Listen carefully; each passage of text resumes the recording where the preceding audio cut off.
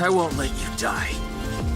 Yeah, the game is more fun in co-op. The M on its chest! That's the weak spot! By the way, I'm Wan-Wan. Pleasure to fight with you, Wan-Wan. Call me Yin. Name's Link.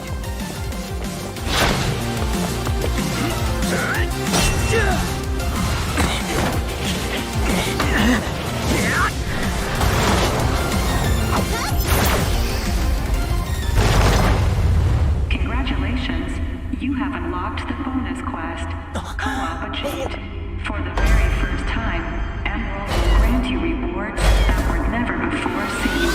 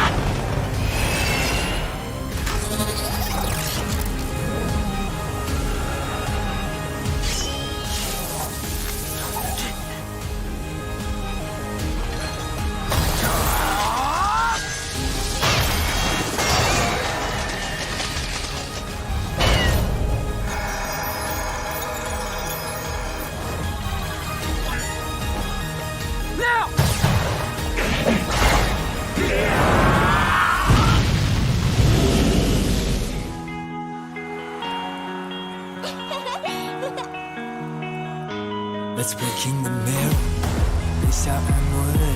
It doesn't matter whoever, however, wherever. We got nothing more. You came from the shadow, she falls from the glow. Don't even need to know whoever we were before. We better than me, us better than me. Stay together, let it go. We better than me, us better than me. Stay together, let it go.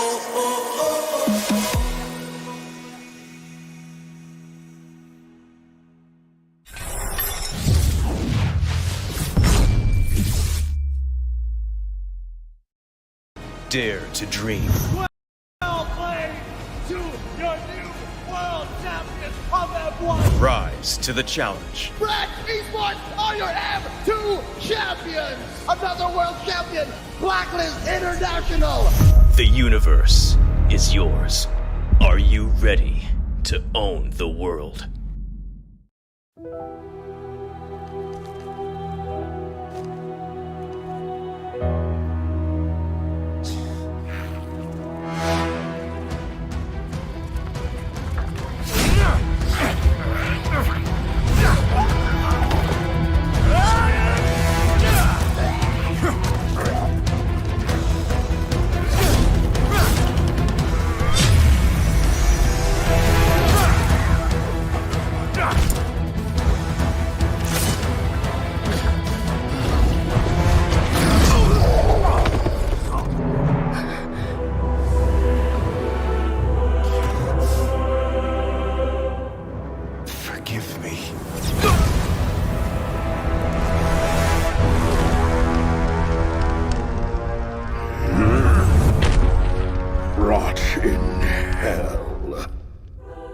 Nothing can stop them now. Not Leomord. Not even the Mist. An oath is an oath. Leomord won't leave us.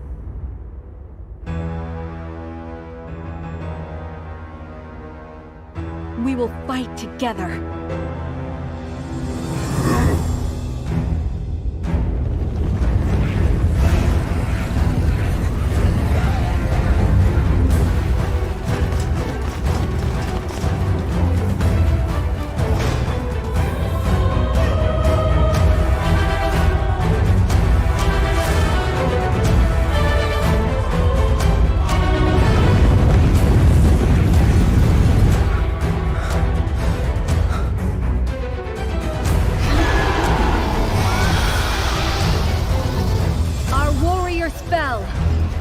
100 years ago!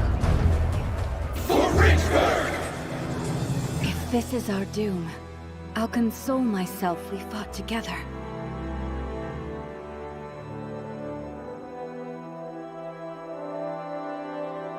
Necrokeep is where the light doesn't shine, they say. But we make our own light. We hold our ground! Vexana, I did it!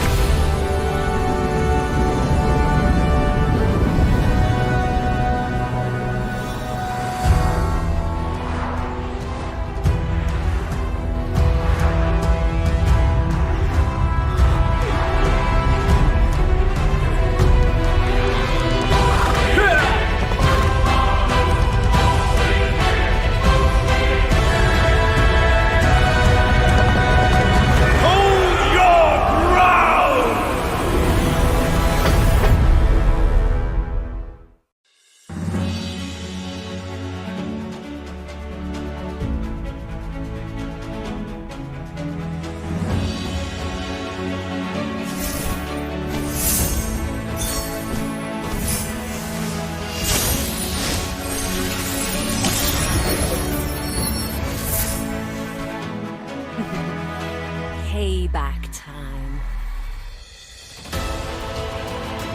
Feel my pain. I am driven by revenge. Nothing will stop my justice. Let us spread our wings.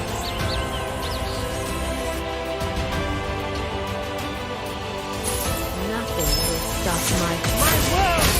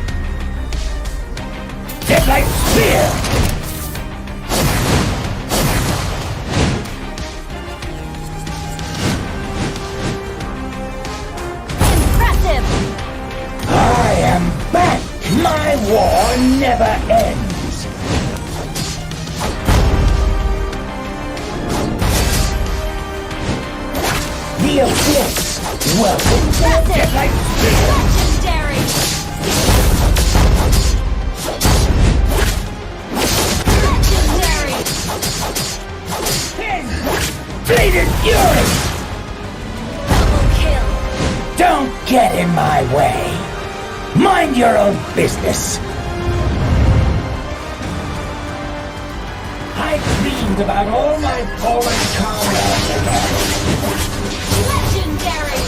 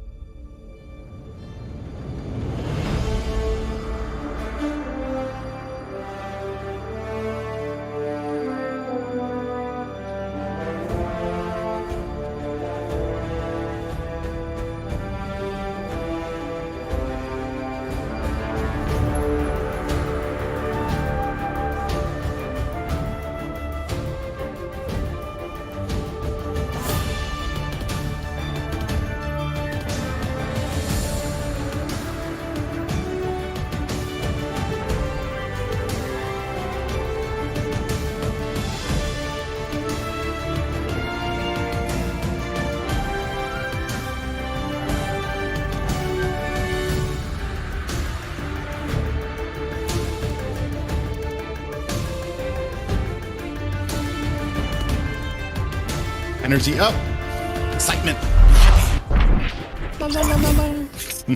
Ladies and gentlemen, boys and girls, humans and pets alike, welcome back to North America Challenger Tournament. Thank you for your patience. First and foremost, for the long wait, we had some issues in the back end with the teams, but we were able to organize everything and get the next match on the way. So if you're watching, big round of applause for all of you guys for your incredible patience with us. Thank you so much. One more time. Today, we got some exciting stuff going on. We have 3 best out of 3. So last round of the first knockout stage in the North America Challenger Tournament summer season.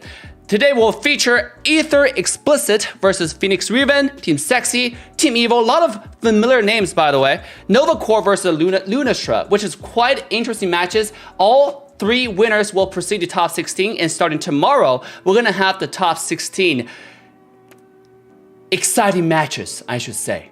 But let's quickly move to the question of the day. If you're watching the tournament right now, we have some exciting prizes, interesting prizes for all of you guys waiting in the chat, for all of your incredible, sexy people. That's right. If you're watching the stream, please answer the following questions in the chat in the following format. Answer all 3 questions as shown on the screen. Question number 1, you answer. Question number 2, your answer. And 3, your answer.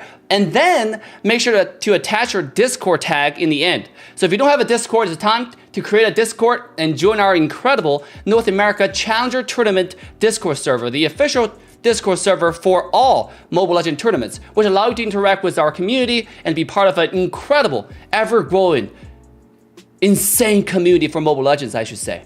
Yeah, I think with that being said, ladies and gentlemen, our casters are ready. Today we have the king of the potatoes, the beauty and the beast, because we also have the insane, the one and only sexy and charming Miss Elizabeth joining the king of potatoes private dancer. Without further ado, I'm gonna quickly send over to our casters, talk about today's matches, talk about the players, talk about the games, talk about the meta. What are we waiting for? Let's go. What's going on, ladies and gentlemen? It is your potato caster extraordinaire, joined here by the one and only Miss Lizbeth to get these matches kicked off today. And I am excited. How are you feeling today, Beth? I'm feeling pumped and ready. And I was hoping to see the Valley and BBQ Toshi's match, but I guess that was already down the drain. So we're gonna move forward to the upcoming matches, and I'm very excited. Yeah, apparently those rumors, I blame the questions. Those rumors of whether the Valley does eat barbecue probably got started there and kind of scared a couple of the players there. But we are still going to get moving on with the rest of the matches here. We still have Aether Explicit taking on Phoenix Ravens, Team Sexy taking on Team Evil, and NovaCore to wrap up the night taking on Lunastra to go ahead and finish up our top 16. And yeah, and here we have the questions. Are we going to have a 2-1 series today? And we do know for the past week, I mean, it's been kind of crushed matches. Some close, but none have come into that 2-1 yet. Do you think we're going to have that tonight, Beth? Like anything is possible with these games, and it really depends on the mentality and the momentum of the day. Sometimes players also, it depends on how they're doing on that specific day. So I think anything is possible when it comes to tournament scene. Yeah, and then do players eat, the Valley players eat barbecue? Apparently they do, but we're gonna go ahead and take a look at the brackets. As you see tonight, we are going to be wrapping up the final quarter of this bracket here for the top 16 there. You can see the teams who have finished it out already. Barbecue, BTK, Meta, Hikaru, Black Bulls, Deuce Knights, Team First Blood, Insomniacs, 9 o'clock, Area 77, New Wave, Extraction, and Anarchy going to be going to the top 16. And tonight we're going to crown the next 4 challengers to reach that. So right here, we do see the rest of the teams. Unfortunately, like we said, we did have a little bit of a pause as some issues with the Valley and BBQ Toshi match, but we're going to be moving right in to that Aether Explicit taking on Phoenix Ravens. And I am somewhat familiar with Aether Explicit. Some of the players there have competed in the squad league, so I'm definitely excited to see what they can bring here live tonight. Yeah, me too. I think I've played with some players from Aether Explicit. I've seen some of their games before in previous tournaments, but I'm not as familiar with Phoenix Ravens. All right, we're going to go ahead and move on into the ban pick as both of these teams are ready. And it's interesting, too. We just this Monday had some adjustments to the heroes. Moontoon wanting to put a couple of tweaks in there. Heroes that were affected right now were Vexana, Faramis, Julian took a nerf, as well as Terizla, and especially Xavier. That's a big one for me, and I'm wondering if that's going to affect how we shift here in the meta or the bans here tonight. Yeah, I think Xavier's his nerf would be the most effect we're gonna see. We have seen Terizla more in the tournament so far, but that might change in the tournaments coming up in these next few days. Yeah, there was a slight damage nerf to Xavier's Dawning Light, and we do know, as we've seen in the tournament, that has just been such a crucial ability to be used, especially once they pick up that Talisman, to be able to start spamming out that Dawning Light, and like nowhere is safe on the map once that starts happening. But we do see the typical bans here, that Belmont being taken off the table and the Franco. Your team is banned. Very typical bans. I think Akai has almost 100% ban and pick ratio in the tournament so far. It's a very popular pick, and I think so far we're seeing very valid bans coming from both sides. I mean, for Phoenix, they're banning out the Franco. Some teams do not like to deal with Franco. From the tournament so far, there's the Franco win rate overall implemented in the games is not very, very high. So there's a skill cap on how you execute a Franco pick. So some teams, maybe they just do not want to deal with it on the enemy side, and that's why they ban it. So.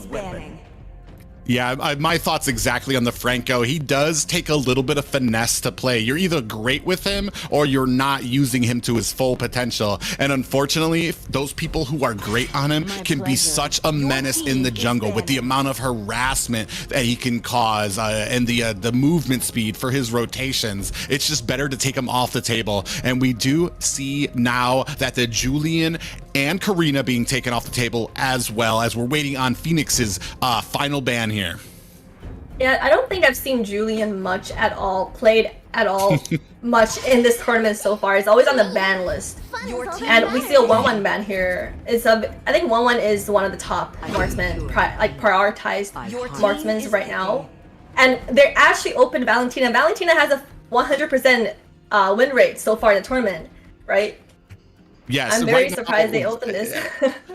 As we are talking about like the highest pick bans, Valentina, one of those that has only been picked up 5 times and banned all the rest. I think it's somewhat like upwards of like 50 to 60 times she's been banned. So a big and strong pickup, especially for Boca Roscoe, who has been a standout mage for his team thus far. His positioning and his guidance on the teams, he's just kind of unmatched right now. I'm definitely interested to see, and I think that's a very dangerous pick to be giving him on the side of Aether Explicit, but we do see that Xavier and Thamus being picked up on the side of Phoenix.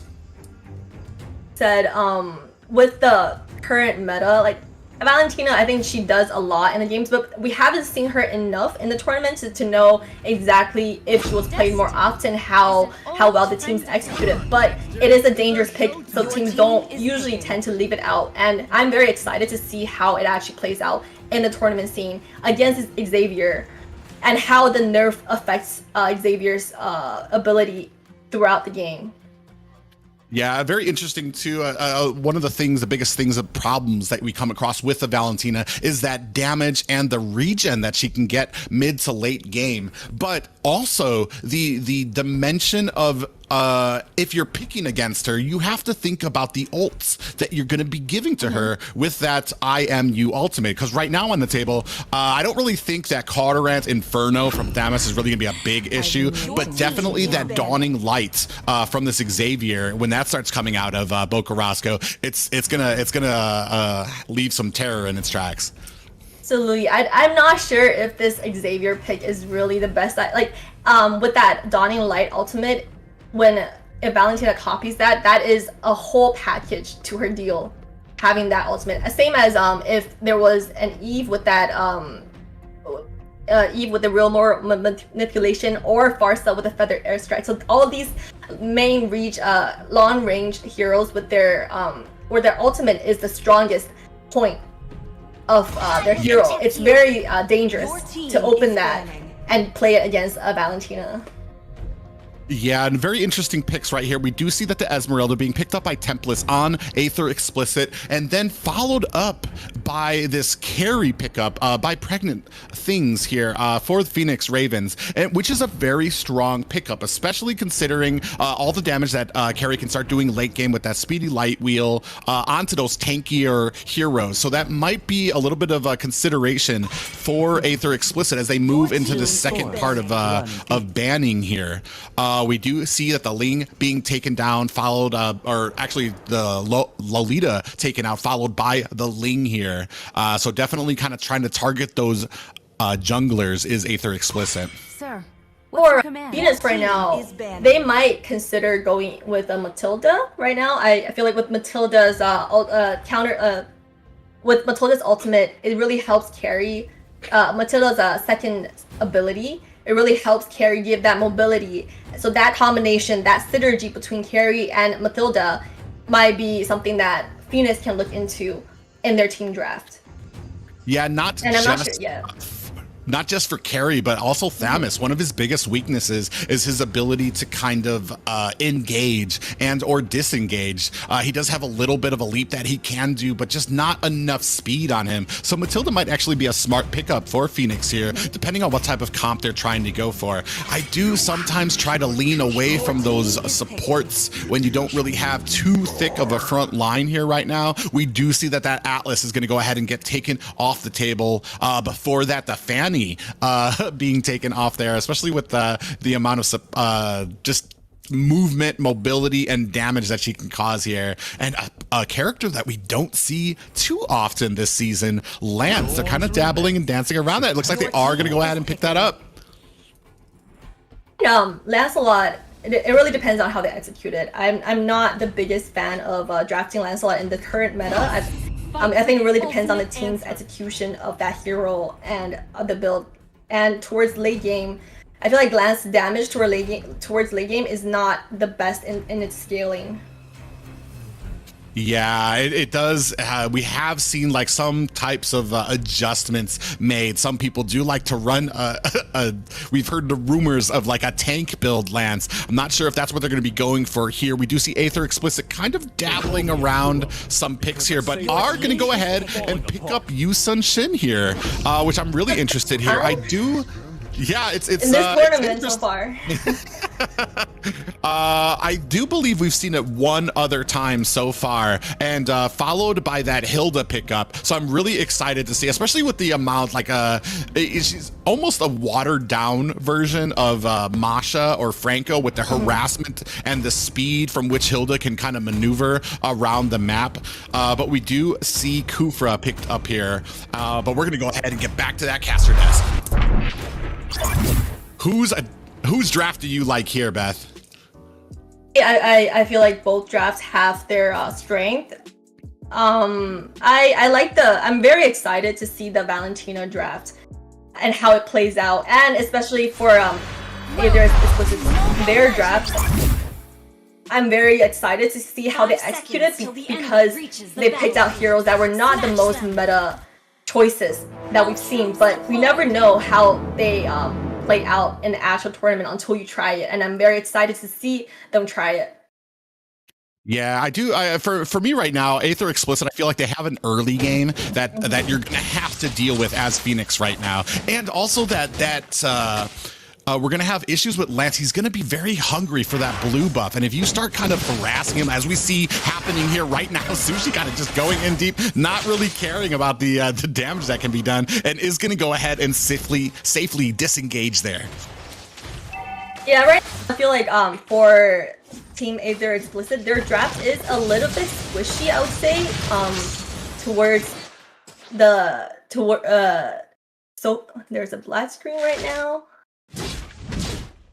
Yeah, a little bit of technical difficulties there, but we are continuing on. We do see kind of a duo at mid lane, but it does look like Bocarasco doing his best, able to kind of manage that. They are keeping him busy, which I do like, especially for Bocarasco, who is known for those early rotations I've seen in most of his game. A little bit of an engagement up on top, and Nara is definitely going to have to disengage there. A little less than half health and is going to be forced to go back to base. And Jesse is a very good marksman player. As a jungler, previously when I've had experience with him, so I feel like maybe for him the Isan is a comfort pick. Yeah, we do see that Mountain Shocker coming down, taking Vincent very low there. He is going to have to disengage. Tempest and Sushi are going to go ahead, try to get onto this Lance. Hezi is going to go ahead and use that Thorned Rose, but disengage. They're not really in too much of a panic here, but we do have 2 seconds for this Lord, and I feel like this first Lord is going to be pretty important for the momentum of this game. Definitely, and right now both teams are rotating towards the Lord. Hilda is kind of securing the position in the bush. I'm not sure if she's gonna get caught right here. Yeah, a little bit of trouble there. We do see a 4v3 potentially here. Esmeralda is still busy at the top, but this turtle is being taken down on the side of Aether Explicit. They do have a good position on it. Bocarasco and Sushi trying to do their best to zone out this right now. It looks like they might not be able to counter this. They are kind of jockeying for position. As he coming in, he does get the Lord, and a little bit of an engagement happening here, but they're not able to make them pay for it as Tempest goes in, but the rest of Team Phoenix is going to be able to disengage here, and what a good pickup by them. The problem with Aether Explicit's draft right now is it's hard to get to that Lancelot and hard to zone him out in these kind of team fights for him, because all he needs is a second skill with Retry to secure that objective. And when that happens, Hilda, for example, does not provide much crowd control in this situation, so that might be a point to consider for Aether Explicit in their draft and how they play that out. Yeah, and that's a good point to bring up there. There really is not. Hilda does provide that harassment, but not actually able to stop anybody. And there's not really going to be much, especially with Kupra picked up by Phoenix Ravens. There's not going to be much to stop Lance from just having his way and dashing through. So that is definitely a good point. We do see a little bit of toying around here, but not much action down here at the bottom. Both teams being a little bit safer. Still 50 seconds left on that next turtle. And I feel like right now, for looking at the draft for both sides, Phoenix Ravens, I would say that they have a strong, like a bit more balance towards the late game, with Kufra and with the amount of crowd control, as well as the different, like the heroes are very balanced. And when you get carry farmed towards the game, and as well as Xavier, there's going to be a lot of damage going on to side of Aether Explicit. And for Aether Explicit, there's barely any crowd control, I'd say, from their draft. So they really need to look, maybe before securing objective, they need to find a way to zone the Lancelot out, as well as get him low before he was able to retry something. Yeah, especially as we move into this late game, that speedy light wheel on pregnant things will be another issue. If you don't have CC, you're not going to be able to stop a bunch of that damage that's going to be come out, and she's going to have that passive and just be raining down a ton of violence onto the side of Aether Explicit. So it's definitely going to come down to how well we zone, how much damage we can do. We do see that IMU coming out from Bocarasco here. Mountain Shocker getting a little bit of vision on the enemy team as they are going to go ahead and start pulling out this turtle.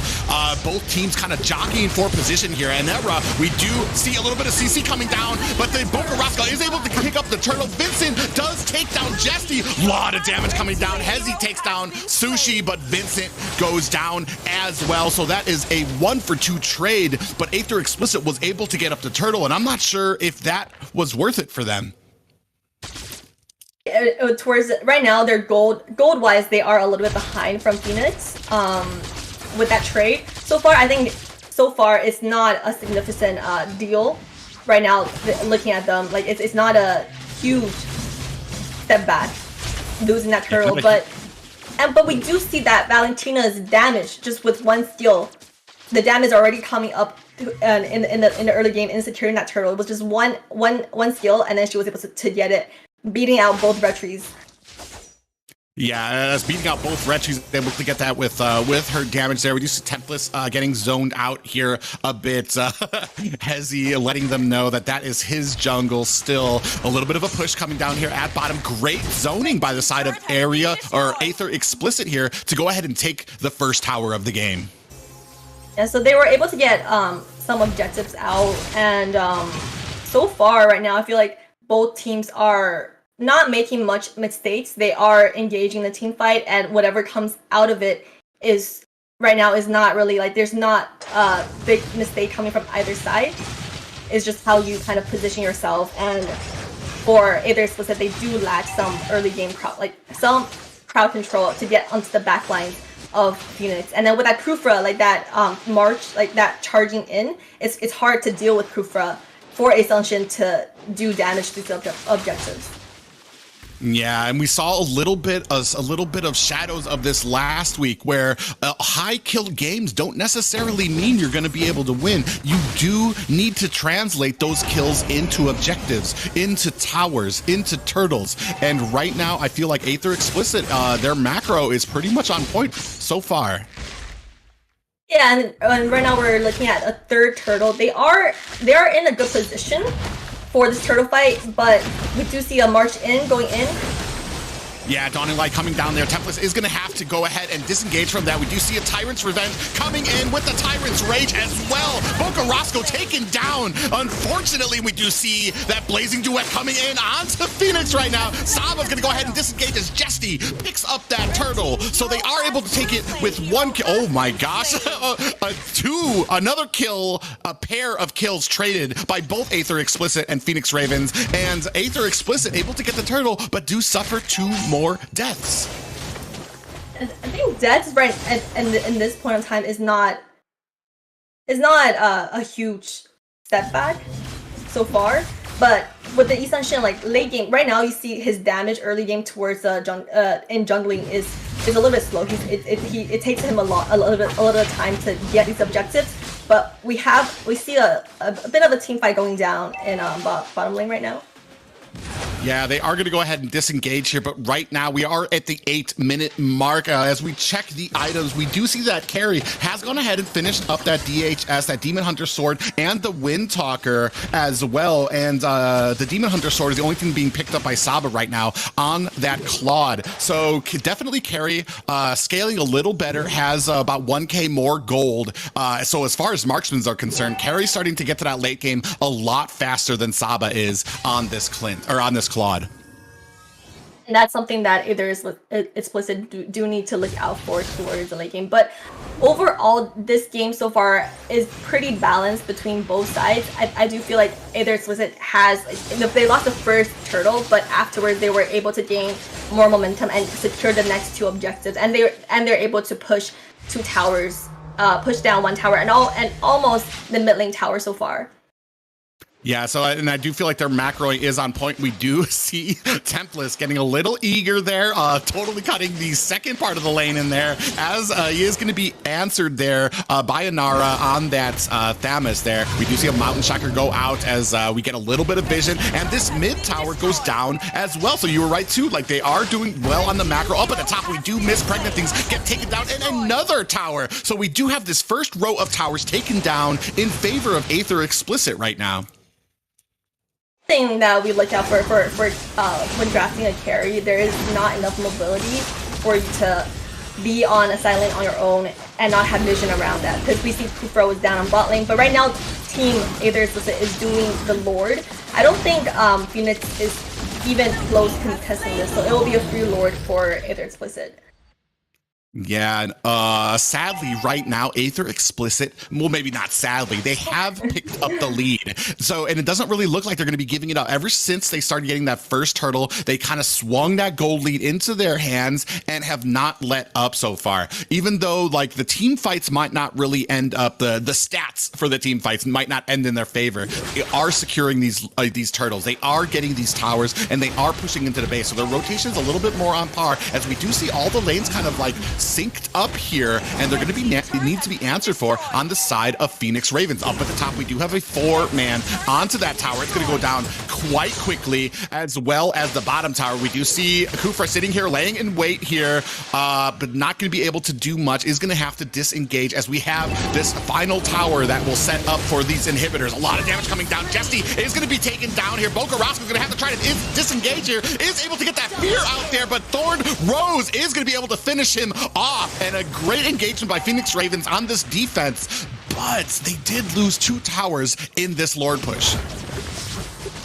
The Kufra, I'm surprised that Jesse did not see Kufra march in and still got caught with that ultimate. Because he was, I think that he was trying to push down that tower and it was a little bit out of position because you see Kufra still charging in and he still got caught and with that ultimate and suffered a death. But it's not a huge deal because a Lord is spawning in 80 seconds. He will be alive and have his skills back by that time. Yeah, maybe a little bit of tunnel vision on the side of Jesse, seeing red there, just wanting to focus on getting that tower down. It would put Aether Explicit in a pretty dominant position, but they're still in a pretty dominant position here. And that's sometimes what we see happen with teams once they get the Lord. Maybe not, I don't want to call it sloppy, but maybe a couple of misplays happen when teams kind of overestimate their ability. We do see a little bit of a tap dance happening here up at top. Saba's going to go ahead and try to help out support. We do see the Tyrant's Rage come down. Saba gets taken down by a Dawning Light there, and maybe like biting off a little more than they could chew. Was Aether Explicit right there at the top. Phoenix towards the late game, what they need to do is to have Kufra is really the playmaker for this game. He needs to set up some fights for his team to get to the back line of Aether Explicit and trap them into his crowd control in order for Phoenix to inflict damage, because they have a lot of damage, especially towards late game when Carrie and Xavier reach their power spike. But it really depends on Kufra making a play. Yeah, and it probably is on where and how you're making these engagements. If Kufra is charging out there by himself, you're going to have a little bit of issues. We do see this Lord getting picked up here as Kufra's going to go ahead and try to chase down Temptless, who is doing his best to try to zone out. As he is here, is he going to be able to get in there? It doesn't look like he's going to have to disengage there. And Saba, with that blazing duet, is going to be, oh my god! Lord by Vincent with the Dawning Lights! As Pregnant Things is able to take down Boca Roscoe, and right now, Phoenix Ravens have earned themselves a little bit of breathing room. The YSS drafts right now is just as a jungler, it's not the best jungler right now to secure these objectives in my personal opinion. It doesn't seem like he's executing the retry at the right time. Maybe he needs to up his retry game, or it's the hero pick. Yeah, the retro game does need to be up just a little bit there, but that's what we've been talking about, this Dawning Light and what it provides for teams with an Xavier there, especially when you have vision on it. We do see this Luminous Lord marching down at the bottom, but I don't think Aether Explicit is going to have much trouble trying to take it down. The real story going to be happening here up at the top, as we do see Phoenix pushing in with a wave, going to make with a wave, going to make short work of this tower, and right now it's going to be on Aether Explicit to kind of lick their wounds and get back to map control and be a little bit neater on these engagements. Yeah, absolutely. And right now both sides are kind of at an even position. With that Luminous Lord, Phoenix is able to get down some objectives, as they weren't able to take down Hurt in the early game, but with that Lord they were able to take a few turns down and put them on an even stand compared to Aether's. And their draft, in my personal opinion, is more benefited towards the late game, especially with the carry with carry towards late game and Xavier having a full build. Yeah, I really haven't seen much of carry starting to pop off yet, and I feel like the later and later this game goes, the more dangerous that Pregnant Things is going to be on this carry. But we did see, I mean, the last engagement, Pregnant Things was taken down a little early, so maybe not able to pop off. But I mean, as if you get give any more rope to Phoenix Things, you're going to start having issues with this late game. Oh, we do see the Tyrant's Rage come down. Boca Roscoe's shocked and taken down quite quickly as the whole of Phoenix Ravens teams does collapse around him. And this, I mean, he's going to be still back up, so not entirely detrimental, but still a mistake for the side of Aether Explicit, as it does leave them a man down. Still 30 seconds left to go on this Lord, though.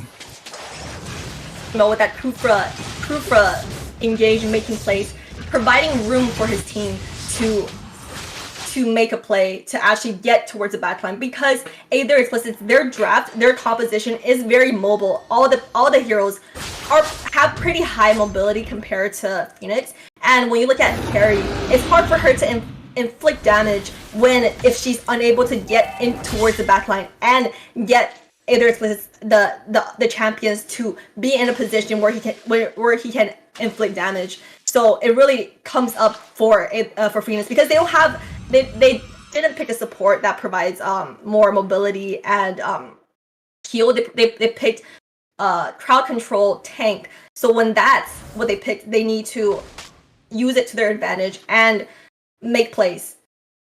Yeah, and it is a little bit of a problem I'm starting to see on Aether Explicit's, I want to say, team intros into these fights. Hilda, not a great pick when you are behind. We do see a little bit of engagement here up here. Is going to latch on to Pregnant Things. Half damage taken on there, so a good zoning as this Lord is going to go down to the side of Aether Explicit. So a good zoning over there by Sushi, and Inara is going to get caught. A lot of damage coming on him. He's not going to be able to get through as this immortality is activated. Is he going to be able to get out? He is picked off by Jesty, but a CC does land onto Sushi and Templis. So a good pickup. We do have a Lord and a single kill on the side of Aether Explicit, which puts them in a little bit of a good position here for this push.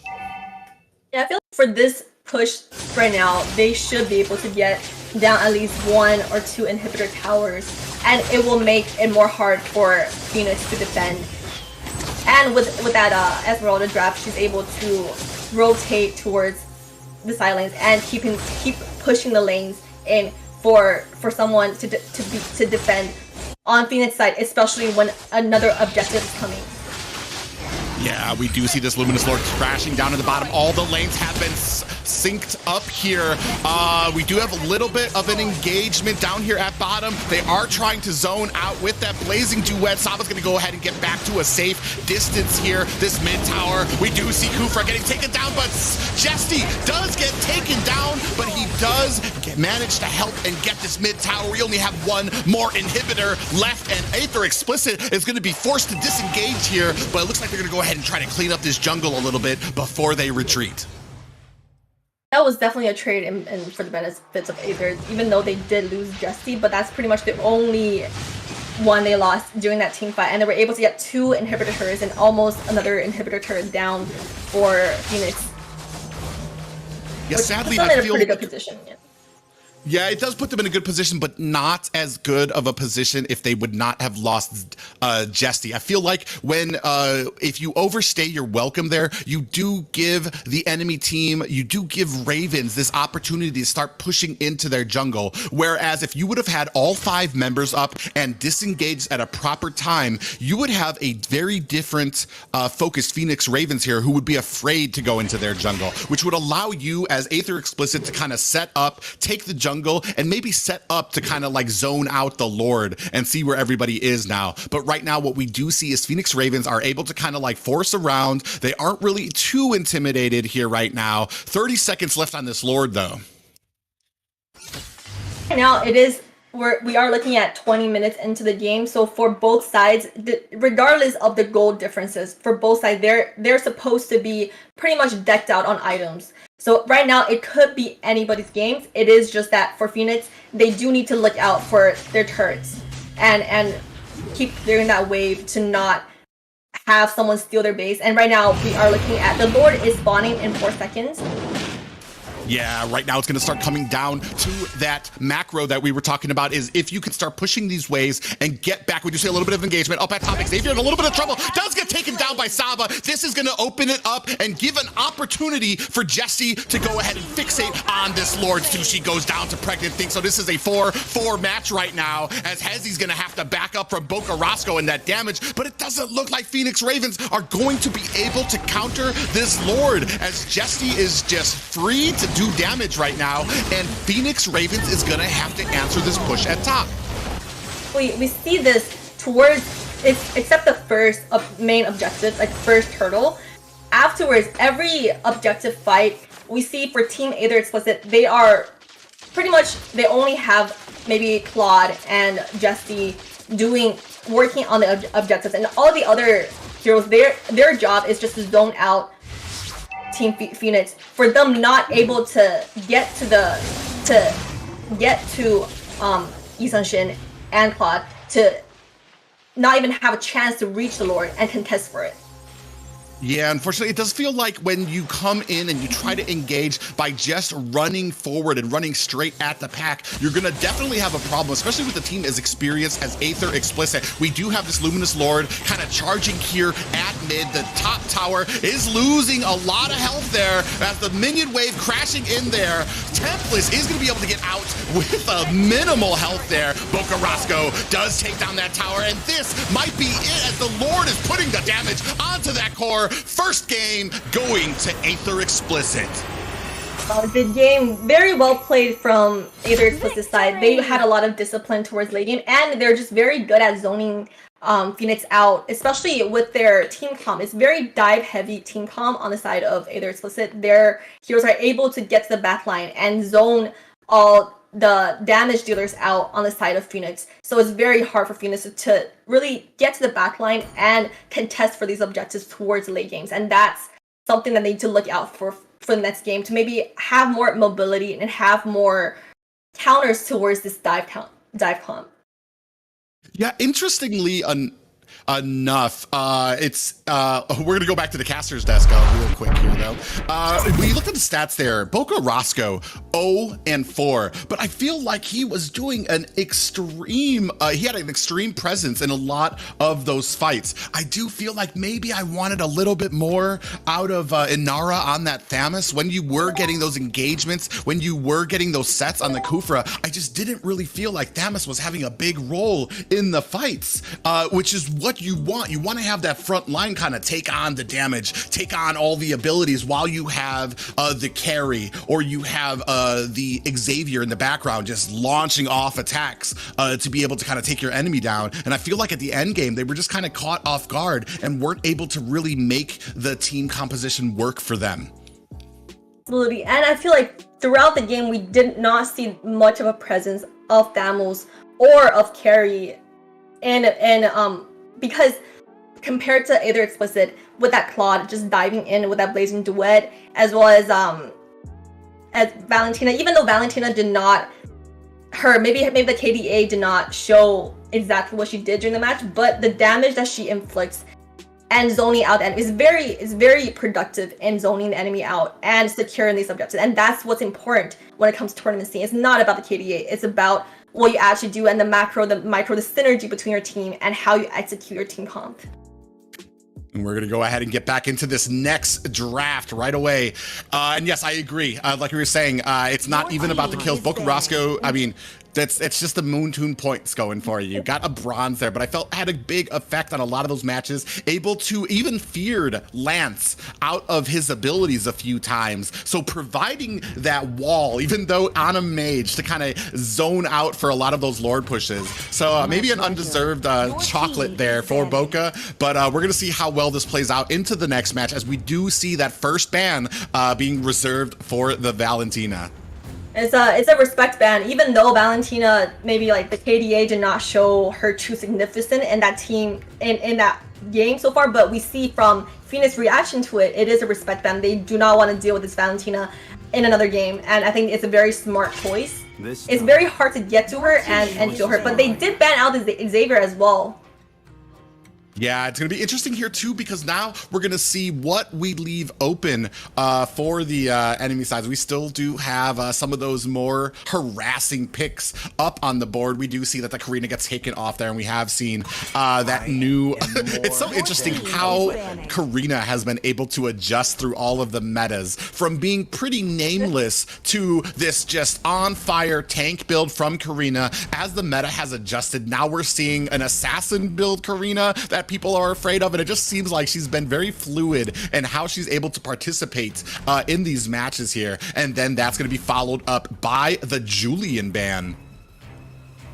I think Julian has just been a consistent ban so far throughout the tournament. Teams have not really figured out exactly what they want to do with it, but that also makes it so mobile. It can play any position and can be a surprise pick that you probably do not want to deal with. And they actually ban out the Claude.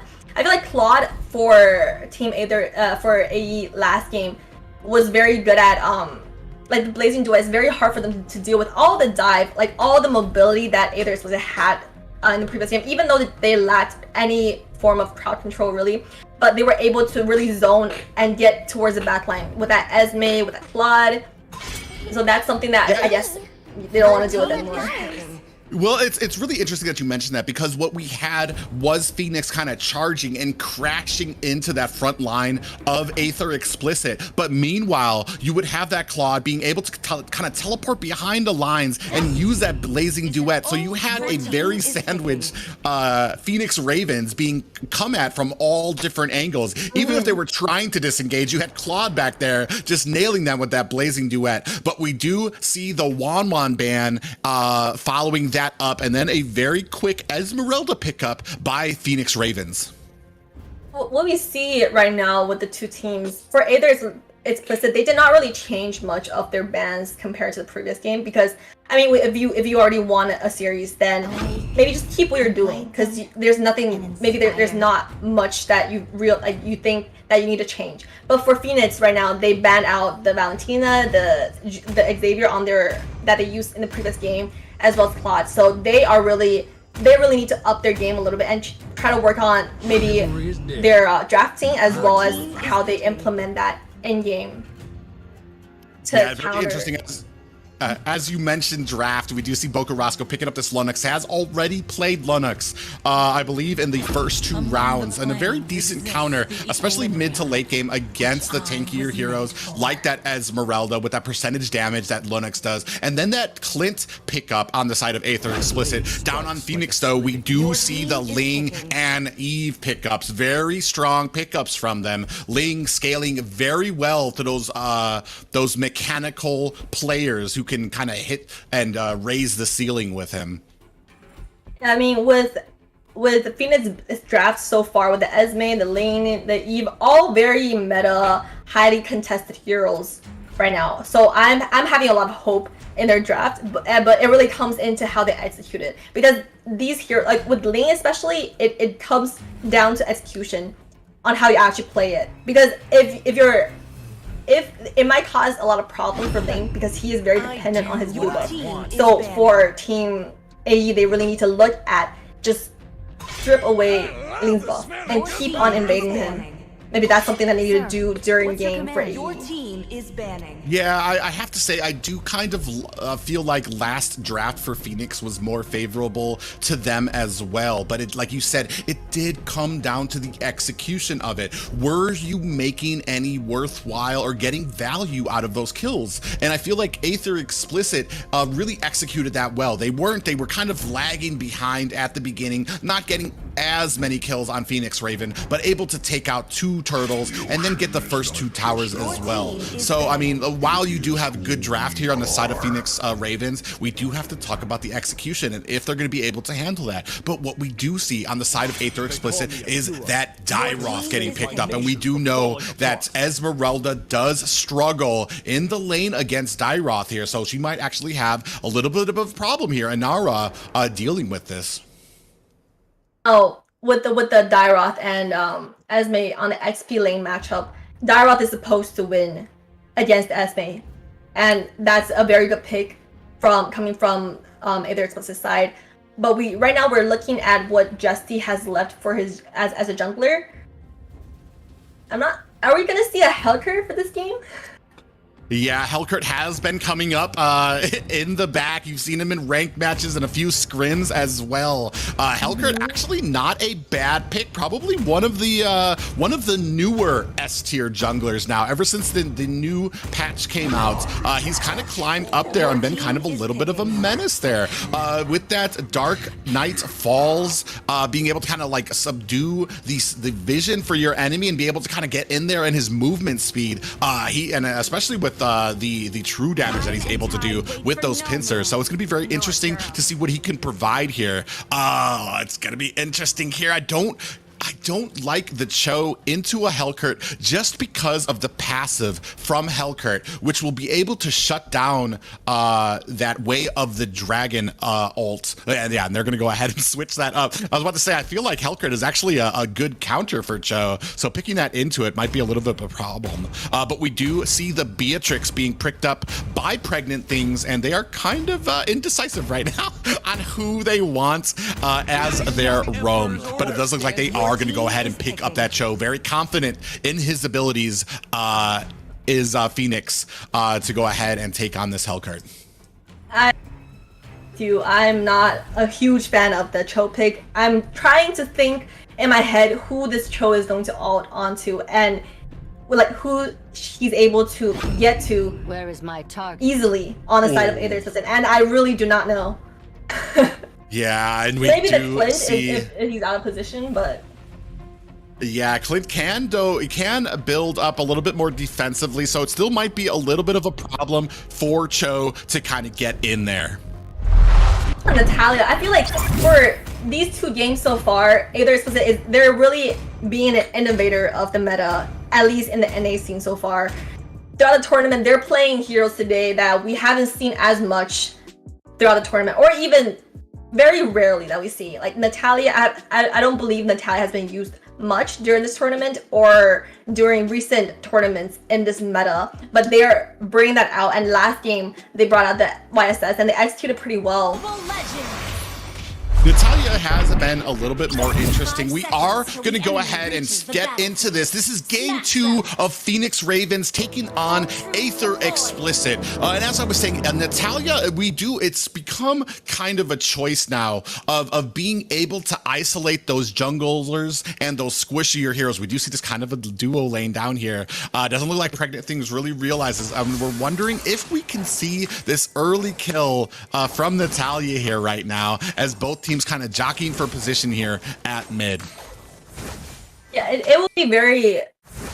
I think that what Natalia wants to do is to get that one kill from Beatrix, but Beatrix her positioning is still pretty close towards her turret, so I feel like right now the Tro needs to realize this and start rotating towards bot lane and give Beatrix the farm that she needs, because within Natalia she's just continue doing this.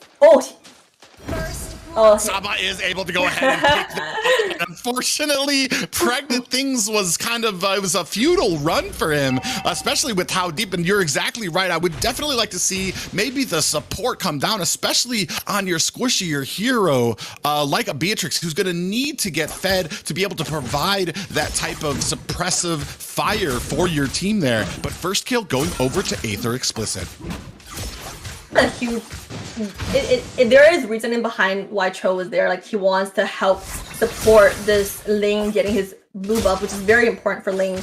And we did see that Direwolf was close towards the jungle, towards the mid jungle area, potentially looking to contest that from lane. But Cho is rotating towards the mid again. I'm not sure why this Cho is not sticking towards with his marksman, because Beatrix is a very strong marksman who can do a lot of damage, like can reach her power spike very early, so early game is very important for her. But right now we're seeing maybe a fight coming in towards Turtle. Yeah, Turtle is going to go ahead, and that might be why Cho decided to kind of come up here toward this Turtle, wanting to help his team maybe secure this. But we do see at the bottom, unfortunately, Beatrix does go down again to Sushi, and so they need to make this worth it, and it seems like they are. But this is not an unknown plan for a lot of teams right now in NA, to go ahead and sacrifice that Lord play to pick up yet another kill on the marksman and just keep that harassment strong on that lane. but we're going to go ahead and take a peek at these items right now, Beth. Yeah, it looks like, well, right now, Aether Explicit is at a 2,000 gold lead, and that makes Clint quite a lot ahead of Beatrix so far, and that's not looking good for Team Phoenix side. The Cho should have reacted quicker with Natalia being bought the whole time, but he was trying to make something happen during mid lane, but he should understand that with Natalia causing trouble for this Beatrix, it's not looking good for them towards late game. Yeah, I agree. When you see that Dark Knight Falls coming down, does miss Vincent, is still trying to put down damage, but this is going to probably look like a little bit of a disengage. We do see that that Brilliance coming out onto Cho. He is going to land that Way of the Dragon on to Sushi, gets that down, but more damage coming up here. Hezi and a little bit of a dance there, but does get down Jesty there. So it is a 1-for-2 trade in favor of Phoenix Ravens. They do win that engagement. Maybe a little bit of a greedy play by Aether Explicit being so deep on the enemy's towers there. Absolutely, they were going behind the tower and tanking a lot of the tower shots, and that's kind of the reason why that team fight turned out that way. But in terms of gold, they are still ahead, and right now I think Cho is understanding. Maybe Beatrix yelled in voice comm 1-800 gank my lane, please. Just be here, Cho. Like, that's all you need to do in the early game. Yeah, we do see Sushi getting a little bit low there. Cho is going to have to disengage, taking a lot of damage. And we do see Pregnant Thing's going to go ahead and unleash that machine gun onto them. But they're going to go ahead and clean up this turtle. Hezi able to come in. We do see the Tempest Blades coming down with real world manipulation. Jesty goes down. Way of the Dragon down here onto Saba. Is that going to be able to take him down? Boca Roscoe is the next one to go to the Nether Realm as Saba follows shortly behind. See that a 1-to-1 fight between Eve and Natalia, and Eve actually came on top and was able to execute that Natalia within, like, standing so close to it. So I feel like Natalia, she was doing a very good job in the early game, harassing that Beatrice and making it hard for Beatrice to farm and snowball towards late game. But when it comes to, like, overall at a team fight, Natalia is not doing as much for the team. Yeah, I do feel like she does kind of run out there. We do have seen kind of the meta shift for Natalia and Cho players as they do find a lot of value here, being able to isolate certain players and like pick them off one by one. But when it does come to some of these team fights, we do see a little bit of suffering on Natalia players because, I mean, with certain groups, you're not going to be able to do much. He does go ahead and get in here onto Vincent. Might be in a little bit of trouble here. We do see that real world manipulation come down, followed closely behind by the Tempest of Blades. Hezi putting on the damage, but is it going to be enough as Boca Roscoe is able to brilliance out and find his way to safety? It was still a good trade though for Aether Explicit. They were able to get that Eve and at a price of a support. So Natalia is a support and Eve is a mid laner, and that kind of strips away at least one wave for Eve and being more slow on engaging the next team fight. Yeah, but we do see kind of like what we saw as last game. Even though Phoenix Ravens starting to come back, do have the kills in their order, not able to translate that into objectives just yet. So they are kind of struggling in that area. We do see a little bit of a play coming down here as Ling does charge in, might get picked up, does have that Tempest of Blades coming down. Sushi is going to try to disengage, does get a lot of damage from that Beatrix as the Dark Knight Falls comes in. Jesse does miss a little wide with that jump. Cho coming in. We do have the real world manipulation coming down. Saba gets taken out. Justy follows shortly behind, and Boca Roscoe is here alone versus 4. Is this not what he wants? Boca Roscoe follows too, and what a great play by Phoenix Ravens. The synergy between Ling and Eve together, we see in the last objective as well as that team fight. It really plays out for Team Phoenix. Yeah, but Sushi comes in here, is able to clean up Ling. And man, sadly, whatever kind of momentum they had for this turtle immediately gets trumped by that pickup by Sushi there. So man, not out of the woods yet is Phoenix Raven, but they have moved ahead as far as gold is concerned right now.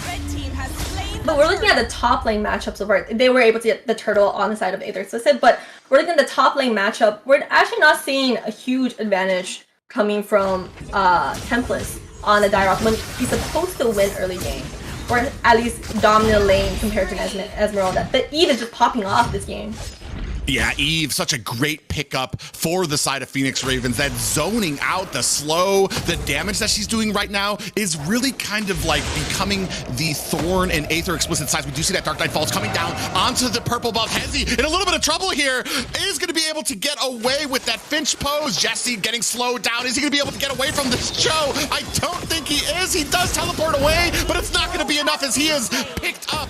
And right now, Inara is going to go ahead and try to disengage here as Tempest does miss wide with that ability there. We do see Boko Roscoe latching on, is going to be able to pick up the kill there. Tempest taking a little bit of damage there. This isn't what you want right now, as Cho does have a concealed play. Is he going to be able to latch on? That Brilliance is activated, and Boko Roscoe is going to go ahead and be able to zone himself out there. Hezi goes ahead and picks up another kill onto Sushi, and unfortunately, oh man, Hezi might does get the pickup on that minion. I was kind of afraid he was going to die to it there. All that minion had to do was sneeze, and it would have been GG for Ling. But Sushi not getting a lot of value out of this Natalia right now, as we do see Boko Roscoe getting picked off again. Way of the Dragon into Pregnant Things for that that shotgun blast on that Beatrix does take Boko Roscoe down.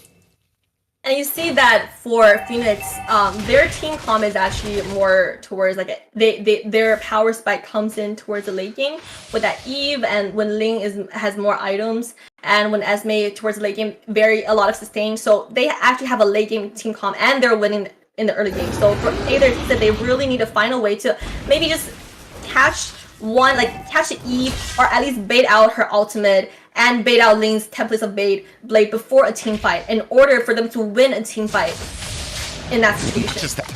Eve is going to have a little bit of problems. We do see that Jikundo coming down for the Cho there. He is going to go ahead and try to disengage as Inara is going to come in. We do see the way of we do see the real world manipulation coming down as the Tempest of Blade follows right behind Sushi in a little bit of trouble here. Tempest and Inara still kind of duking it out, but I don't think much is going to come out of this right now, as we do have a Lord up right now, and both teams kind of jockeying for a position here. Tempest in a little bit of trouble here, does get taken down by Inara, but able to get the kill onto Pregnant Things before the end of that clash. Sushi is going to be taken down here as well, and unfortunately I feel like there's not really many targets for Sushi right now. We do have a concealed play. Saba in a little bit of trouble getting rained down in on, as Inara is going to go ahead and catch up, does miss with that falling Star Moon, and it does look like they're going to go ahead, Phoenix Ravens, start on this Lord. Sure, Aether Explicit can or is in the position to contest this Lord. Maybe if Pilker gets his buff and tries to sneak in with that right now, like in this moment, if he can sneak in and get that retro game going, but I think he ulted a little bit early. Yeah, unfortunately, we do see that Lord going over to the side of Phoenix Ravens, and that Brilliance is activated a little early for Aether Explicit, for Boko Roscoe on this. So Sushi is getting kind of spotted out. I just don't feel like, even right now, brute force on Vincent. So it's going to be he's not going to be able to get one shot by that Natalia. So we're going to have some issues for what exactly Natalia's targets are here right now. Yeah, Natalia and Jesse. We're looking at Jesse's team fight going on top lane. Sorry, there's a lot of team fight going on as we're talking so far. Yeah, that top tower is going to go down, and the Lord does join the ranks of the Fallen at mid, as Aether Explicit with a good split there, able to pick up the Lord, but they are down 3 towers to 1. So really going to have to pull something together here, maybe get a little bit more organized. It does feel like they're kind of split off when they do engage here, so not actual like team comps or sets happening here, and that is kind of the double-edged sword of picking up a Natalia here, especially when you're behind. Yeah, what the draft is... Oh my god. Yeah, Way of the Dragon onto Bocarasco. He has felt that at least 3 times from this match right now, getting picked off. And even in the tower gets taken down. There is no safety for him right now. As Sushi is going to be picked up there, is going to try to go ahead and disengage here with that hunt. And Inara putting on some damage onto these minions. It doesn't look like we're going to go ahead and continue this push right now. Inara just basically kind of like letting them know how tanky they are and just kind of like having their way right now. And overall, right now for Phoenix, it's a pretty smooth and set game in my opinion because of their team comp. And Helter does get, yeah, he has having a little bit of problem here. Pregnant Things does get taken down as well by Sushi and Templess. Templess is going to go ahead and disengage there, but man, it's kind of becoming back and forth. No team really kind of really organized here. It does seem like pickoff after pickoff as both teams are kind of like getting caught out. And I feel like at this point in the game, 13 minutes right now, we need to start kind of rotating together. We need to have an engagement point, and we need to be playing to our win conditions and target focuses here. We do see Saba take out another tower there, so one more for the side of Aether Explicit here. That's a little bit of damage from Hezi. Does it pick up Sushi here along with that purple buff. Bocarasco coming just a little bit too late and not able to help out in the way he wanted to. That was definitely a bit of a miscommunication between Bocarasco and Sushi right there, because he is standing behind that blue when Sushi obviously is going in and trying to contest that from lane, and that might have been a very good play on the side of AE and giving them more breather room, because stripping away lane of that buff is going to make a huge difference, especially for this next Lord fight right here. And when you talk about, like you said, how Phoenix side right now, they're doing a great job at grouping together in every team fight, and that's how they win, because they are very good at team fights.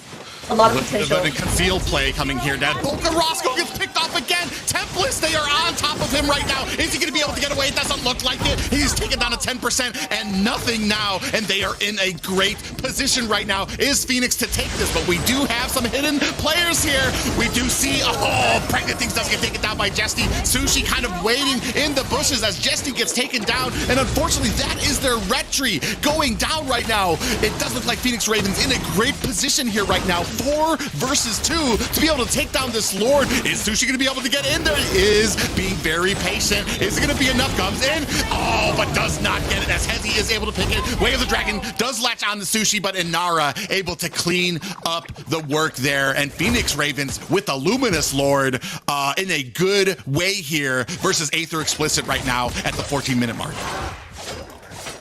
It feels a little bit like Aether Explicit has given up on this game, because Helker used his ultimate super early towards team fight when there were 4 enemies with full health bars standing next to Lord. So I'm not sure what he was trying to achieve there with that. Yeah, a little bit of trouble for them. Oh, they are able to stop that Luminous charge into the tower, so they live to fight another day here. Helker goes down at the bottom. Unfortunately, a great pickup by Hezi, and I feel like this comp might not be something that is too strong. We do have a real world manipulation coming down. Saba in a little bit of trouble there as, Templars tried to come in there, but that disengagement from Joe and Hezi gonna go ahead and pick up the kill onto Templars. And what I feel like right now, Aether Explicit does not have the cohesion. Even in the comp right now, we don't have a CC, because basically what we're doing is chasing people. We don't really even have a slow that can let more than one player latch onto the same enemy, because when Ravens disengage, you're basically having Aether Explicit chase them with no real like CC, slow, or stun to kind of set up these team engagements. But on the side of Phoenix Ravens, and we see that gold lead so monstrous right now, almost 10k right now. But Phoenix Ravens, we do have a ton of CC, whether it's Cho landing that Way of the Dragon kick, Inara with that falling star moon, or even Hezi coming in with the Tempest of Blades, all CC, all pop-ups, and then can be let in. Inara in a little bit of trouble here. Is she gonna be able to get away? It did pop that sprint, and the Nas has kicked in, able to get away from the whole of Aether Explicit. But what I was gonna say is that Vincent, with this real world manipulation, you do see him right now 7, 1, and 14, only being outdone partially by Hezi right now, who is 8, 1, and 10. both of these combining with the CC and what they provide for this team compatibility is just outstanding. But we do see Hezi maybe a little bit of a problem there. That Brilliance has been activated as Volkaraska are gonna go ahead and try to get out of the way there. But Vincent is on the run as Sushi tried to engage but doesn't get much value out of it. And this is what we were talking about. Like at this point in the game, Sushi is not gonna be able to do much, especially with a team that is sticking together so quickly. Good play there that Ling was trying to take the buff and died before the Lord spawned. But unfortunately the Lord is spawning in 4 seconds and Ling is going to recover by 7 seconds. So I'm not sure if Team Aether is able to get this board, but they can definitely be in a better position to contest this if they can get it fast enough. Oh, Falling Star Moon does go template. It is able to pick it up. So this is good for Aether Explicit. They have some breathing room. Brilliance comes down. Jesse gets taken down. This is not what you want. This means that this Lord, you're not going to get much value out of it. We do have a lane up at top that is going to have to be met by the rest of Phoenix Ravens. But unfortunately, I feel like once you get caught, this happened last game as well. Once you get the Lord, you need to be able to disengage and provide that for your team, or you're not going to get much value out of this. Why on earth was Justy moving in towards the enemy, or at least towards the side, instead of retreating back towards his teammates away from the room manipulation? I'm not like, was he slowed by the room manipulation, or is he just he retreats so slowly and not towards the right direction, so he got caught? It's almost like he stood there. Yeah, maybe trying to that slow from that Ice Queen wand on Vincent right now. I mean, once you get caught in that real world manipulation, you're not going to be going anywhere unless you have a dash up. And unfortunately, Hellkurt and Jesse did not. Maybe try, he ran in a different direction that he thought would confuse them. We do see the chase is on right now. Slow coming down from Vincent is going to try to help his team disengage, but in the back line, we see Cho and Inara. Brilliance comes out, but Tempest the Blades coming down. Look at that set by the team. 3 kills. See here, the entire team of Aether Explicit. What a set and a pick by the Phoenix Ravens, followed by Tempest in a bad way here. Oh my God, is able to back it up, but does get taken down quite quickly. Sushi in a little bit of trouble here. Real world manipulation comes down here, is gonna try to latch onto Vincent. Sushi is trying to disengage, but you are leaving from a Tro who is able to pick that up right now. Man, this game right now, this is a completely different Phoenix Ravens than what we saw from the first game. Complete swamp. Like at the mid game towards late game, it's pretty set and done that there's not much you can do, and that's coming alone from their draft. Just their draft alone kind of determined that they're gonna have a very hard time during this game, especially when Ling and Eve gets more items, more defensive items. It's hard for Aether to really get to the back line, and with that Cho pick, like even though we were questioning the Cho pick, having that Cho, like see right here, Luna's had to use her brilliance before Ling even uses Tempest and Blades, and that gives opportunity for Ling to just go in and wipe them all out. Yeah, Hezi right there, just a wonderful play by him to see that that brilliance was down and just absolutely dove. And this is probably why Ling was banned in the first draft. Hezi is absolutely remarkable on this Ling right now. Just his attention to detail and seeing the cooldowns that are down on the side of Aether Explicit. Man, the star of the show right now for Phoenix Ravens. But are they going to be able to take it? 3 seconds left on this Lord, as we do have Aether Explicit kind of rotating into a bit of a flank here. We do see that front line being crashed into right now by the Cho. Does go down, activates that immortality pregnant things, does get taken down as well as the Cho. Hezi takes down Sushi, but this is a 3-4 game right now. Real world manipulation comes down, but Sama able to take down Vincent. We do see that Tempest the Blades coming down, but Ling is immortality has been activated. Brilliance now onto Inara. Oh my God, they have changed this over. What are they gonna do? Are they gonna be able to push this, or are they gonna go for the Lord? Looks like they're gonna go ahead and try to meet these minions at mid, as Tempest is gonna go ahead and rotate to the top to try to push this through. They should go for the Lord right now though, because it is a 19-second cooldown on Beatrice. If they're able to just tank the turret a little bit, yes, that's exactly what they're doing. They're tanking the turret shot so the minions can sustain and push the tower. And are we gonna see a comeback coming from Aether Explicit? Could go. Oh my goodness! Hey! Wow, no way! It goes over to Aether Explicit. played by Phoenix Ravens, but in the end, all it took was one fight. Oh my God. That was remarkable, and that's what we're talking about. They, like, for Aether Explicit, their win condition is to pick off Team Phoenix one by one, like they're doing now with this team fight, and they're able, with picking them off one by one, they're able to actually have a team fight and actually sustain themselves to get objectives and go down and secure that victory. And I'm shocked. I'm shook. You would never be able to tell by these stats who the winning team was. Look at all these bronzes on the side of Aether Explicit. 1-9, 1-7, 6-11. You would be complaining to your team. I'll bet there's screaming going on the side of Aether Explicit right now. But man, still able to pull it in the end, but not to take anything away from Phoenix. What a solid game up until that point, but this just proves that it ain't over until it's over, and you gotta be ready at any moment. But right now, Aether Explicit moving on to the top 16. Amazing game so far. I really did not expect this. By the time where they secured the second Lord, I was kind of, in my head, is like, Phoenix already won. Their draft is so much more balanced compared to Aether Explicit. With that, especially with that Justy, like with Justy, we see that his KDA, as well as just going team fight, he always gets caught in the real manipulation, as well as just, it's very hard for him to secure these objectives, but they were able to come back from that game. And this really shows that when it comes to late game, one team fight can change the entire game, because when the cooldown set, one wipeout that's game for you. Yeah, especially when he gets the late game max item. All it takes is one fight to change it. And unfortunately, Phoenix Ravens, like there should have been a point right when that first death came out where we're like, all right, guys, pull back. But they felt like they were in such a powerful position.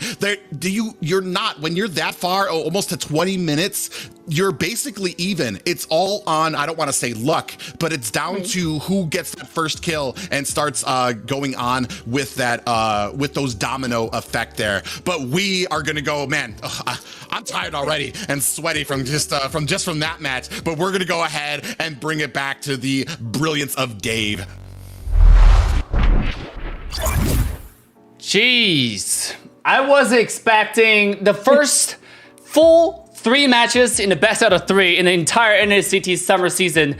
But ladies and gentlemen, we still had a 2-0. What a comeback from Aether Explicit. That was totally, I did not see that coming, right? I think none of us did. It just seemed like Phoenix Ribbon got that game down. The mechanic, the macro, the rotations, everything they got it taken care of. Unfortunately, Aether Explicit was just able to win it all in one team fight in late game. Just like Bethz was saying, you gotta be really, really careful. One team fight can turn everything around. But ladies and gentlemen, we have another exciting matchup with a lot of familiar faces coming up to determine the next team who will go into top 16. Before we do that, you do want to answer all the questions shown on the screen right now. Yes, the questions of the day. You want to answer those questions, make sure to tag your Discord tag in the answers so our moderators and screenshot them and send in our Discord server so you can win some cool prizes. Yes, our moderators will be contacting the winners and sending the prizes directly. You will be receiving some codes to redeem in-game. We do not ask for your IDs or server IDs, so make sure to do not give that to anyone else. Just make sure to answer the questions along with your Discord tag with the questions of the day on stream. Who do you like to see most or more in NACT? Which class is your favorite class? Leave your answer in the chat and tag your Discord tag to join an NACT Discord server. That is correct. With that being said, ladies and gentlemen, we're gonna take a short break. Whew. We all have to take a short break from that game. That was too much of a roller coaster ride. That's correct. With that being said, get your popcorn, get your soda, get in a comfortable position. We'll be right back for the next exciting match featuring Team Sexi and Team Evil. See you in a bit.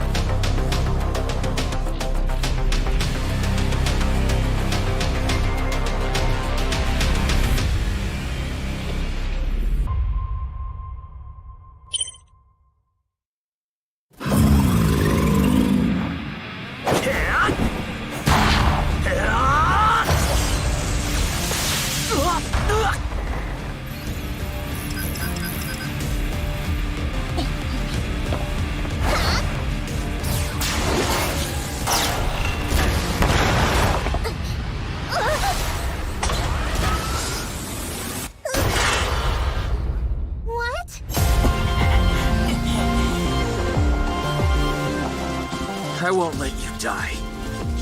Yeah, the game is more fun in co-op. The M on its chest! That's the weak spot! By the way, I'm Wan. Pleasure to fight with you, Wan. Call me Yin. Name's Link.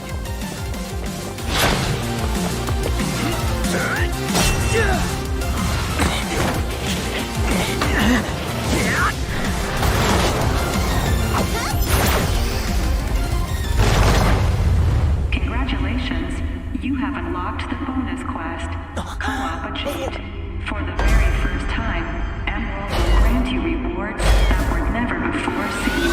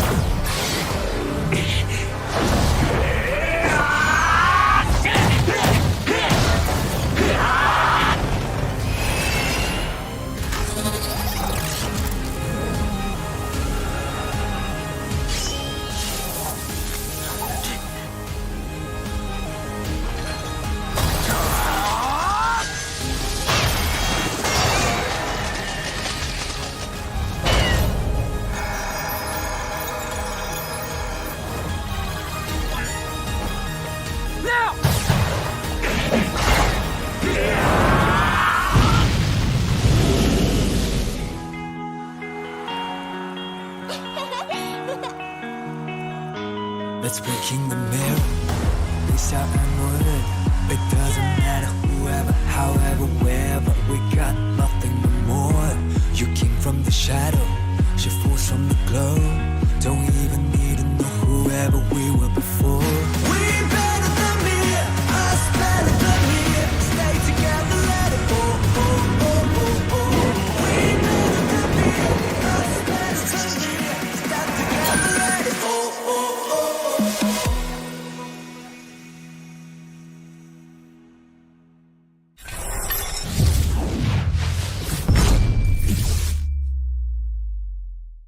Dare to dream. Well played to your new world champion of F1. Rise to the challenge. Red Esports are your M2 champions. Another world champion, Blacklist International. The universe is yours. Are you ready to own the world?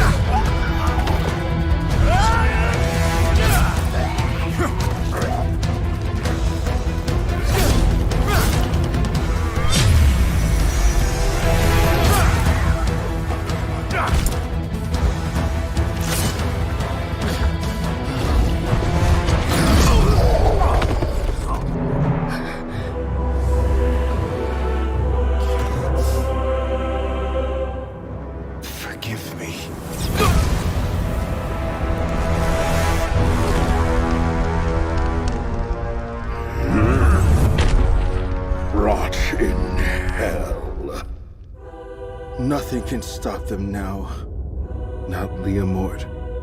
Not even the mist. An oath is an oath. Leomord won't leave us.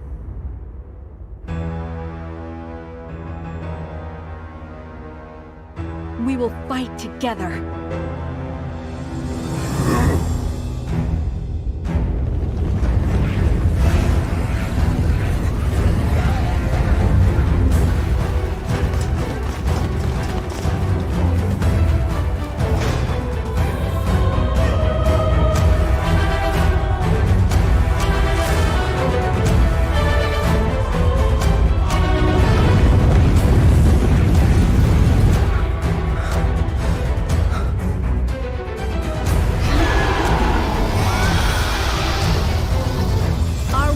force fell, like 100 years ago.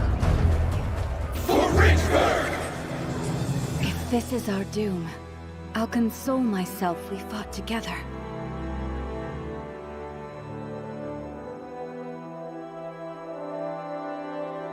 Necrokeep is where the light doesn't shine, they say. But we make our own light. We hold our ground! Vexana, I did it!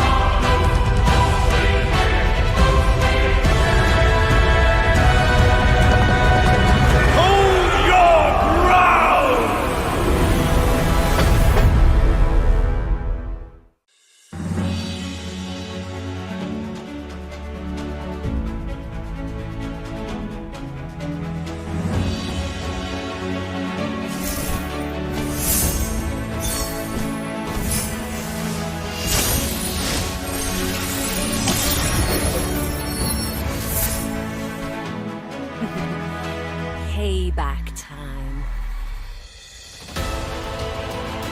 Feel my pain.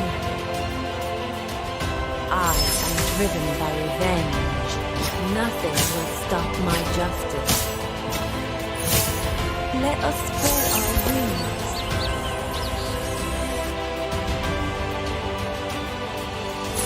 Nothing will stop my world!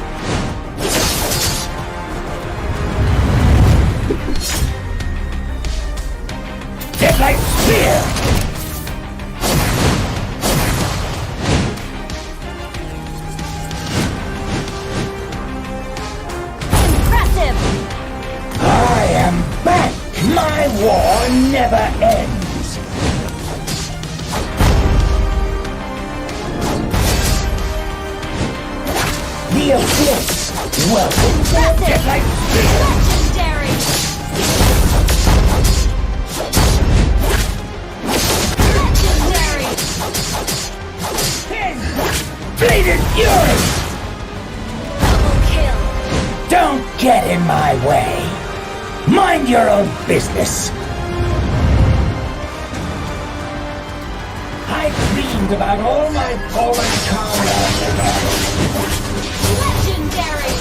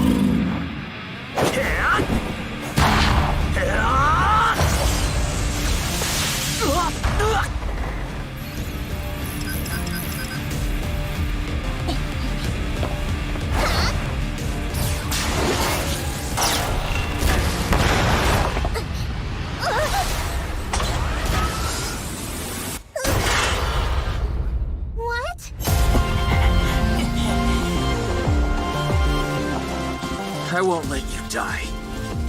Yeah, the game is more fun in co-op. The M on its chest! That's the weak spot! By the way, I'm Wan. Pleasure to fight with you, Wan. Call me Yin. Name's Link.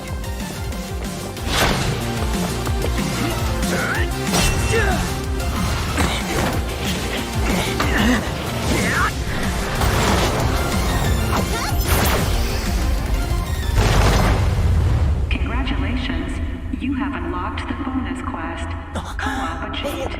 For the very first time, Emerald will grant you rewards that were never before seen.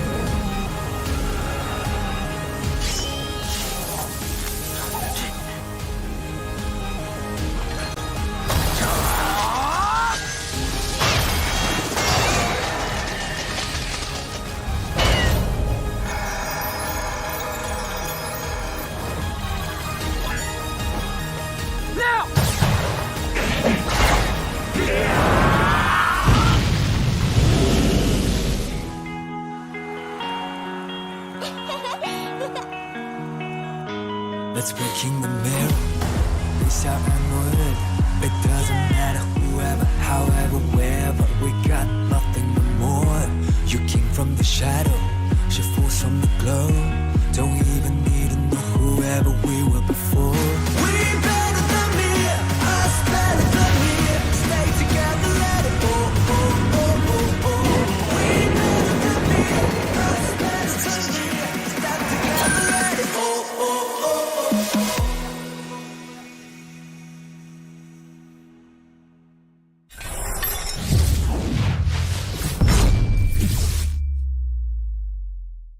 Dare to dream. Well played to your new world champion of F1. Rise to the challenge. Black Esports are your F2 champions. Another world champion, Blacklist International. The universe is yours. Are you ready to own the world?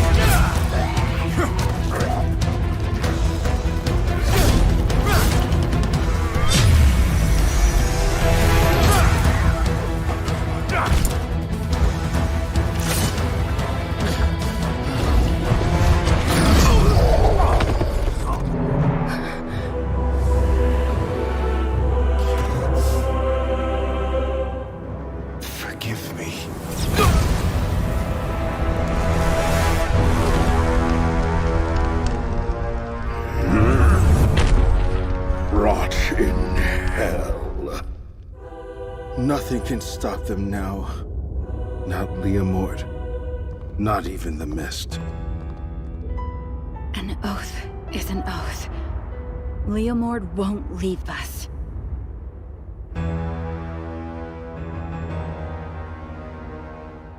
We will fight together.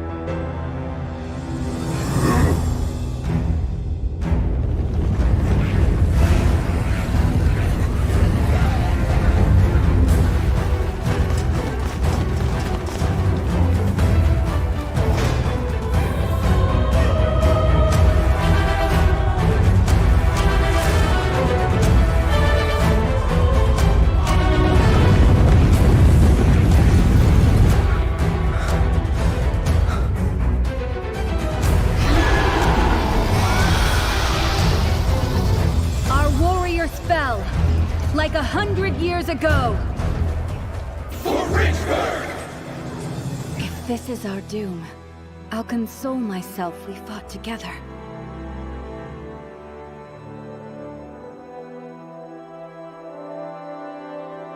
Necrokeep is where the light doesn't shine, they say. But we make our own light. We hold our ground! Vexana, I did it!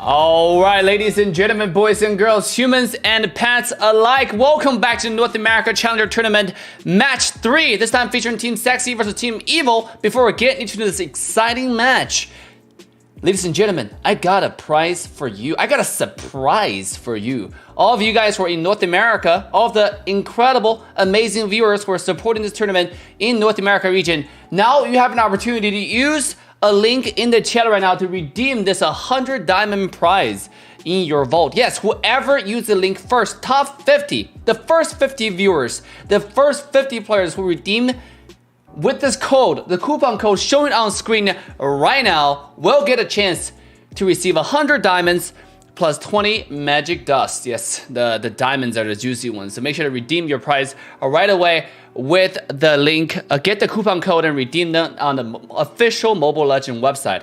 Now coming up, we do have Team Sexi versus Team Evil. Two very familiar teams with a lot of familiar faces. Now I'm gonna go over and go ahead and hand over to our incredible caster's desk, the Beauty and Beast combo, to tell you guys more about the players and what to look forward to in this upcoming match. So make sure to follow our one and only private dancer, as well as Miss Liz Beth, aka Beth, on their social media, so you can follow their future content as well as their Mobile Legend journey. So with that being said, this is our incredible casters. NACT 2022. I'm definitely not trying to get those prizes that he just listed. Top 50, but yes, we are back and we are going to be taking on the games. Team Sexi taking on Team Evil, and we were just talking about it a little. Team Sexi with a very long history of competition here in North America. Yeah, in the previous match that I casted with Dave over the previous summer, I think 2021. And they did all right. They did well in that tournament as well. And I'm very excited to see how their new team like I think Nicolette and Best Player are still in the team, but they did kind of sub out a few of their players. I'm very looking forward to how they play in this match up today. Yeah, it has been a little bit of growing pains for Nicolette and Best Player, but we have seen such promising things, especially as Nicolette transfers from that mage position, starting to kind of adjust more into the support, but not to count out Team Evil. Currently, I believe KL, their tank, actually has one of the highest KDAs in the NACT right now at 22. But we are going to go ahead and jump right into these band picks. Yeah, and also Nishi, I think I've played with him before. He's a very good marksman as well as some mage heroes. He's very good at very comfortable with those heroes. So I'm excited to see how these players come in with this next match. Very good game so far today. Yeah, very exciting. We still have not broke that sweep that's been going on. We want to see those 3 games, and hoping that we will see it here with Team Sexi taking on Team Evil. Interestingly enough, I think the only real change since that update that came out on Monday is that Terizla has kind of been knocked out of the meta, at least as far as the teams that we've seen so far have considered. I mean, maybe not a top priority pick right now, and that seems to be about the only real adjustment that some of these teams had made so far. We see today Xavier is still played every single game so far, or banned every single game. So some nerf there might have been some nerf, but we're not seeing the effect into tournament scene yet. And we see this Karina ban right here. Best Player did very well in previously with Karina, with doing very well with Karina pick. So it might have been a respect ban for Best Player to ban on this Karina, and we see it ban like every single game so far, like you said previously in the earlier match.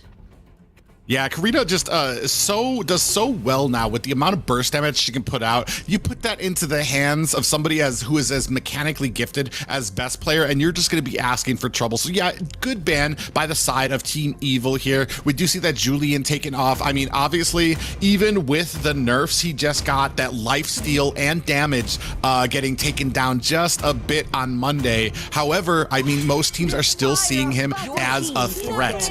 But man, we are seeing this Masha pick it out here. This team very knowledgeable about the harassment that she can provide. You know, Masha, especially in the early game, she has 3 health bars, can harass the hell out of the junglers, especially if you consider using a buff dependent jungler like Ling, which I think Best Player is very good at assassins. Yeah, but we still do have some harassing picks left, especially with Team Sexy with the first pick here. I'm kind of wondering where we're going to go. Are we going to go with a harassing roam, or yeah, we're going to go with one of those strong mage pickups? And it does look like we're going to go ahead and pick up Xavier here. Xavier is open. It's kind of a first pick prior, but it does leave Franco open, and we haven't seen Franco played in the previous matches today, and Franco is very hard to deal with, but it depends on how they execute it. So overall right now, pretty good bans from and picks from both sides. I do like dancing over this Franco pick because that did leave it open. Franco does provide a lot of harassment. We've talked about it before. Right now, it's so crazy too how he came into the meta basically unused, basically a troll pick for so long until just like out of nowhere, people started picking him. The amount of speed he gets with that passive, the being able to harass with those hooks to pull buffs out of range, or even with that deadly hunt, being able to suppress players down.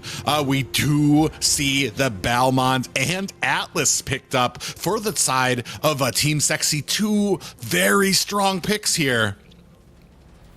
And when you have an Atlas on a team, it kind of brings out a coin flip factor. If you're able to just make one successful engage and like crowd control 4 people or just a couple of people, important characters on the enemy side, that can be a game changer.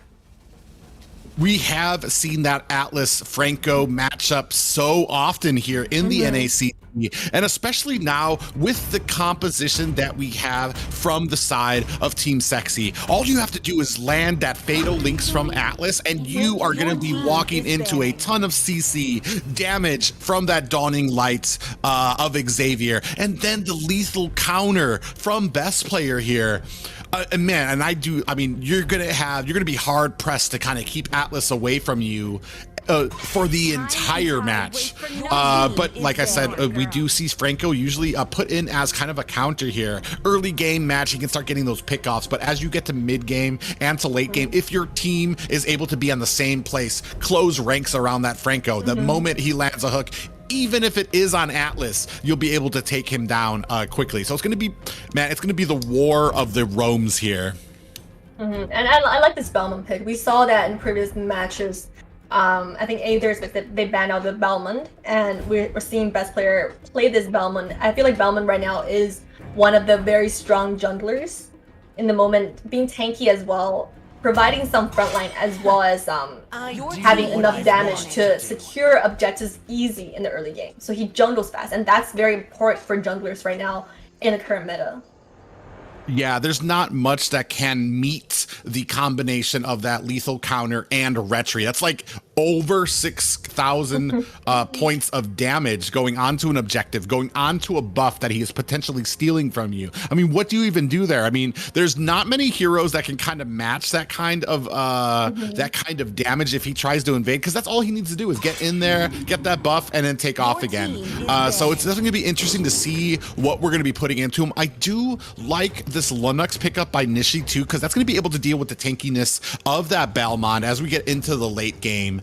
And we're going to be trying to take him down here, but I don't really know. We need to get maybe a little bit of a front line for the side of Team Evil here, as we do see that Uranus and Dyroth have been taken off the board right now. Both teams looking for a fighter. Damos here will be a good good XP lane or jungler for the side of Evil. They actually banned out Terizla. I'm surprised with this nerf that just happened with Terizla. They still decided to ban this out. Yeah, maybe what they have in mind for that lane. I mean, Terizla still does have a lot of presence. I believe the only thing that was really his damage and range on his cooldown were kind of taken off. I've heard mixed reviews about it, whether this put him back to useless or he's still a contender in that XP lane. So it remains to be seen yet, as like I said, like we're still seeing him banned out, or like last match, we didn't see him picked at all. But it is going to be on Team Evil here. They do have the next pick, and yeah, we see that Thamus pick. We have the Thamus pick. So he's gonna be a, well, let's see if he's gonna be a jungler or a XP laner.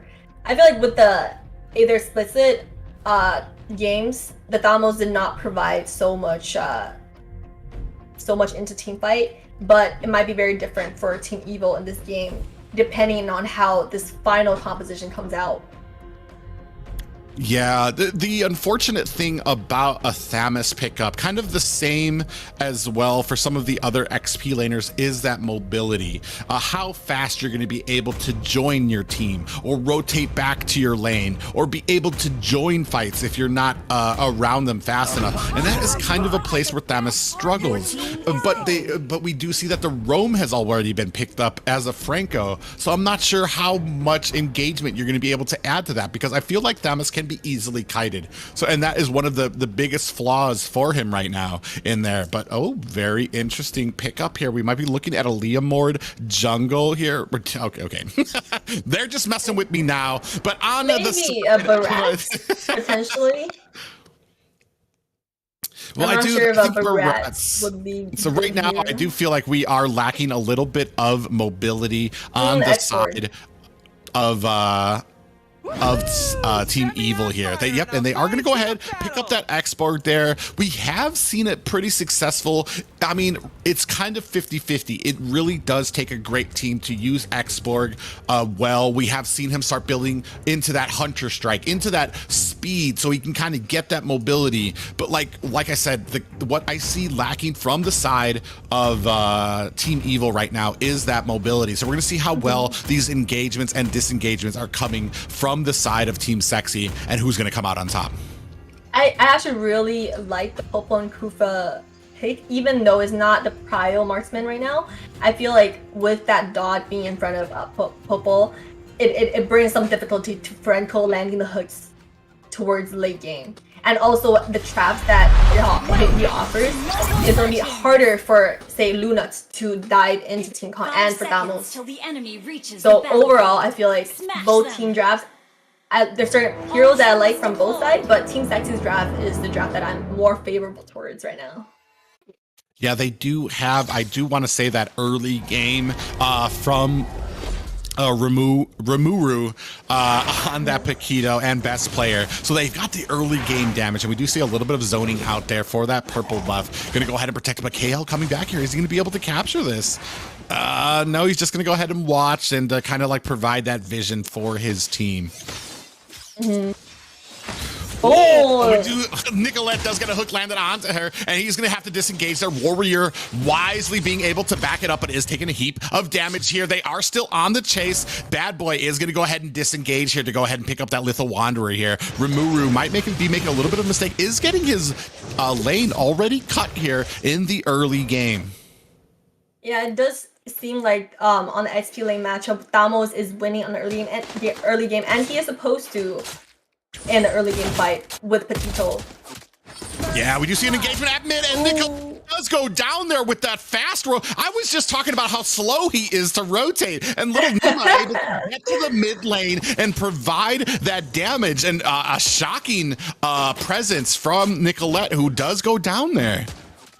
Yeah, I think she was probably around the bush and just did not realize that. Because the tank was not around, he was towards the top lane jungle, and it's she does not have vision in the bushes, and that's something that you need to look out for in the early game when you don't have vision, especially if you're a squeeze support. But team fight does go on in the XP lane. 4v1 there, and Best Player is going to try to come in here, try to put some damage on. Lethal counter does come down, is able to take down Xborg. Nishi is going to be next on the docket, is going to go ahead and flicker away, but KL is here alone. Tons of damage going down onto him, and Nicolette is going to go ahead and be able to clean that up. But so not really too big for each team, both kind of tied here at 2-2. And it just having that team fight top lane right now, both teams are kind of in the same position when it comes to getting the turtle. Maybe teams and in terms of gold, Evil is actually ahead of gold from Team Sexy in this point in time. Doing a great job right now with that macro. We do see this turtle being engaged on right now. Best player in there. We do see that last insanity coming. Bad Boy actually able to pick it up. Immobilization onto him, though. He is going to pay for that turtle with his life, though. Nishi does activate that brilliance from that Lunax, and we do see a dawning light out there for good measure. Well, I guess the only thing that can compare to the Fatal Link and to Belmont's lethal counter and Retro. Oh, team fight goes up mid lane. Wow. Nicolette gets taken out again. That flicker into the suppression from Franco. Man, and mid, Nicolette is having a rough time at mid right now as Atlas up at the top is trying to support the marksman lane. We do see Best Player onto Little Nemo here. Little Nemo with a lot of regen. Remember, might be in a little bit of trouble. Dawning Light does connect on Little Nemo. Is that going to be enough to help Best Player with that lethal counter? Is able to take down the Thamus. I mean, just yeah, that is when the mobility comes in. Like you said, for Thamus, he's moving a little bit slow, but team fight looks like a team fight might potentially happen in gold lane right now, and you see the purple attacking. Yeah, Bad Boy just a little bit wide with that last insanity there, but they're doing some really nice rotations up at top. Just 4-man ganks up there. Unfortunately, that time they weren't able to pick up the kill, so they are putting a decent amount of pressure onto it. So both teams, I mean, it's almost nonstop action as both teams kind of ganking different lanes at different times. We do still have 30 seconds left on this Lord. Right now with the items, we do see that that Molten Essence being picked up by the Belmont here. So he's going to be in a good way there, especially picking up a little bit more defense now. They are in a little bit of a commanding position right now. I do like the items more on the side of Team Sexy here, but we are going to be waiting to see how well we can match up with these marksmen because I know Popol does like to build a little bit tankier as we progress into these, while Clint will be building up that damage and cooldown. Oh, Warrior does miss with that Fatal Links, not able to kind of capitalize there, unfortunately for him, but we have a little bit of a duo down here. Rimuru not checking the bush here. He might smell something in the air. Not sure. They do go ahead and latch on. Ramiro safely going to be able to get away. Nishi up at the top, though, does get a kill onto Atlas Warrior here. So we do have this turtle up, and we're going to see which team is going to be in a better position here. And right now, it's looking like Team Evil. Like I was saying in the previous turtle fight, maybe the only thing that can beat out the Belmont combo is with Export's ultimate. That is like something we saw that actually. Yeah, Best Player does get that lethal counter onto him. KL does land the hook, but it's not enough to take down Gold, who is going to be able to get out of the tower range there. A little bit of a juggle and a little bit of a hesitation there by Team Sexy, but they are able to clean it up quite nicely up at the top lane. Oh, and the hook falls just short as they are going to put on some damage onto here. Into the mid tower. Brilliance is activated, and that that Fatal Links does miss, and down goes Atlas, and they are really punishing Warrior every single time he misses one of these Fatal Links. We still have a little bit of engagement down there. We do see Export onto the Belmont here, trying to zone him out as 3 players from Team Evil are on the purple buff. It doesn't look like Best Player is going to be able to do anything here. He's going to look for that lethal counter. He does land it and is able to steal it away from the side of Team Evil, but this tower is going to pay the price for it. We do see them still trying to engage a little bit of a closing distance here. Best Player in a little bit of trouble as the last insanity comes down. Boom, boom, boom, boom, boom. And now they do have Team Evil in a good way here. Little Nima is charging forward that front line onto Nicolette. Look at the damage. Nishi takes down Nicolette, and what an engagement by Team Evil here. I feel like throughout this entire game, Franco has been a pro hooker. He's landing all his hooks, and he's just doing a great job in providing support and peel for his team. We saw him almost landing that hook on top lane just now as well, and it's really making a big difference for the team. And compared to Atlas, Atlas is really like a hit or miss. So if you make a play, it could be game changing, or it's a really coin flip factor. It's not really. It's not gonna be making plays all the time, but one play can change everything. Yeah, they are having a little bit of issues. We do see that Team Evil is starting on this Lord. I don't think that Team Sexy is going to be able to counter there. We do see a hook left onto the Atlas and a suppression there. We were talking about this earlier. The damage that the team can count, and Warrior goes down. And that is the problem now, because Team Evil is starting to get ahead to the point that it doesn't matter who Franco lands that hook on. They're going to be able to take him down. And look at this commanding gold lead right now. 2K right now, and it just keeps growing for Team Evil.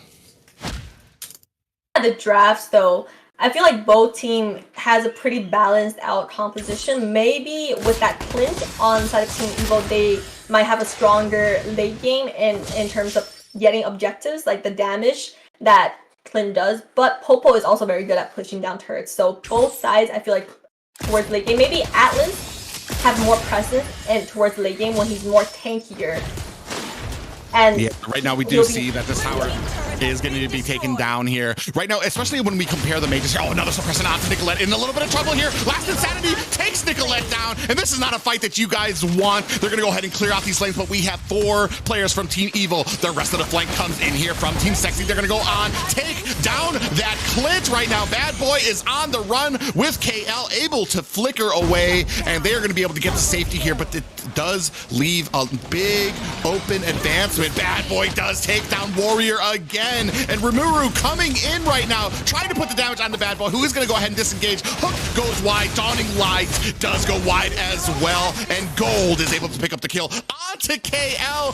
We do see that Lethal Connor coming on the Bad Boys here. Is it going to be enough? He is going to go ahead, use that passive to go ahead and dash away. Is it going to be enough? Bass player still has a dash up, but is going to go ahead and disengage from this right now. Now is the time where, at this point of the game, we're seeing that Team Sexy, they're getting more defensive. They're getting more defensive, stacked up, and they have a lot more sustain in these team fights that they were lacking a little bit in the early game when it comes down to a matchup against X-Borg. Yeah, and right now we do see that. Oh, look at that tankiness being built up on the Thamus there right now. And that is basically Little Nima's only point right now, is to kind of help tank the damage. He's not even really doing that much attacking on his own. And the mages are starting to stack up here, but we do see a 1K gold lead by this Linux, and just one more whole item on her side here. So she's going to be doing a lot of damage. Oh, we do see Atlas with that fatal link onto the Franco, and the whole team dives onto him. Gold picking up the kill onto KL. Bad Boy trying to disengage here as Rimuru goes down at the hands of Clint here. And look at this front line with Little Nemo up in front, just able to take all that damage right now. And even when they catch like a beautiful fatal links onto Franco, onto the enemy team, like they're still able to, Team Evil still kind of able to break even with this. Yeah, so far it's doing pretty well. For Team Evil, they were able to secure all the exterior towers, and they are in a very good position to get the Lord, but Team Sexy is reacting quick to this, and Franco might have been overextended right here. Yeah, we do see that Clint does pick up that Lord. Fatal Link's coming out onto Bad Boy. Nish is going to go ahead and flicker out of the way. We do see Warrior go down there. This might be a little bit of a bad way for Team Sexy. They are still on the chase. Brilliance is coming out. Rimuru goes down as well. It is a 2-for-1 trade right now, and I'm not sure this is a fight that Team Sexy wants to continue. Yeah, we've seen Best Player chase the Thamos quite a few times throughout this game. Just chasing, extending after the team has already ended. When it's hard to get that kill, to really secure that kill. So that really is wasting a little bit of time for the side of Team Sexy. But they are coming back towards late game so far. Yeah, but they are still 2K behind. Team Evil has been able to maintain this gold lead that they have. We do have the Lord at top, then trying to sync up lanes a little bit. Might be a little bit of a misplay as this top Lord is going to go ahead and crash into the top tower. They are going to go ahead and get one as minions are at the midway. Paquito is cleaning up the lanes down at bottom. We do have a little bit of a zoning down. We do see that mid lane, a little bit of action happening here as the Lord crashes down into top. Hook comes out, does catch Warrior here. Look at the damage, Warrior. You wouldn't even know that that was a tank as he goes down very quickly to the hands of Nishi on this Lunastra. What a great pickup by Nishi. When it comes to late game, especially in this game, KL is doing very good on the Franco. So just landing one hook, despite regardless which hero you landed on, if you were able to secure that hook and get a suppression going, that's a sure kill, and that's gonna make a huge difference when you make team fight turn into 4v5 instead of a 5v5. Yeah. Atlas with a little bit of conceal there does not find any value out of it here, and it does look like Team Sexi is in a little bit of a bad way. We do have a little bit of a pause going on, but man, right now Team Sexi needs to rally and needs to get, like, they need to be able to come together here right now and maybe start organizing their fights a little better. We're starting to see as Thamus kind of pushes in, diving in on these lanes, being able to use all that sustain from that Quadrant Inferno ultimate that he has to just be able to sustain himself through these team fights and these engagements. While Nishi, it doesn't even matter what type of front line that they have. Nishi on this Lunastra putting on so much damage with that darkening onto the side of Team Sexi. Absolutely, and when it comes to Lunastra, the position is very important, and also when you decide to use your brilliance and dark form. And Nishi is really good with his positioning. Yeah, unfortunately, with this pause, we are going to go ahead and go back to the caster's desk. Yeah, it does look like so far Team Sexi having a little bit of trouble. Their rotation's not as sharp as I've seen from them before right now. It is putting them on a back foot. And like, this is what we were talking about earlier. That early game is out the window now. We're at the mid to late game every single time. Excuse me, every single time that Franco lands a hook, it's basically a kill. And what we have seen before, maybe we need to stop sacrificing Atlas. Atlas is the playmaker. He's going to be the set. He's going to be what you want to kind of set up these kills. So maybe you might have to sacrifice somebody else. Let them come in, tank that shot, let Franco pull them. I know it sucks, and that person's going to go down, but it does leave Atlas open to kind of come in after that with the Fatal Links to kind of come in, land that, and land the set for his team so that the rest of his team can kind of make them pay for every single time they land that hook. Because right now, once you take Atlas out, you've lost your only real set to kind of organize into a team fight. In that instance, then, like we said in the early game, in the drafting phase, that Popo draft, it might have been to counter the Franco, to have Popo maybe build more defensive and play as more of a front line towards late game to tank that damage, to maybe have Franco miss his hook, and as well as for maybe Alice to build a little bit tankier. I think towards late game where we're hitting that 16 to 18 minute point where both teams get their items up, if Team Sexi is able to push the game towards then and Atlas be a lot more tanky, in terms of team fight all ganked up together, I think Alice can do a lot more when he's able to land those ultimates, getting close to enemy and not dying super early before the team fight even happens.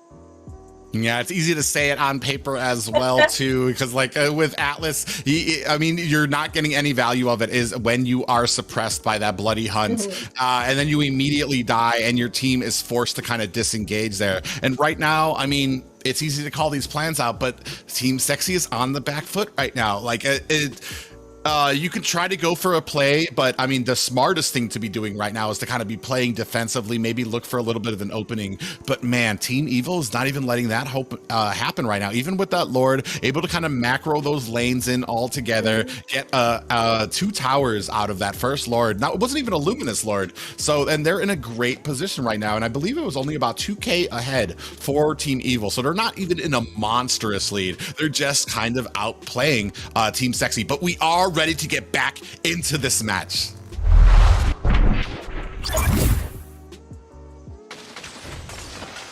And like what you're saying, for Team Sexy right now, what they need to do is kind of find a way to take one, or at least bait out maybe Lunax's light form before diving in towards her, and maybe bait out Export's ultimate. Because right now, Thalmos and Export is really just tanking all the damage, and then Lunax, she's not getting CC'd enough that she's using her light form ahead of time. So right now, even though she steps in the trap, she uses light form and then goes in dark form and then bursts out all the damage. And with that Franco, like Franco has been, KL's been playing very well in this game. Look at that hook right there.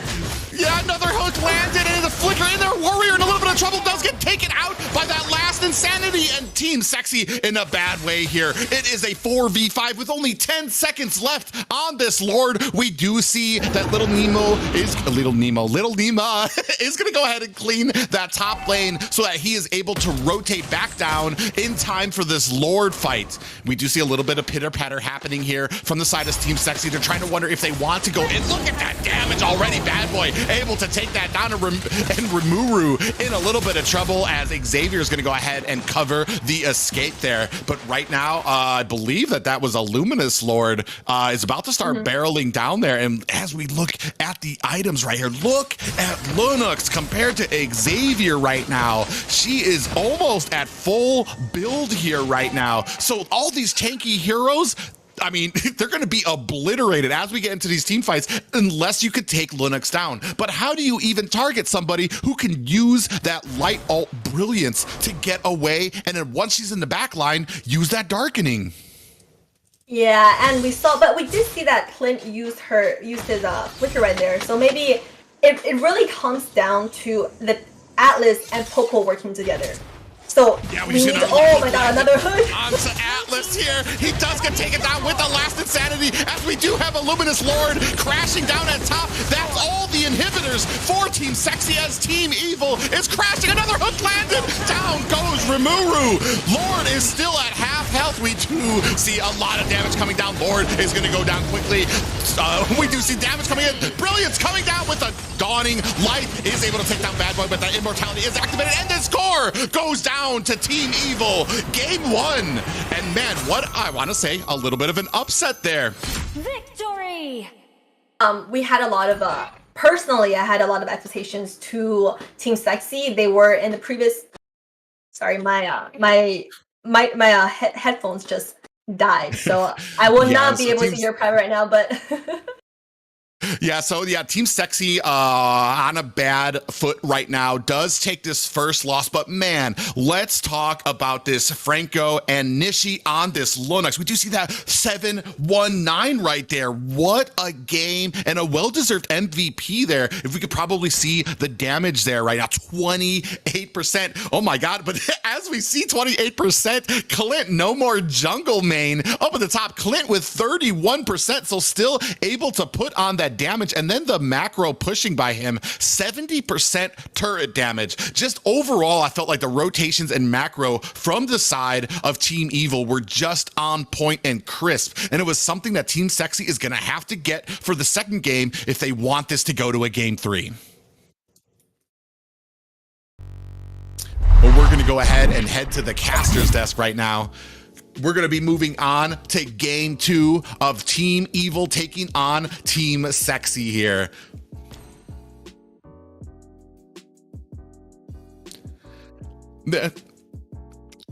All right, we're going to be moving on. Take it away, Dave.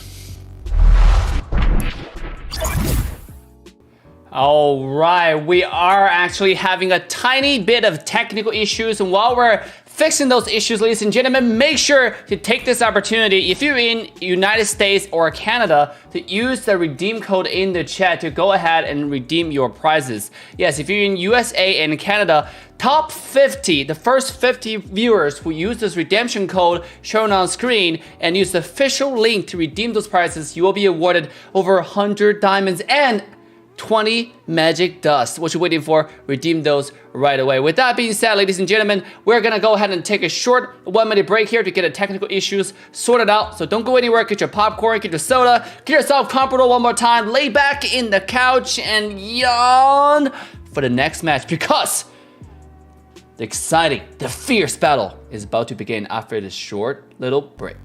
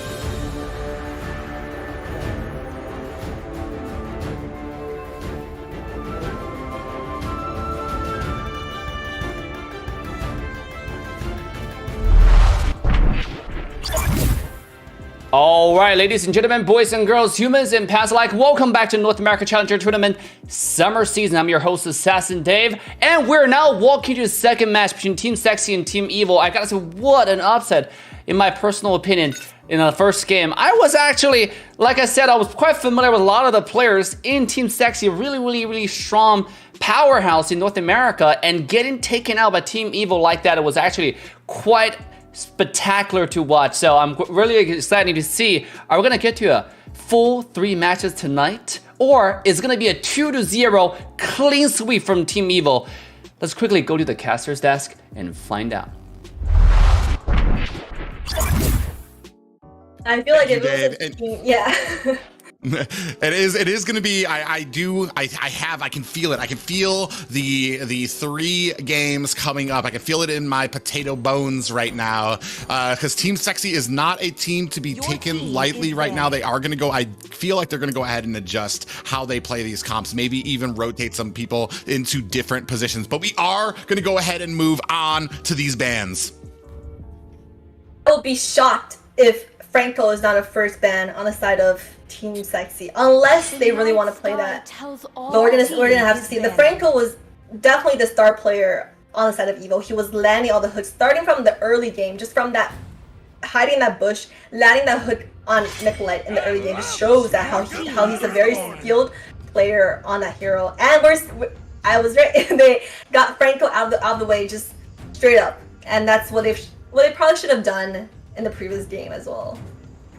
Yeah, and we do see that first round Franco ban, but this is going to leave some things open because we do remember last game we did see a Masha ban, and we do still have Atlas on the table. So we got a lot of very prime roaming heroes still left out there that can cause harassment, that can cause offense onto the enemy team, that can cause that frustration when you're trying to get your buff or trying to like prepare for a gank from a bush where you can be kind of minced out of it by one of these heroes. But we do see that Esmeralda and Karina ban coming out for the side of Team Evil. Targeting best player, definitely. But personally, I feel like Franco is a good Franco player on the map is something that is one of the worst things to deal with, especially for a jungler as well as like a mage player. So that Franco ban was definitely very necessary. Yeah, we're going to see how well that the team can deal with it. We do still have that Masha up. We see Wanwan taken off of the field by Team Evil. So I'm wondering what we're going to answer with on the side of Team Sexi here, because this is kind of almost like switching up where the bans were from last game, especially putting that Franco in there now instead of the Masha, instead of the Atlas, which might be able to be picked up. Xavier still on the table as well. We've been talking about it. there is something else on the table. And I know I could go all day listing some of the prime heroes that are still available. It does look like, unfortunately, Team Sexy is kind of considering which one they want to give potentially to the side of Team Evil. And there goes the Julian. I didn't want to mention, I didn't want to curse everybody and say that he was still open. But yeah, Julian does get taken off of the board, which means we still have that Xavier, we still have that Masha, we still have Atlas, we still have some prime picks up for the side of Evil here. I was thinking if maybe Team Sexy could have just banned out Xavier, but then I realized Julian is still open. So instead of dealing with that, maybe they're more open to dealing with an Xavier on the side of Team Evil. Because Nicolette is good at a lot of mages, right? And Xavier is a very strong hero, but sometimes it really comes down to the overall team composition. And last game, what they really lack is kind of that it's just very hard to get to the back line. I was about to be a little shocked there with that Gord pick, but they do go ahead and pick up Clit, which is going to give 2 picks to the side of Team Sexy here. And I doubt that one of those picks is going to be a Nana. The good thing about Nicolette too as well is that she is not just confined to that mage player. We have seen in past events, especially in the squad league, she can play a great roam. She has such a great record on her Franco as well, so it wouldn't be surprised if they wanted to maybe pick her up for this roaming position. But she is kind of dabbling over a pick right now. We're going to be waiting, probably taking out these full seconds, but we are going to have best player pick up this Belmont. Did well in the previous game. It's just that there were a few instances where best player was chasing over the Thamos a few times, as well as just going a little bit overextended. It's not as disciplined as we want to see in a tournament setting, when really every move that you make is supposed to be towards reaching an objective, securing an objective. And that's something that he might look into for the next game. But drafting a Belmont is a very good idea. The previous game and this current game is one of the best junglers in my opinion right now. Unfortunately, we do see the same draft coming out for the side of Evil here. They are going to pick up that Linux and Xborg there. Xborg kind of an NA-specific counter to the tank meta. We've seen a lot of teams start going it now to be able to counter that really heavy front line that you get. As long as you have a front line that's able to kind of sustain with the leave a bad boy on the back with Xborg to put on those stacks and start doing true damage, you're gonna have a ref go of it. So I'm definitely interested to see how well the side of Team Sexy is gonna go into it, because I do feel like Linux is a pretty decent counter for the Uranus, for the Belmont as well, especially because we saw last game best player was having a heck of a time trying to get in on these objectives. When Turtle was being taken, he was being zoned out, because as soon as he would come in, Nishi would be there to be able to pound out that darkening ult onto him and take him down quite quickly. Yeah, as well as Bad Boy with that export. There's just so much tankiness in the front line and damage from Clint as well from the back line. So really, I think the Farsa draft here is very nice from the side of Team Sexy. Nicolette is very good on Farsa. Even in the previous tournament, she did very well on the Farsa and is one of her comfort picks, as well as Farsa's Feathered Airstrike is able to provide some backline damage, especially if she's able to position herself well in a team fight. Yeah, and she does it, I especially like the wings by Farsa, the ability to kind of roam the map pretty quickly right from the beginning. We've seen it on other players. As soon as they clear out that first wave of minions, they're immediately using that wings by wings to rotate to either the marksman lane or the fighter lane to go ahead and get a stun and a decent amount of damage on there. So I do like the early game potential by the side of Team Sexy here. But I mean, right now, Team Evil kind of focusing on that first planet they had. I mean, if it's not broke, don't fix it. But I mean, I do feel like teams here do need to come down to a little bit more of adaptation. So, I mean, I mean, there's no reason to change it right now, especially because you picked up a Belmont and a Uranus right off the boot. But I feel like these last 2 picks are really going to tell us where these 2 teams are going to be as far as their power spikes come. For sure, and we see that Xavier is still open, but neither of the teams took it. And this is kind of like the kind of matchup that we're seeing, where these players are kind of prioritizing more of their comfort picks instead of what is technically like what is defined as meta right now. And Luna did very well in the previous game. Her positioning, her damage, her output, overall did very well. And like you said, if it's not broken, don't fix it. And I have a lot of hopes for this game as well. But we see Akai coming in. I like this Akai draft, especially when Lunas was causing so much problems in the previous game. So if you're able to bait out her brilliance and then do that heavy spin onto her, you're able to wipe her out right away. So that is something I'm looking forward to see Team Sexi execute. Right now, it is going to be very interesting, especially from this Gata catch-up pick here. You're going to have that ultimate Avatar of the Guardian be able to, the distance on it alone is going to mean a little bit of trouble for Nicolette on this Farja, because potentially every single time that Feathered Airstrike comes down, you'll have an Avatar of the Guardian up to be able to take her down. But on the opposing side there, you do have the disengage from this heavy spin on the Akai. So, I mean, it's going to be kind of a back and forth where it comes to how you're going to engage this, and the back and forth are a heavy CC on both teams here right now. And this is going to be a really interesting game. The Matilda draft on the side of Team Evil, like offering some mobility as well as healing for Team Evil to offer more sustain than they already have. They already have a lot of sustain. Even in the previous game, Team Evil, the amount of tanking is in the front line, protecting the back line and allowing them to output that damage. So yeah, I'm very excited to see how this match goes. I'm hoping that this will lead to a 2-1 game. Yeah, we're gonna see though as we're gonna move into the game. Welcome to Mobile Legends!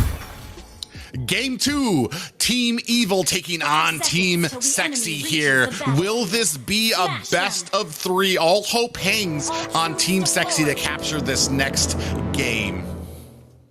So just marching down mid lane like a queen. She is one of my favorite heroes. So I am very hyped for this match. Yeah, we haven't seen too much Farja lately in the current drafts, just because of the mobility and the ability of a lot of the heroes now. Look at this, already at half health and might be getting taken down here. Is going to go ahead and pop off that sprint and try and going to have to go and catch a quick ride home. See, Nishi's positioning is she's really good at sidestepping. Farza's first skill that's done, that really, like in the early game especially, the only CC that Farza has, the only slow that Farza has in the early game, and Nishi's just doing very well on the Lunax. Yeah, and we were talking about this early game rotation by Farja, and right now she's kind of being stopped. Up at the top, we do see a little bit of damage going on to Warrior. Is it going to be enough? He is going to safely be able to get back into that bush and recall as best player picks up this gold minion. I noticed from these two teams, they prioritize a lot on ganking the marksman's lane, ganking the gold lane in the early game. We see best player prioritizing helping out his marksman in the early game, except that the previous game with Popo and Pupa is not like on a 1-to-1 fighting in the early game. I feel like Popo and Pupa is completely fine against Crit with that combination. But for this game, the Brody it's very helpful that the jungler keeps on rotating to the lane and giving Brody the ability to get towards his early game power spike, and that's gonna allow Brody to snowball towards late game. Yeah, but we do have an engagement here. Nicolette taken down by Nishi right before this turtle comes up. So now we have a zone out by Team Evil. Are they going to be able to pick up this turtle? It doesn't look like we do have that Avatar of the Guardian coming down as Bad Boy able to pick up that turtle. And right now, Team Sexy is going to have to disengage here. We do see Rimuru kind of chased back to his lane here. And man, what a great setup there by Team Evil. And we are already seeing little Nima on this Gatakacha and how that Avatar the Guardian is going to be worked to kind of zone out the team Sexy from a lot of these objectives. One of the biggest problems just now in that team fight is that Farsa was not able to be there, and team fight goes down in top lane. That hurts. Yeah, Warrior does land. I'm not sure. Did he pop he popped a heavy spin onto KL, but was not able to get the right angle on it, as the rest of Team Sexy was kind of set up, but the heavy spin did kind of knock the Matilda out of the way instead of pinning her against the wall. So maybe a little bit of a misplay by Team Sexy there here in the early game, but we do have a little bit of clash here happening up at top. They are jockeying for a little position. Nicolette does land the stun onto Bad Boy, but is going to hurry up and get out of dodge right now. Doesn't want any of that fight and is going to be greeted by the rest of Team Sexy to cover her escape. Saying early, that did not land. Yeah, a little bit of a miss, a little bit too slow there was little Nima, but has been pretty on point with those as far. Maybe just using it more to zone out, because that's what we saw with the turtle. Not really caring about landing it, but does want to engage. We do see the circling eagle does land onto Gold. He does get taken down quite quickly. Nicolette not able to land that stun onto little Nima, and best player is going to go ahead and pick up that purple. But right now, it does look a little familiar here right now. Team Evil kind of having their way, enforcing their will onto Team Sexy. Aggression coming out from Team Evil, especially with Nishi on the mid lane. Like you said before, towards the early game, Farsa, like one of her strengths is to rotate around the map and helping out in the early game. That with that with the ability to have more mobility in the early game, but because Nishi was being so aggressive and being very good at sidestepping Farsa's skills and getting her low, she was not able to participate in the team fight or rotate and use her skills in the early game. And Farsa does need some farm as well. Consecration has been popped. We do see the last Insanity coming out. A lot of damage coming on to Team Sexy here. Warrior might be in a little bit of a bad way. Is going to use that flicker as Rimuru does take up the kill onto Little Nima. Still at half health on this turtle here, but the rest of Team Sexy has kind of been zoned away. They're not going to be able to counter this as Bad Boy with a very simple pickup on that turtle. Yeah, right now I think Brody on the gold lane is able to get this tower at least, and maybe farm a little bit and then join in the team fight. So right now, objective wise, they're not far behind. They're just there's barely any gold lead right now between the two teams, despite the fact that it does seem that Team Evil has a lot of momentum going into early game. Yeah, and unfortunately that might be all it takes right now, as they do have the objectives going into the side of Team Evil here. A little bit of jockeying for position, but it looks like Gold is going to be able to clean up these minions up at the top lane. We do see a little bit of rotation now, though, as both teams are kind of adjusting on the map right now. Yeah, so right now, circling eagle onto Warrior does take him down, but a feathered airstrike is a little wide. Nicole not getting much value out of that, but she now does not have the feathered airstrike for this minion wave coming in, and she's not going to be able to join her team up at the top. We do see a 4-man gank potentially coming in, as little Nima going to go ahead and throw some distraction onto Nicolette. She's not going to be able to rotate there, and we do have 4 men up here. Is this going to be enough to take down this tower? They're throwing on a little damage onto best player. Are they going to be baited into this? Warrior does dive in there. We do see that come down Warrior taken down as best player trying to put the damage on, but he is getting shredded right now. He is going to go ahead, try to dash away, but the last Insanity does take out best player as Nicolette is just forced to watch. Blame Farsa entirely, because at this point of the game, with the early game that happened down in mid lane, her being leveled down compared to Nishi and lacking a little bit less, she's a lot squishier compared to Nishi, and at this point in the game, she needs to get some farm and be able to do a lot of damage and position herself, as well as there's not enough peel right now for her to have a good position to go in. Yeah, we do see that next turtle does go to the side of Team Evil, but I do feel like we're having a little bit of problems. I feel like Team Sexy is only reacting to these ganks. There's never a point where I feel like a fight is something that they chose to happen here. The gold lead is not that much, as we can see right now, only about a 1K gold lead here right now, not standing out as far. Both marksmen kind of tied up right now. We do see that BOD picked up by Brody there, and then Clint still kind of matching him there. So we're not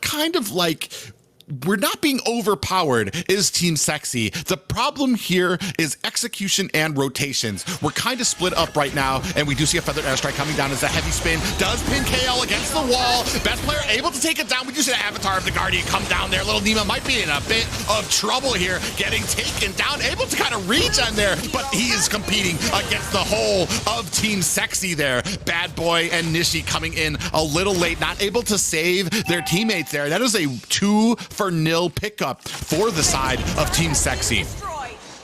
We want to see, right? That is what we want to see them take out at least 1 or 2 heroes at a time before engaging in a full-on team fight. As well as we need to see better engages and better surprise heavy spins coming from Warrior to make a play and allow his team the space to go in and the space to make a play. Oh, the damage coming on to No More Jungle, and he does get taken out. And just as you were saying that, like, they are starting to get more organized. We need to see the Sakai landing those heavy spins and pinning somebody, not just disengaging them away from the fight. He needs to land that onto somebody. Like right there, we do see Bad Boy taking a bit of damage. He's going to go ahead and activate that passive to get out of the way, but it does allow time for a best player to pick up that purple, and now we do have a Lord coming out. And Team Sexy setting up. They want this very quickly. We do see the engagement, maybe a little bit of a zooming, maybe a little bit of a distraction coming on there. Nishi is going to come in with that Matilda. Is it going to be enough though, as they are trying to zone out Team Evil? Team Sexy able to pick up the first Lord, but the feathered airstrike coming down as Little Nima dives in with that Avatar of the Guardian. Rimuru does get taken down, and Gold is on the run right now as the rest of Team Evil is on the chase. Bad Boy's coming in, does pick up the kill onto Gold, and Warrior goes down as well. And unfortunately, this is not what you want with the Lord coming up. The disengage just wasn't there, as Team Evil was just too fast and too strong, and now they're gonna go ahead and take down this Lord with very little value, even though Team Sexy was able to pick it up.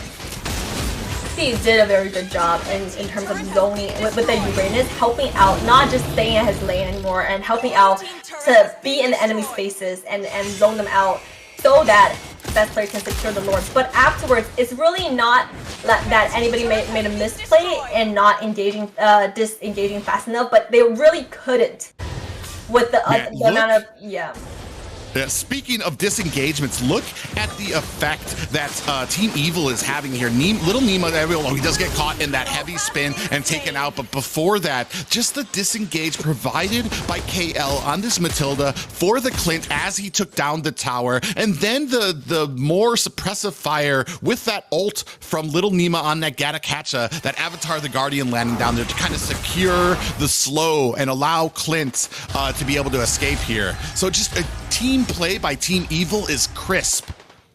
Absolutely, they are such a pleasant surprise in today's matchup. They show a lot, and even with the unconventional picks like Gatakacha, but they paired it in and made their team composition so balanced, with Matilda offering that mobility and that sustain, as well as Gatakacha providing the CC that they still need, and be able to get towards the back line of Team Sexy. KL in a little bit of trouble as that heavy spin does come down there. We're not pinning him against the wall. He is going to be able to get out of that using the flicker. We do have a concealed play coming on though, as we have a feathered airstrike putting down that sieging mode. But the Avatar of the Guardian lands onto Nicolette, as Little Nima still going to be able to get away. Look at that tankiness. We do have the last insanity. Bad Boy might be in a little bit of a bad way here. He does activate that immortality. He is trying to disengage and will be able to get away. How did Team Evil get out of that fight without losing a single player?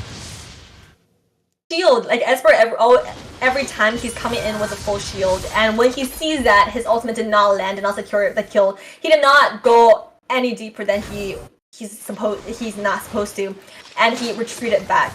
And that's a lot of discipline that we're seeing from Team Evil. I'm very surprised with in my personal opinion, I thought they were more of the underdogs in this matchup, but they showed so much team cooperation and coordination.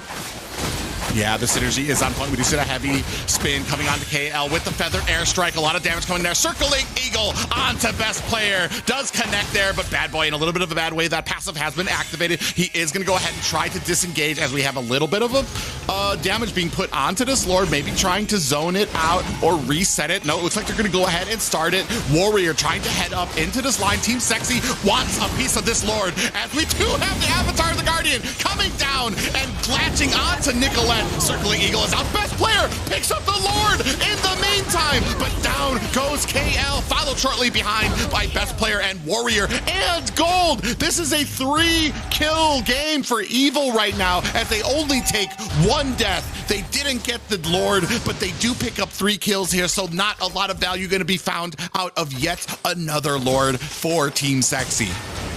And that is something that we really like from Team Evil, because they never give anything for free, and that's what you want to do. Especially if you're in a lead, you never want to give the enemy team any objective for free. Once they take the Lord, they're able to at least trade off some lanes, so they're able to defend this Lord and continue to stretch their advantage. What I like is, even though there's different picks here, it is basically the same game plan, especially by Little Nima here, basically providing a secondary tank here for the side of Team Evil. And his main goal right now, latch on to Farza. Don't let Nicolette ult there. And I mean, like, look at this. Look how tanky he is. Not even afraid to take on there. We do see KL coming in there. A little bit of a stun there as Wings by Wings is going to have to be activated. And down goes KL. A little bit of a mismatch here. We do see Avatar of the Guardian come down. Warrior does get taken down quite quickly here. Little Nima, look at all that damage that he's taking there. And best player coming in with a little bit of the spin there. Is he going to be able to take down Little Nima as he does go down there? So, and now we have a feathered airstrike coming down here. It is a 2-0 kill for the side of Team Sexy. So they are giving themselves a little bit of breathing room. Yeah, but Nicolette for this game, it seems like she is having a very hard time, because from early game to late game, she's being targeted. Maybe not, maybe in the early game with that just laning phase, it really comes down to just both players' mechanics as well as their mentality at the moment. But when it comes to this point of the game, every time she positions herself and try to engage in a team fight, like the Galatasha ults into her face and breaks her ultimate, and that basically makes her very hard for her to join in team fights. Yeah, it's basically you're taking out one of the biggest damage there. We do see Bad Boy kind of coming on to best player here. He is going to be taken back here. Does activate that lethal counter. Maybe a little early, not much value out of it, but you're right. Nicolette having a heck of a time trying to provide that suppressive fire here. Warrior is going to get a little bit of slowed here. I don't think they're going to go ahead and try to go for the kill here, but even that mid tower, just a sneeze away from death. All Evil needs is just a tiny bit of a push. They're going to be able to take that down, but there are 8 seconds left on this Lord. Yeah, Lord that both teams want to at least contest and try to contest for it. And we see already Uranus is roaming back towards mid lane because Galatasha did not push down the lane. So there's really no point of pushing the lane completely down. Yeah, we do see the ult coming in for Little Nima. Does miss wide there. Feather Airstrike is coming down, putting some damage onto the rest of Team Evil, and they are a little low right now, so they are not in a great position. Warrior diving in. What was that? And he does get taken down by Nishi. And unfortunately, what a misplay there by Team Sexy. Kai diving in and getting taken out quite quickly by Nishi. And we do see, just as they weren't in the position before, Team Evil is now in prime position to start on this Lord. 4v5 right now, and Team Sexy kind of in a bad way. We do see that Circle of Eagle coming out there. Galatasha is going to be able to follow there. Look at the tankiness from Little Nima. He does activate that Avatar of the Guardian. He does get taken out, but his job has been done. He zones out the rest of Team Sexy, so Team Evil can pick up this Lord. Yeah. With especially with tanks right now, personally, I feel like with the especially with the picks that Warrior decided to pick both games requires it's hard to execute. So both Akai as well as Alice requires certain level of communication with your team as well as your mechanics, like small details in your execution for them to make a huge impact in the game. Otherwise, it's gonna be very hard to play that role that you selected. So I personally feel like maybe the picks that so far Atlas as well as Akai is not the most comfortable for Warrior. I feel like sometimes, I think we've all been in that position where we meant to kind of dash away and accidentally fat-fingered it and dashed ourselves right into the enemy. Maybe that was what was happening there with the Kai there. We do see that Feather Airstrike coming down. It's going to be able to clean up this Lord here, but we do have lanes crashing in up at top as well as at the mid. Down at the bottom, there is a little bit of an exchange here. We do see another tower going down for the side of Team Evil, and they are left to inhibitors and one more tower, which looks like it might be taken down quite easily by the side of Team Evil. Yeah, they're going to go ahead and clean that right up. Nothing but inhibitors left here for the side of Team Sexy, and Uranus might have lost a count of where he was right now, battling it out a little bit with Gatakacha there, losing his place there. We do see the Feather Airstrike coming down and dropping Clinch just a little bit low. Big engagement here as we see the Circle Eagle coming down, latching onto Nicolette. Avatar of the Guardian comes up, and that immortality has been activated. They might be a little too deep for the rest of Team Evil to follow up, and they are being cleaned up. Down goes KL, and down goes Little Nima here as well. We do see that they are in chase. Team Evil on their back foot right now, losing towers as well. Is there gonna be, oh my god, Lethal Powder comes out, but best player does misjudge the damage he's able to do on it, and look at the damage. Blast Insanity comes down, and here comes Nicolette with that Feathered Airstrike, trying to put on the damage here, but not able to help as more team best player and Rimuru do pay for that engagement with their life. And right now it has been kind of evened out a little bit. They had Team Sexy with a very strong counter push there.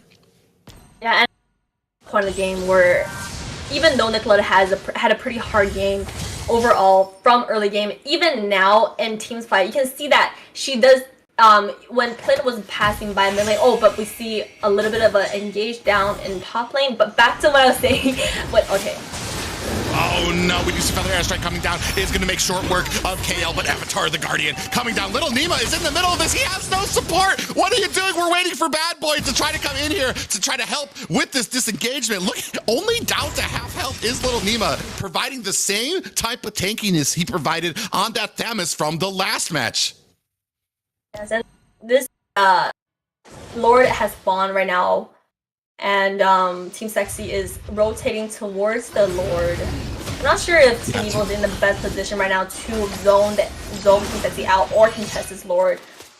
Yeah, but it is a little slow game right now. When you see the Feather Airstrike coming down, Nishi is going to use that brilliance to kind of get away on this Lunastra, and they are in a great position. Lord down to 10%. Team Sexy is going to be able to try to pick this up, and finally, a Lord without a death on the side of Team Sexy. Have I spoken a little too soon? No, Nima is going to be in a bad way here. I'm not sure if he's going to be able to get out of this.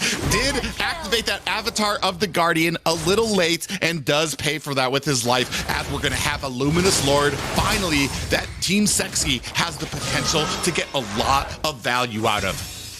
And at this point in the game, Team Sexy gained back their momentum, and they're rotating more as a team right now, where they're grouped up together, and the front line is tanking a lot of damage, providing space for Farsa and Brody to do damage and reach the back line. Yeah, we do see the lanes starting to sync up just a little bit. Lord is going to meet some minions here in the mid. Brody at the top trying to do his best to kind of sync up that top lane. And we do have a Luminous Lord onto these inhibitors. In comes Warrior, but man, again, he's going to have to activate that immortality. And Last Insanity comes out, takes Warrior down. Nishi goes down to the hands of best player, and the Lord takes out another tower. We do have this Feathered Airstrike. It is sieging onto Team Evil. Are they going to be able to pick this up? Lord goes down. Avatar of the Guardian picks up 2 right now. Best player goes down right now, and it looks like that the Team Sexy is going to have to disengage. Look at the damage on the tower. Are they going to be able to get it? Tower lock, for the love of God. They are, look at the defense that Team Evil is trying to mount here. And now they are pushing off Nicolette and Rimuru on this tanky hero.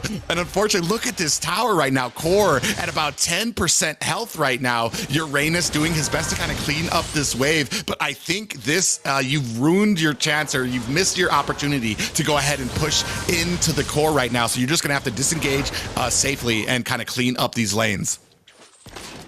It does provide a lot of weight clear, and the tower lives with a slither of health, but it does put Evil at a position and being very, like, they have to be very defensive right now and watch out for the lane, especially when you have a Uranus on the side of Team Sexy. When he's able to sustain that much damage and always keep on roaming around the lanes, pushing the lanes back so that someone has to defend the base on the side of Team Evil.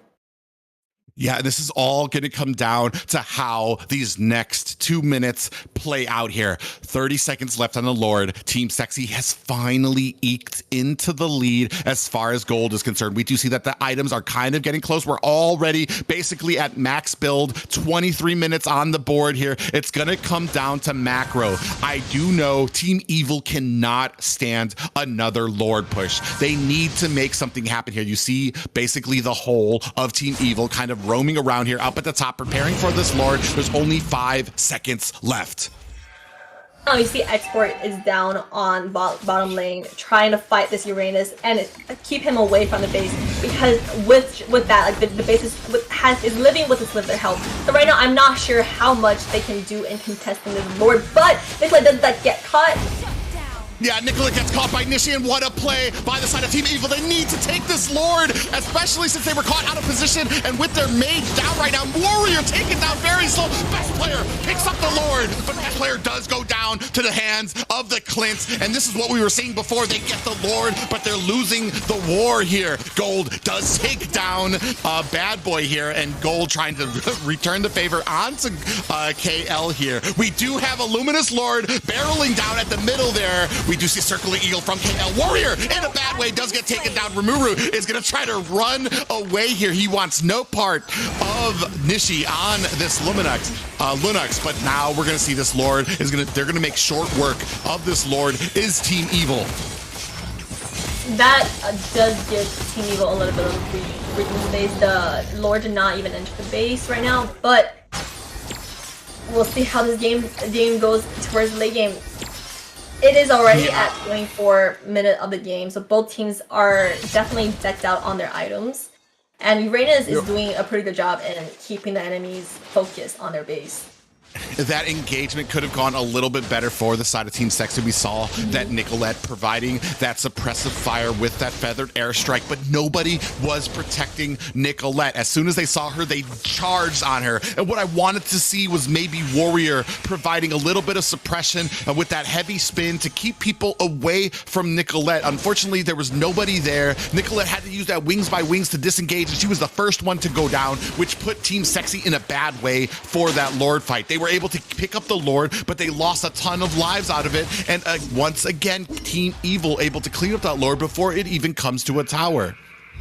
You see the humongous damage provided by Nicolette's feathered airstrike. It does immense damage, but all she really needs is someone to just peel her and offer some suppression, offer some heal to protect her in order for her to do the damage. And yeah, Avatar the Guardian does come down there. Little Nima in a little bit of trouble as the rest of Team Evil charges into the front line of Team Sexy. We do see a Circling Eagle does latch onto Nicolette, but they are a little deep right now. Is this the fight that you want? Feathered airstrike coming down. Warrior goes down to the hands of Clint, and right now Nicolette is going to have to disengage with that wings by wings, and they are trying to give chase to Gold, who is like on his way out, has hit that Nas, but look at these waves on the side of Team Evil's core. They have to answer this. They only have like a few seconds to either make an engagement go into their hands, or they have to return to base to try to push these waves.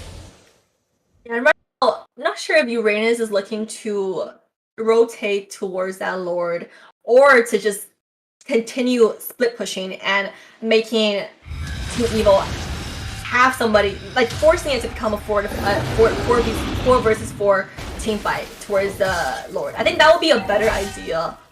Yeah, it's really interesting because we do have the Luminous Lord coming up, and look at this bottom lane. Remura is trying to backdoor here. I'm not sure if this is going to be enough because we do have a player down on the side of Team Sexy, which means we have a 4v3 up at this Lord. They have started on it, has Team Evil. It is down to 2/3 health. KL taking a little low. Best player taking a ton of damage. We do see gold coming in here. A lot of damage here. Oh my god, the lethal counter does come out. Feathered airstrike coming down as well. Are we going to be able to pick up this Lord?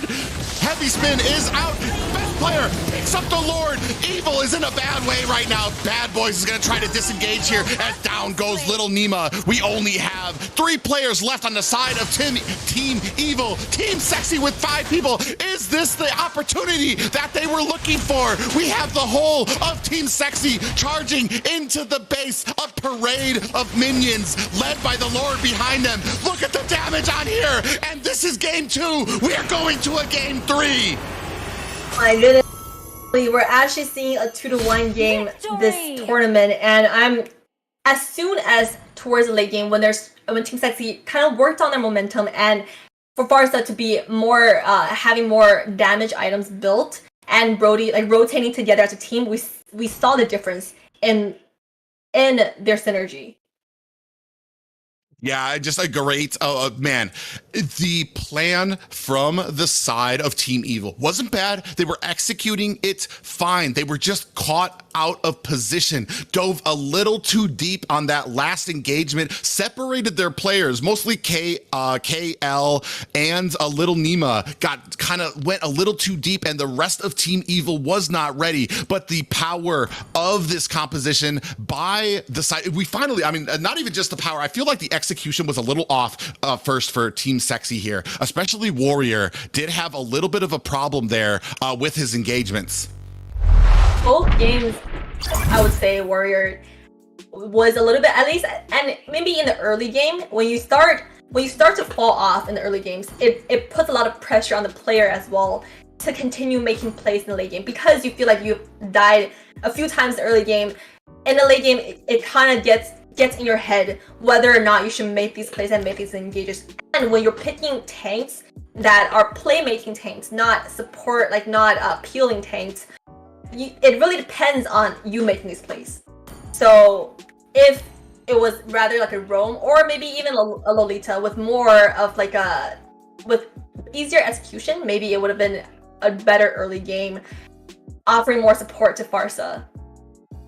Yeah, but I feel like the biggest challenge here right now is how well we can set up these engagements. We saw a lot of value out of that Akai when he was able to land that heavy in and pin somebody and actually do what he was supposed to. Unfortunately, that's a kind of a double-edged sword right now for Team Sexy, as we saw Warrior did get caught a lot, and it's kind of set off a lot of plays that went over to the side of Team Evil, whether it was him getting caught because he dashed into the enemy, not being able to protect Nicolette from those feathered airstrikes that Sheik was able to provide. So I mean, the last match they finally able to put it together. All they needed was one opportunity there at the end to kind of bring it in. So good job by Warrior, finally able to kind of focus, finding his little groove in there for those team fights, and able to help with his Team Sexy to go ahead and claim that victory. And especially towards mid-late game, when we're seeing Team Sexy finally rotating together as a team, 5-man rotations, when Uranus starts to joining in the team fights, as well as towards the late game, like very late game, when they got all the inhibitor towers down from Team Evil, Uranus is doing a very good job at keeping the enemy stuck at base. And that was probably a big point of it too. Uranus there on the split pushing there. So they had lanes over there that needed to be answered there. And Uranus was free to kind of come back, join the fight. So it was basically a 5v4 there. And that was a bad move for the side of Team Evil there, because they were outnumbered. They were able to, but I don't want to say it was all Team Sexy, because I want to say that Retri that could have gone either way. It comes down to the fast hands of whoever, because both Export and Belmont were up there. Belmont had already used his lethal counter, so it was basically Retri versus Retri. Unfortunately, for the side of Team Evil, Best Player was able to win that out. But with the last Lord fight, Best Player was in a better position to secure that Lord. There were more of his teammates around him, zoning the enemies out for him to secure that last Lord. And he was higher in his health bar and towards the last Lord fight in securing that Lord. And I really like how they were able to come back from a rough early game and from a defeat in the first game to make this comeback in the second game. I'm very excited for the next game coming up. Yeah, but all this leads to our very first actual best of 3. We're moving on to a game 3. We didn't think it would happen, but here we are, the day 4. But we're gonna go ahead and move right into this third game. What do we think? What do we think that we're gonna be seeing taken out of this, out of here first? Honestly, I would feel like both first 2 games, Nishi did a lot on the Lunux, especially in the early game when we see how aggressive she was towards Nicolette and just pushing Nicolette back from helping out in a team fight. But I don't think it's practical to ban out a Lunux. So Franco caused so much problem first game, and KL is a very good tank. He has shined a lot throughout the past 2 games, even on the Matilda with engages and the Circling Eagle is always on point. Yeah, a very interesting point there too. I mean, it's not practical to ban out the Linux. Maybe you don't want to go for such a heavy tanky composition when you know what they can pull. We were wrong though. Oh yeah, apparently they actually banned out the Linux. They're done with it. They're over it. They don't care what it's gonna cost. They're like, that, get her out. Nah, that's too much, especially when you're going with such a tanky composition. So I mean, good on the side of Team Sexy. They're not gonna allow that to come out anymore. So definitely a big respect, man. Like I said, it's not practical, but man, Nishi was just on fire. So yeah, definitely a respect ban for Nishi there. Your team is banned. And just throughout the early game, I was kind of in my head, I was in Farsa's shoes, and that amount of aggression and that positioning from Nishi, that harassment in the early game, I can feel the pain of from a Farsa's player not being able to even get close to team fight, especially with Yarakacha having like diving into you at any second. So it was a good idea for Uranus to kind of make it a 4 versus 4. So at least we take out one person from Team Evil, so far as that can have more breathing room and do more damage and get to the back line and do what she wants to do.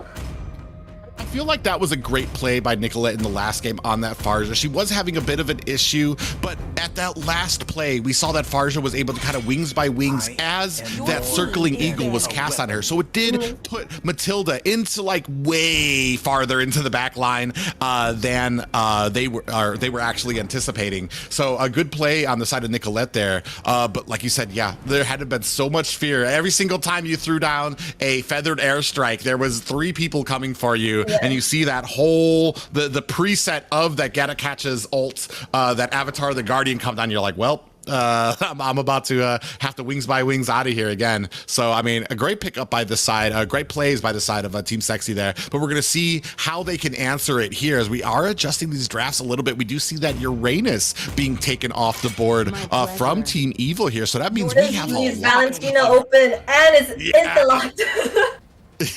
Instantly, not a thought, not even she. You can tell that they were just tapping the heck out of that to go ahead and pick that up. So we're gonna I definitely am interested to see what the side of Team Evil has in store, or at least the counter with this Valentina. And right now, I'm not gonna lie, I have been so impressed with Team Evil right now. For sure, and like we said, Valentina has right now still she has a 100% win rate when she's able to be picked in the tournament so far. So I feel like leaving Valentina out is very dangerous for Team Evil.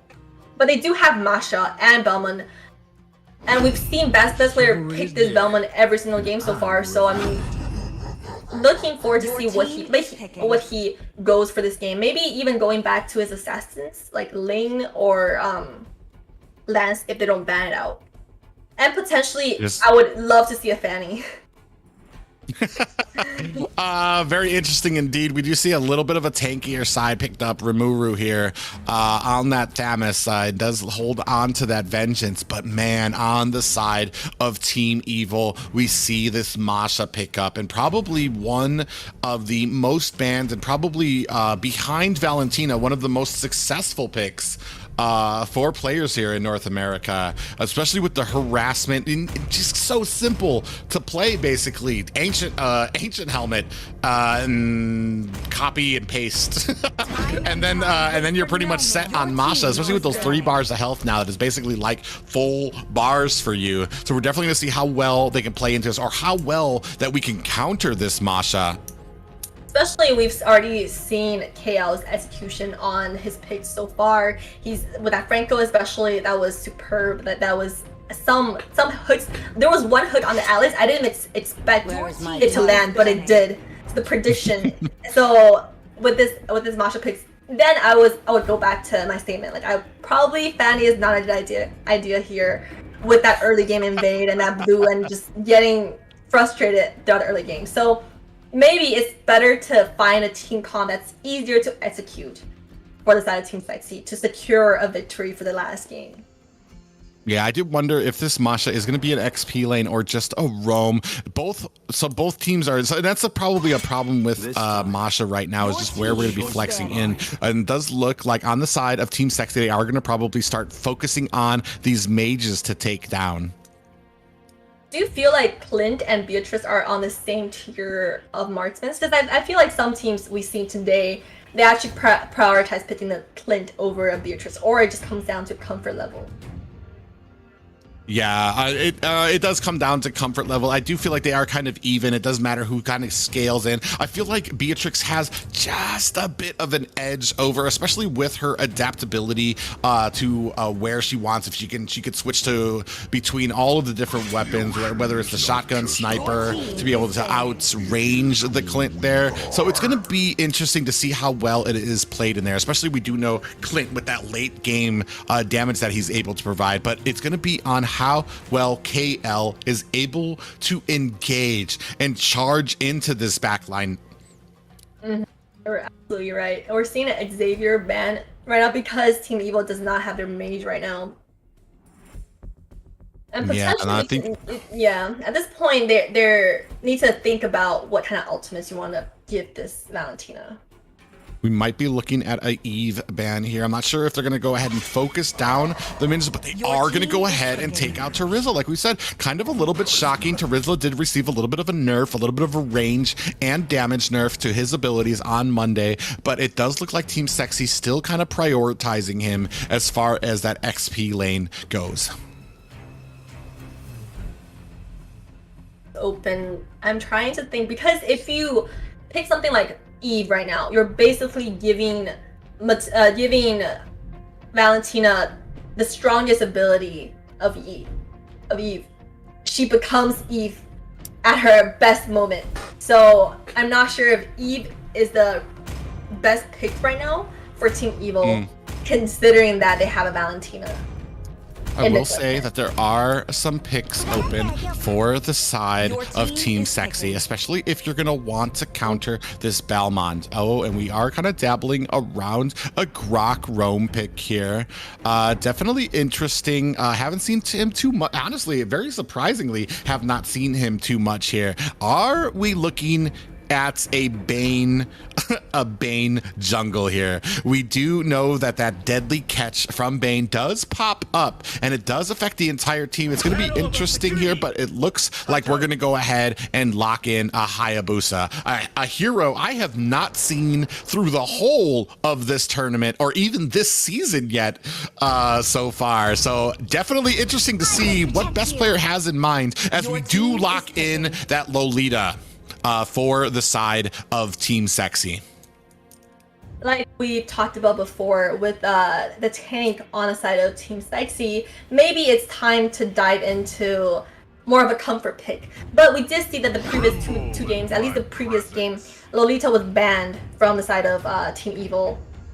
So this game, I really like Team Sexi's composition overall. It's a balanced team comp, even though Hayabusa has not been played so much during this tournament, but we know that Best Player is very strong in his role as an assassin.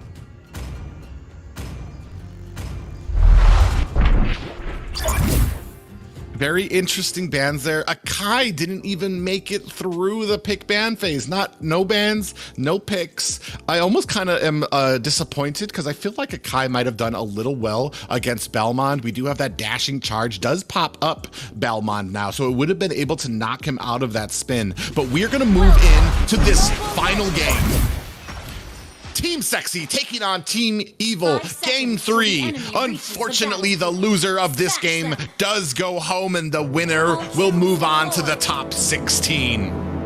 It's go big or go home for this game. Yeah, it is. And we do see a little bit of a duo here. Oh, and already KL making his presence known, gonna dive right in onto this buff. Best Player is gonna be forced to disengage. Look at the damage. Best Player's already down past half health. Is this gonna be enough? Nicolette is sitting there trying to put on some damage, but is it gonna be enough? Look at this. Look at KL already down. He's going to be in a little bit of trouble here. Nishi is going to try to... Oh, my God. He's able to get away. That has to be so frustrating. Oh, my God. And look at the health bar just popping right back at you. Like we were saying earlier, with an assassin pick, when you have Masha on Evil side, picking any assassin is going to have a very hard time. Or any buff-dependent heroes. Yeah, and they're definitely going to have some. So I do question it, but as you start moving on to the mid and to late game, I do feel like Best Player is going to have a little easier time trying to pick up some of these squishier heroes here. But with that Phoveus pickup, you might have a little bit of a problem with, especially with the dashes that you have on the Haya, activating that demonic force from Phoveus and allowing him to kind of come in and like really shine through a lot of these team fights. But we do see a 3v2 here. KL does get caught here. It's not really shaking him. He is in the middle of this fight, not really caring about it. We see Best Player picking up that gold minion as well. Again, it's interesting how every team fight, like every game so far in the early game, Best Player does prioritize on gaining his marksman and just helping his marksman farm in the early game. Yeah, we do see Team Sexy kind of collaborating here into the mid lane, are going to set up, try to get some position onto this turtle. A little questionable, though. I do think that they are trying to figure out where the rest of the team is. We do see Bad Boy going ahead, starting up on this turtle. Warrior doing his best to kind of combat that and get aggro on it. And we do see a little bit of a setup. We do see Lord, a turtle has been executed onto Bad Boy in a little bit of a bad way. Does get taken down early. And now Nicolette, we do see that Numenum Blast coming down, does not connect with anybody, but Team Sexy still on the chase. Little Nima in a bad way here. Too early in the game for him to be getting so greedy there, and that is a two for none exchange for the side of Team Sexy with that turtle pickup. Yeah, we can see here. Yeah. In the replay, we see Hayabusa coming in there onto Bad Blood, does get that down very quickly and able to pick up the turtle as well. And a little too deep was Phoveus, so he was getting picked off as well. Just a great engagement by Team Sexy and by Warrior there, able to zone them out. Even though he didn't connect with that Numenum Blast, it did do its work and zone out the rest of the team while that turtle got latched onto. For sure. And with this Phoveus draft, it is drafted very specifically towards Hayabusa, given that like he needs these heroes to have dashes. Maybe Valentina, but not so much. Maybe more towards Hayabusa. But there's a problem when it comes to drafting a specific hero to counter one specific hero, because towards late game, these junglers or like Haya's not gonna be alone. He's not gonna be alone all the time, and just overall as a hero, Phoveus might not do as much in the gameplay. And that becomes the problem there. So we do see a Numinum Blast lining up on here. KL is going to go ahead and charge in with that Thunderclap. Is going to have to disengage. Nishi taken down and taken back to the base there. Bad Boy in a little bit of a bad way is going to have to disengage there as well as we see minions crashing. And the team Sexi might actually be able to pick up this tower. A very dominant game so far in the opening 4 minutes. And they are 3K ahead already. Team turret has been destroyed. Scariness of Valentina in this current meta right now. She's not played as much in ranked games, but in this tournament scene, she's always banned, always picked. Yeah, and I feel like she still has a 100% win rate, even with the matches that we have seen here at the round 3. We do see KL hiding a little bit, not going to get much value out of there. His best player quickly picks up this turtle, and KL is forced to disengage. Bad Boy does get lashed on. Numinum Blast does come down, and stunned is Bad Boy. He does try to use that lethal counter, but it is not enough. Warrior does go down, followed quickly by best player. And right now, Nicolette, look at that IMU used to take out the rest of Team Evil. He's chasing down and is able to pick up the kill on to Nishi. She's both the hero, like she's inflicting so much damage at a very early point. We're only 5 minutes into this game, and you can see the amount of damage Nicolette does and the mobility that it provides. So it's such a broken hero. Yeah, and look at this right now. This is when Nicolette was able to come in with that ult, able to use it against Beatrix and then chase down Nishi. Right now, I think Team Evil is reconsidering letting Nicolette pick up this Valentina. Yeah, and she's so confident in the hero as well. When you win in the early game, it also affects your mentality. You become more confident in being more aggressive, and that's what you need to see from Valentina in the early game. She's doing a very good job executing it in the early game. This is a completely different Team Sexi than we have seen in the first 2 games. They have come to clean up. They are not taking any prisoners right now. We do see the duo, actually a trio right now at the bottom, but we just have the Demonic Force coming down. Little Nima in a little bit of a bad way, taking a lot of damage, does get cleaned up quite quickly, and we were talking about this pick. Unfortunately, like, it is a very specific counter coming down, but man, you still have a Phobius on your team that you have to manage with. When you use that Demonic Force, the rest of your team has to be there to disengage. Nishi is there. Is going to be taking a lot of damage. Is trying to get away. I don't think she's going to be able to, and does go down to best player. We see Bad Boy kind of charging in here. Nicolette trying to dodge out of the way. Lethal counter of Nicolette's own is able to assist with the pickup onto Belmont. See her just picking, like, I am Belmont, I am Beatrix, I am anyone, and I'm still dominating your lane. I'm still dominating the team fight. Yeah, basically using these ults to, like, just great satisfaction is Nicolette. Almost better than the players on Team Evil are using them right now. In a very commanding lead, 24K to 17 for the side of Team Sexi. We're only in the 7 minute mark right now. Look at the gold. It has been all Team Sexi for this entire game. We do see Numinum Blast come down. KL is going to use that Thunderclap to go ahead and stop the Numinum Blast, but it doesn't stop the rest of Team Sexi from taking on this tower. For this game, for Team Evil, it might even at one point come down to just stealing some objectives with split pushing, or trying to catch Haya out position, but we're seeing a team fight going down mid lane. Haya does get caught.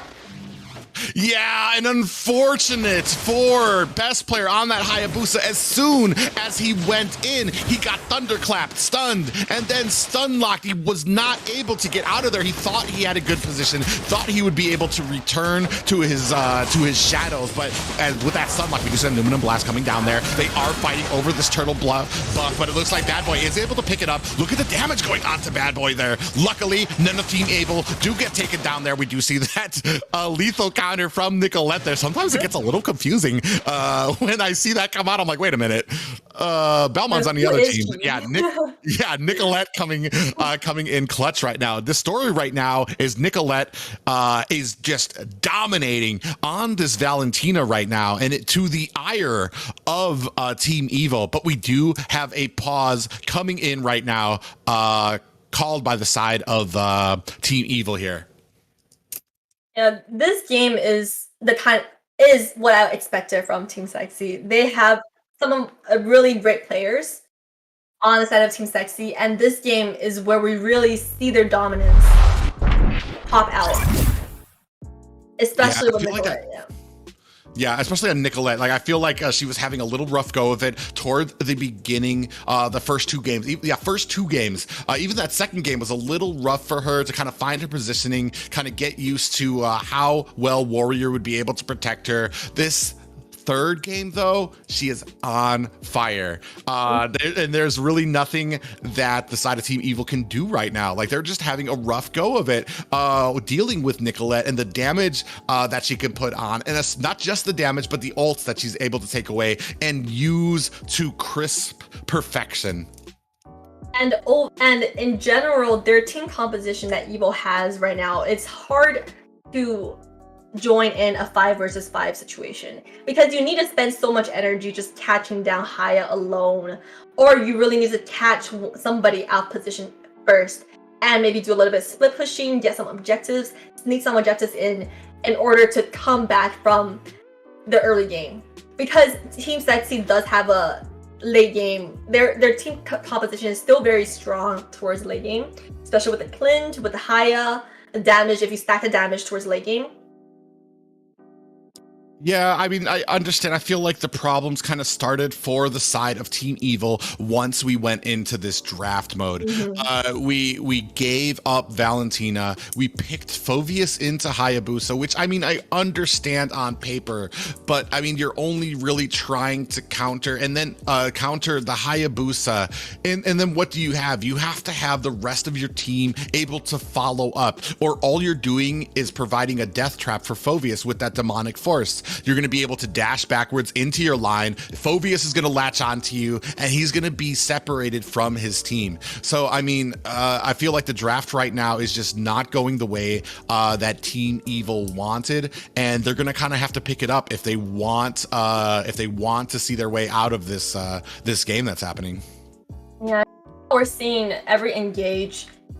Team Sexy is basically sweeping Team Evil at this point of the game so far, especially with Valentina's very strong early game. Just starting from level 2, she's already doing a lot, and with her first and second abilities, like the dash as well as the damage, it does a lot of damage starting from early game, just even without the ultimate.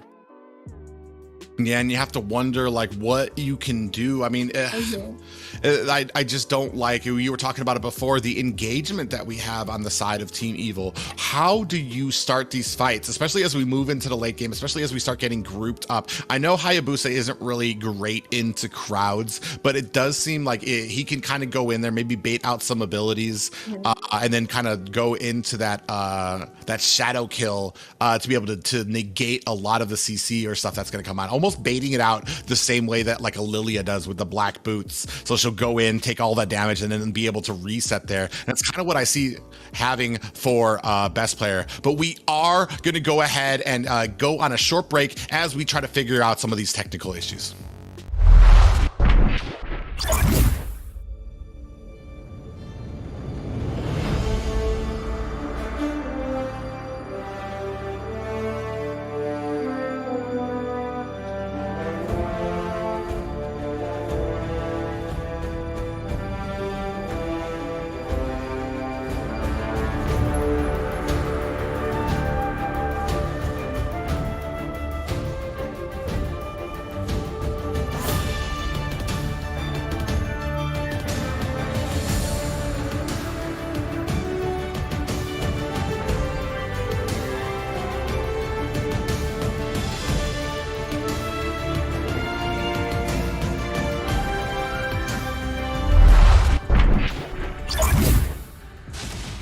Miss us? That was a long break, and I hope you guys are prepared and were able to do everything you wanted to in that long period of time. But we are ready to get back into this game.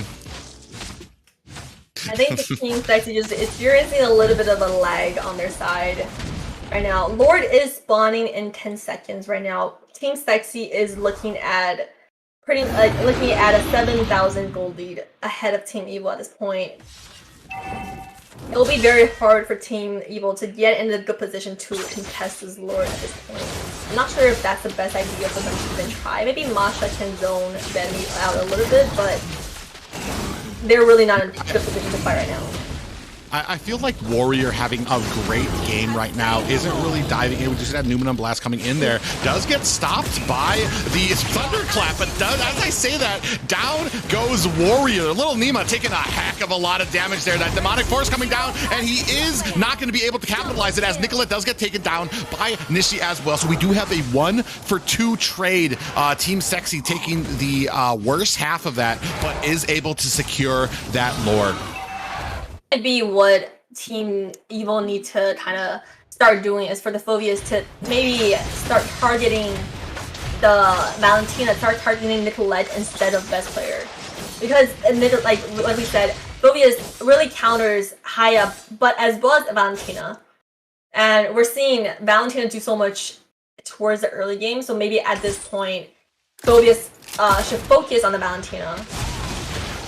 Yeah, he has been having a little bit of trouble there, especially since Haya can kind of pull out of the damage with that that shadow kill, so he's not going to be taking any damage. So maybe the smarter target would be the Valentina, but we do see a lot of damage coming on. Nishi does get taken out as we see that shadow kill coming down from Best Player, but he might be in a little bit of a bad way. Oh, Bad Boy got stunned out of his first lethal counter, but does pick up the kill onto Best Player with that Hayabusa. Little Nima, it is coming down with that Demonic Force, but right now, 3 kills going over for the side of Team Sexy, and it looks like Team Evil is in a bad way here.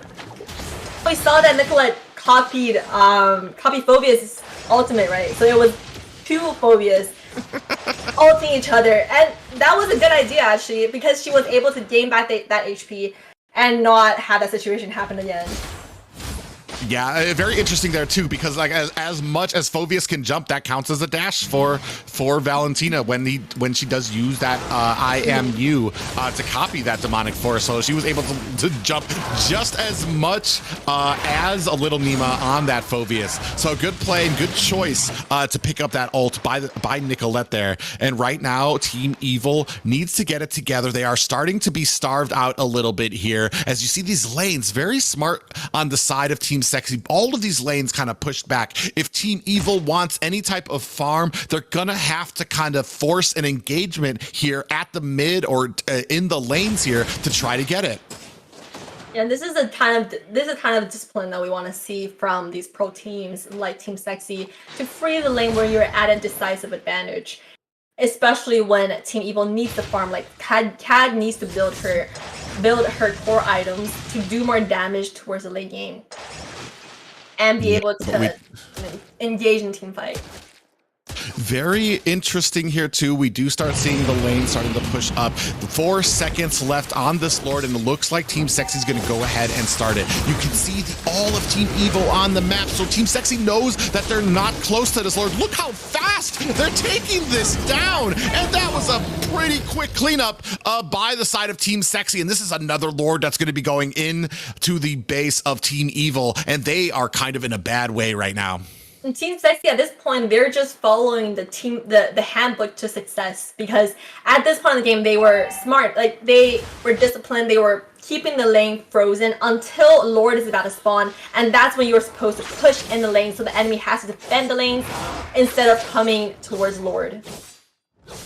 Yeah, we do see this purple being picked up here. Luminous Lord is crashing down at the bottom. We don't have the lanes perfectly synced up right now. Top and mid are going to go ahead and crash in first, but we do see down at the bottom, Gold is escorting this Luminous Lord, and a lot of damage about to come in. We do have this Luminous Charge coming in. Look at that. Takes the tower down right away, but we don't. Oh, the Numenum Blast coming in, and still gets thunderclapped out of it. Warrior having a heck of a problem there. We do see this Demonic Force in the back lines.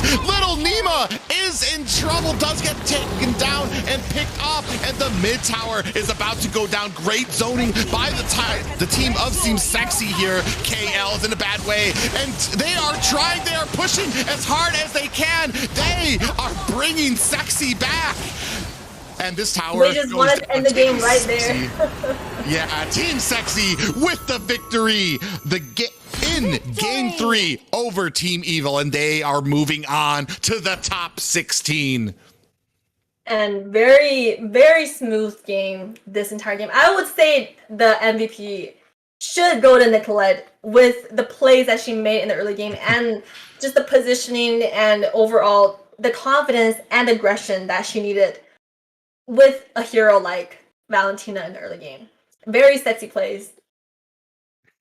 Yeah, very sexy plays from the very sexy team. A very wide difference from what we saw from those first two games. They were done messing around on this third game. And even Warrior, I feel like a little bit more comfortable on this Lolita, even with getting the Numenon Blast countered, wasn't really feeling it too much. We do see like that MVP did go over to gold there. Like I do kind of agree. Nicolette was kind of a prime player in this. I feel like that one death isn't really worth tossing the MVP to somebody else there. But oh man, what a great job. Not just, I know that last game didn't really look great for Team Evil, but man, this whole series, so exciting to watch.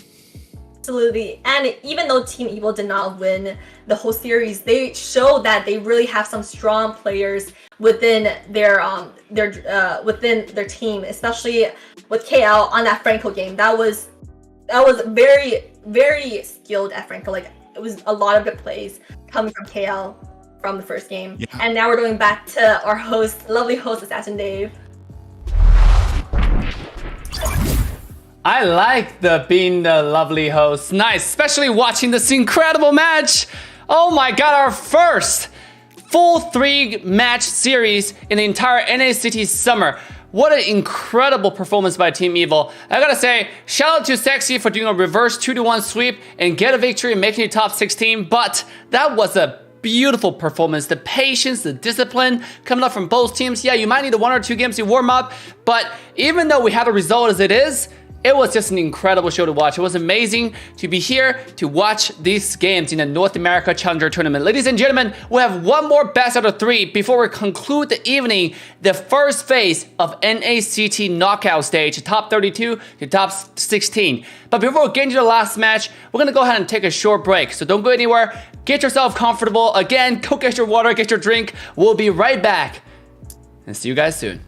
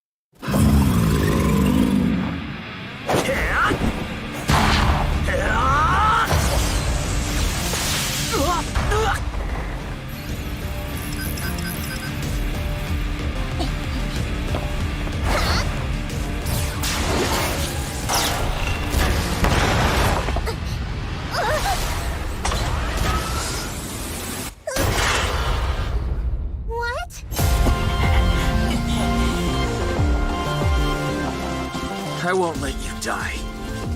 Yeah, the game is more fun in co-op. The M on its chest! That's the weak spot! By the way, I'm Wan. Pleasure to fight with you, Wan. Call me Yin. Name's Link.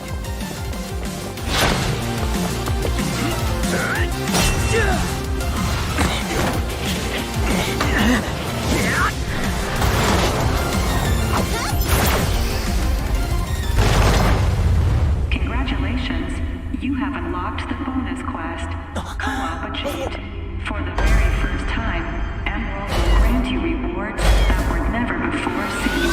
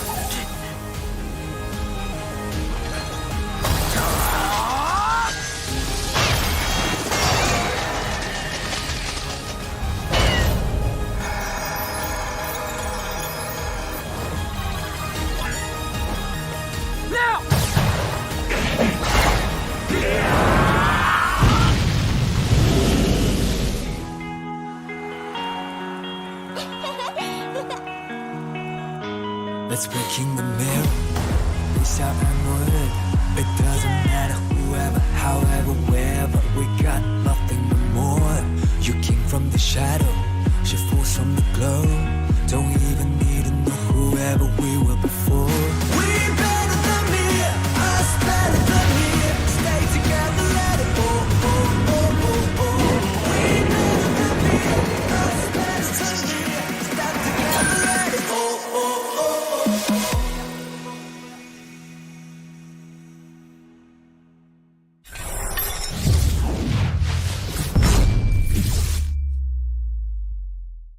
Dare to dream. Well played to your new world champion of F1. Rise to the challenge. Red Esports are your M2 champions. Another world champion, Blacklist International.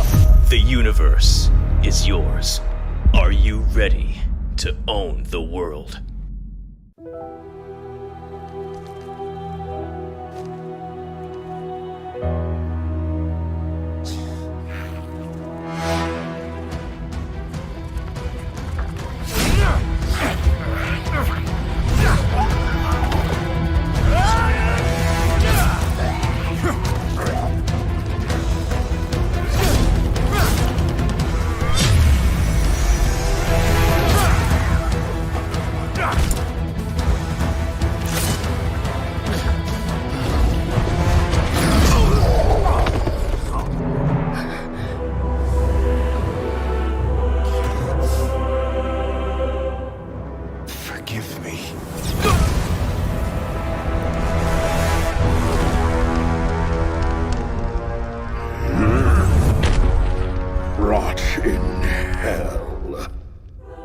Nothing can stop them now. Not Leomord. Not even the mist. An oath is an oath. Leomord won't leave us.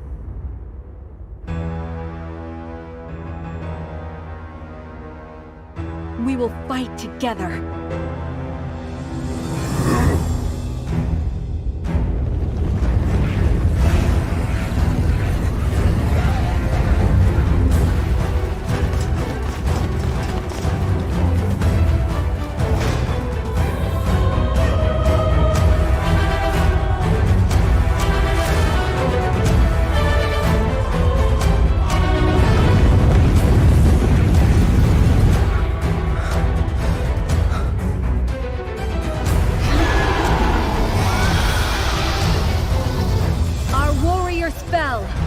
like 100 years ago. For Richburg! If this is our doom, I'll console myself we fought together.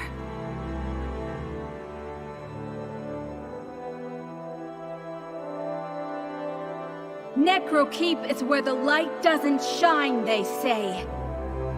But we make our own light. We hold our ground! Vexana, I did it!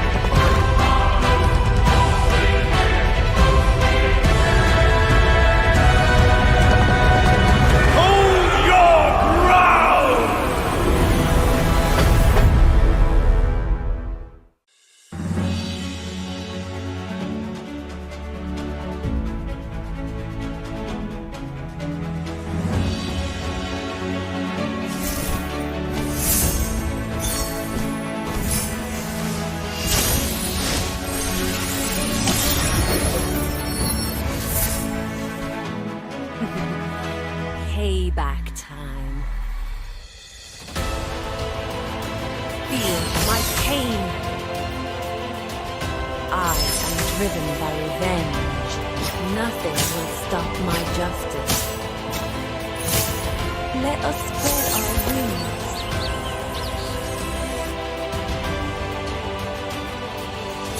Nothing will stop my world in the sky.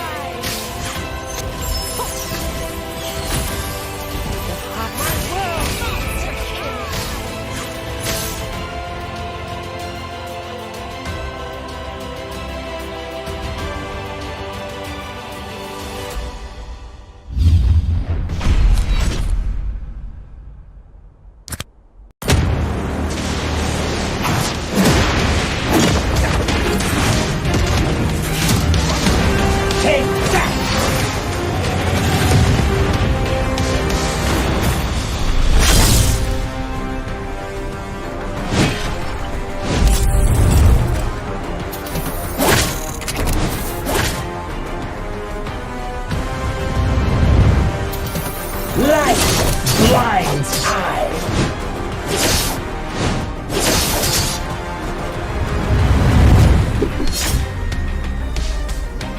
Deadlight spear.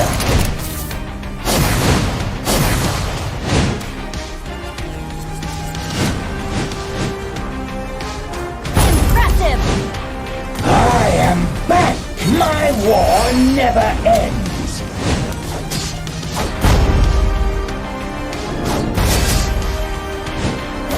The Abyss! Welcome to Deadlight Spear! Legendary!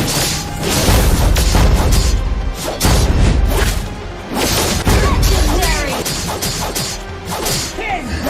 Bleeding Fury! Double kill!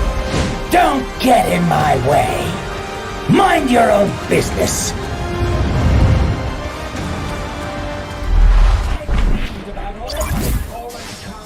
All right, ladies and gentlemen, boys and girls, humans and pets alike, welcome back to the North America Challenger Tournament Summer Season, the last match of the last night of the Phase 1 in the knockout stage. Yes, this is the last game that's going to decide who is going to be the last contender for the top 16 of the North America Challenger Tournament. Very, very exciting match featuring NovaCore and Lunastra. I cannot wait for the match to start. And I think all the viewers were in their chat are sitting, waiting for the results, while waiting for the competition to start. I think both teams are ready to compete. So without further ado, guys, let me quickly send it over to our incredible casters desk. Make sure to follow our casters, Private Dancer, as well as Lizbeth on their social medias. This way you can follow their future content, and as well as their journey in the Land of Dawn. Let's go. Thank you, Dave. And we are back. Last series of the night. It's going to be NovaCore taking on Lunastra. Man, and the last match we just cast, if that was any representation of what we're going to see here from these two teams, man, I can't tell you how pumped I am for this. Can't wait to go back to Land of Dawn. Yeah, so we're gonna start getting ready here. We do know that NovaCore, Lunastra is kind of undefeated here right now. We're gonna move into these ban picks though. And definitely it's been interesting. This entire night we have seen kind of those nerfs that came out on Monday, kind of affecting where we see Terizla. I think that was the big, the victim of the Monday night nerfs so far. Terizla not really getting a lot of love anymore. A lot of teams kind of looking to kind of like, they're looking past him now as far as the XP lane is. But surprisingly enough, we see a Minotaur ban from the side of Lunastra.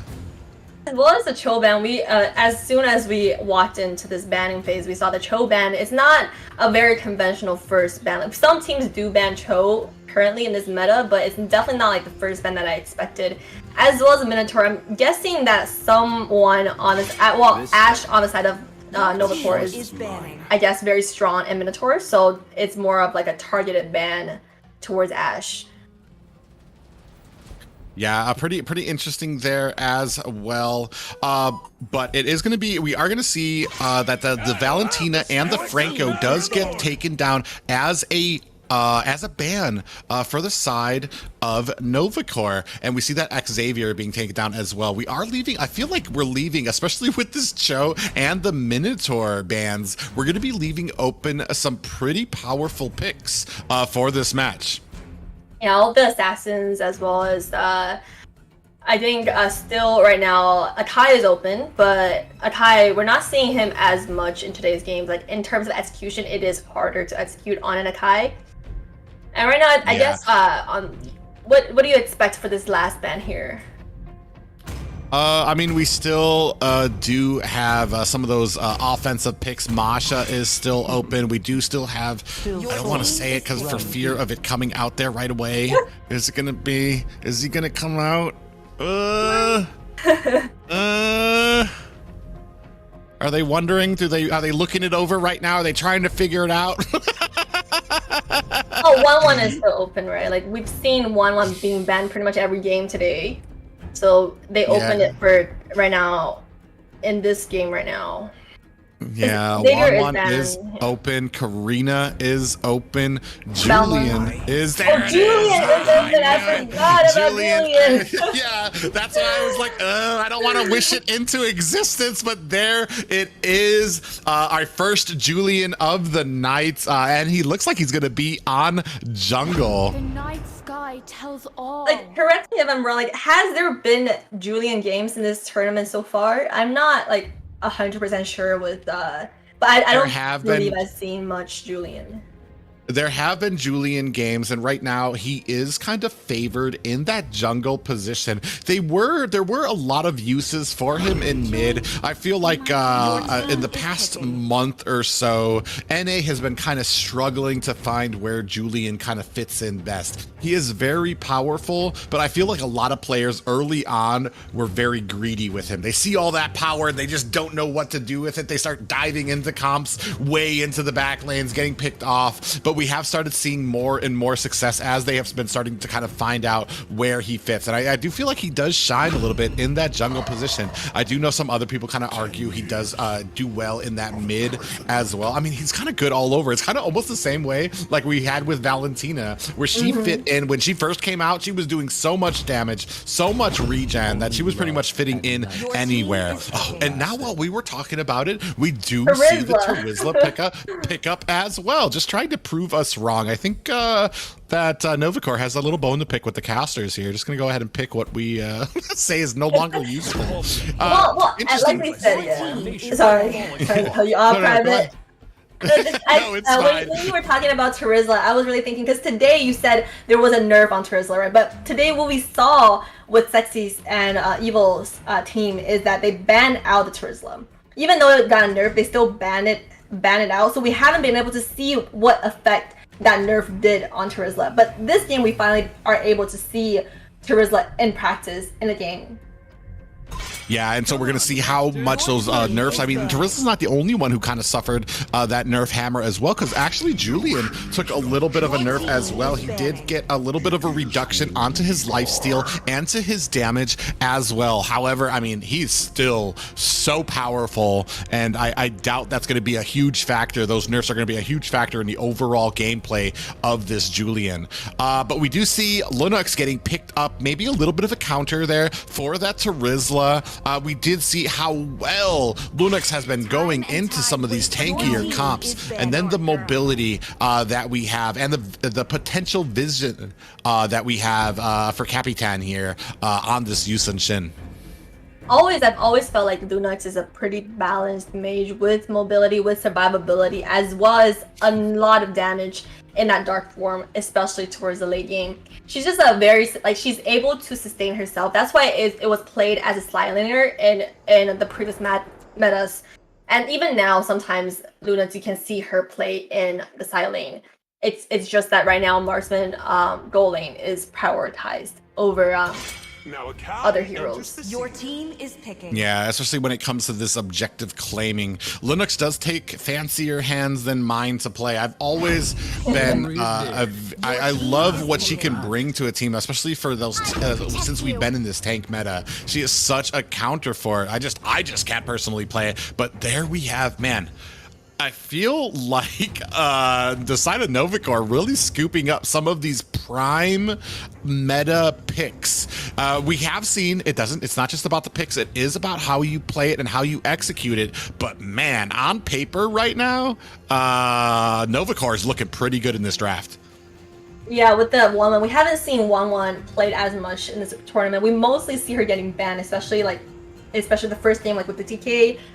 With Zia being very dominating on 1-1, as well as in over SCs, like in tournaments, 1-1 is a very prime marksman on the gold lane. But surprisingly in this game, Lunastra didn't really pick it up, allowing unfortunately, Clint is a counter for Wanwan. So we're definitely, and especially with Wanwan already kind of having a slow farm at the beginning of the game, we're definitely going to probably be seeing NovaCore trying to support that lane, probably with a duo there, because if they don't, I don't really like how Wanwan might fare in this early game. Yeah, so Ashe really needs to provide some vision and support in the early game to allow Wanwan to farm, and towards when 1-1 joins the team fight, it really comes down to hero luck. So with 1-1, there is a skill cap on playing this hero. You do need to have some mechanics, especially like fast hands, fast fingers, and locking down, selecting who you use that ult to. And that's what I feel like the first average 1-1 player to a really good 1-1 player. Yeah, but we are going to get started here. Game 1 of the last series of the night. It's going to be NovaCore taking on Lunastra here. Game 1. Thought they were saying ban, but good luck, I guess. They're wishing good luck on everybody. Good luck, have fun from both teams. Good show of sportsmanship by both of these guys. And we are, opposite of what I thought would happen, is we're seeing a duo lane onto Wanwan. And look at Grok already going in there, down at the bottom. A little bit of engagement there. Seth is going to have to back off there, and already getting a ton of harassment on his side here, especially with that early game that they have there. So we might be seeing a little bit of a shutdown right now, or can Seth kind of get macroed up? Like 1-1 in the laning phase, it's not that problematic. She can clear the wave pretty easily with that first skill, as well as the just basic attacks. So she shouldn't be facing that big of a problem. It's just when it comes like towards when you see Grok, like, or you don't know where Grok is on the enemy side, you need to look out to be a little bit passive and just stand behind the turret. Yeah, we do see a little bit of an engagement here. That mountain, that ult from the Yusun Shin coming down right now, trying to get a little bit of vision as Sid is coming in and going to go ahead and clean up that gold lane, or that gold minion. And Turtle is spawning at about like 15 seconds, but Yusun Shin right now, they're trying to find maybe like a space to have a gank towards the gold lane. I think throughout today, both like all junglers are prioritizing gaining the gold lane.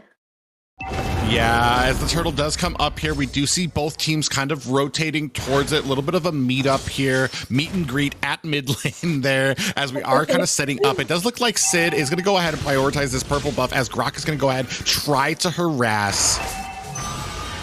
Ooh. Nice pick up there. Shout Poppy in a little bit of trouble. Is going to have to activate that brilliance. And in comes the falling star moon. Sid in a little bit of a bad way. Cloak. Sid goes down first, and Ash is in a little bit of a bad way. Is getting collapsed onto as Azazel is not going to be able to pick it up, as Liquid Power is there for the disengage. But over at the turtle, we do see that Lunastra Capitan is going to go ahead and pick this up without much question from the side of NovaCore. Very good reaction from Lunastra with just zoning the Julian out and forcing him to retry that, as well as following up and with the Esme rotating towards this lane right now. Great pickup by Azazel on that Esmeralda, catching 3 of them with that falling Moonstar, able to pick up the kill and then kind of move on the rest of them. We do have a little bit of a pause here, both teams. We do want to make sure that these games are even for both, and that does include making sure that we kind of sort out some of these lag issues. Not the game really not too leaning too far in either direction. We do see that the first turtle did go over to the side of Lunastra. It's only a 0-1 game right now. Not a high kill. Both teams really kind of being a little bit more patient. And I do know that the later game does benefit NovaCore just a little bit, but they are having just a little bit of trouble with some of these engagements, especially kind of getting baited out a little by that brilliance. Brilliance from the Lunox, which kind of opened up for Lunastra to come in with that Esmeralda and pick up that kill. You're absolutely right. And this is when in a team, you need to start looking out for ultimates, their cooldowns, when somebody used an ultimate, when somebody used a battle spell. You really need to have these in your team, like in your communication between your team. You need to start looking out for this. If you see Luna to use her brilliance to calculate when is that coming back up, or when is a sprint, a flicker coming back up, when does this person use a retry, it's all very important. Yeah, almost into the fact that you kind of want to zone her out, or try to just, you have to bank on the ability, on the fact that she is going to be using that brilliance. Maybe even not kind of focus her down right away, kind of maybe try to push her back while you focus on one of the other squishier heroes to kind of go after, because you're going to be baiting out abilities once that and then she's going to use that brilliance. And that last engagement wasn't even really baiting out abilities. They kind of followed towards it. There was a nice little choke point there right next to the tower, and Esmeralda was kind of able to find that with that falling star moon, almost to the ire, almost 3 down there. But luckily for the playing, they only took 1 down. But we're about to get right back into the game. You said for Team NovaCore, they might have a little bit of an edge towards late game, especially with the Sicilian getting his stack up. But Luna's almost getting caught. Very fast reaction from the Grok. Yeah, great reaction from the Grok there. We saw that Numenum Blast coming out, and Totnak coming in with that wild charge, able to knock Ash out of that ult and save Lunux. Chow Poppy on that Lunux there. So great play by Lunastra there. Yes, throughout the early game so far, Team Lunastra is doing very well, and they're playing as a team, knowing when to rotate, knowing when to be there for your team in these situations. And they're just doing a great job with Esmeralda, as well as Grok saving his teammate. Yeah, a little bit of trouble here for the Wan. Seth having some trouble here. We do see the cutting the lane there. Now they are at the tower. Ash in a little bit of trouble. Numenum Blast does not connect, and down goes Ash. Seth is not going to be able to do much. There are 4 people. You don't want this fight.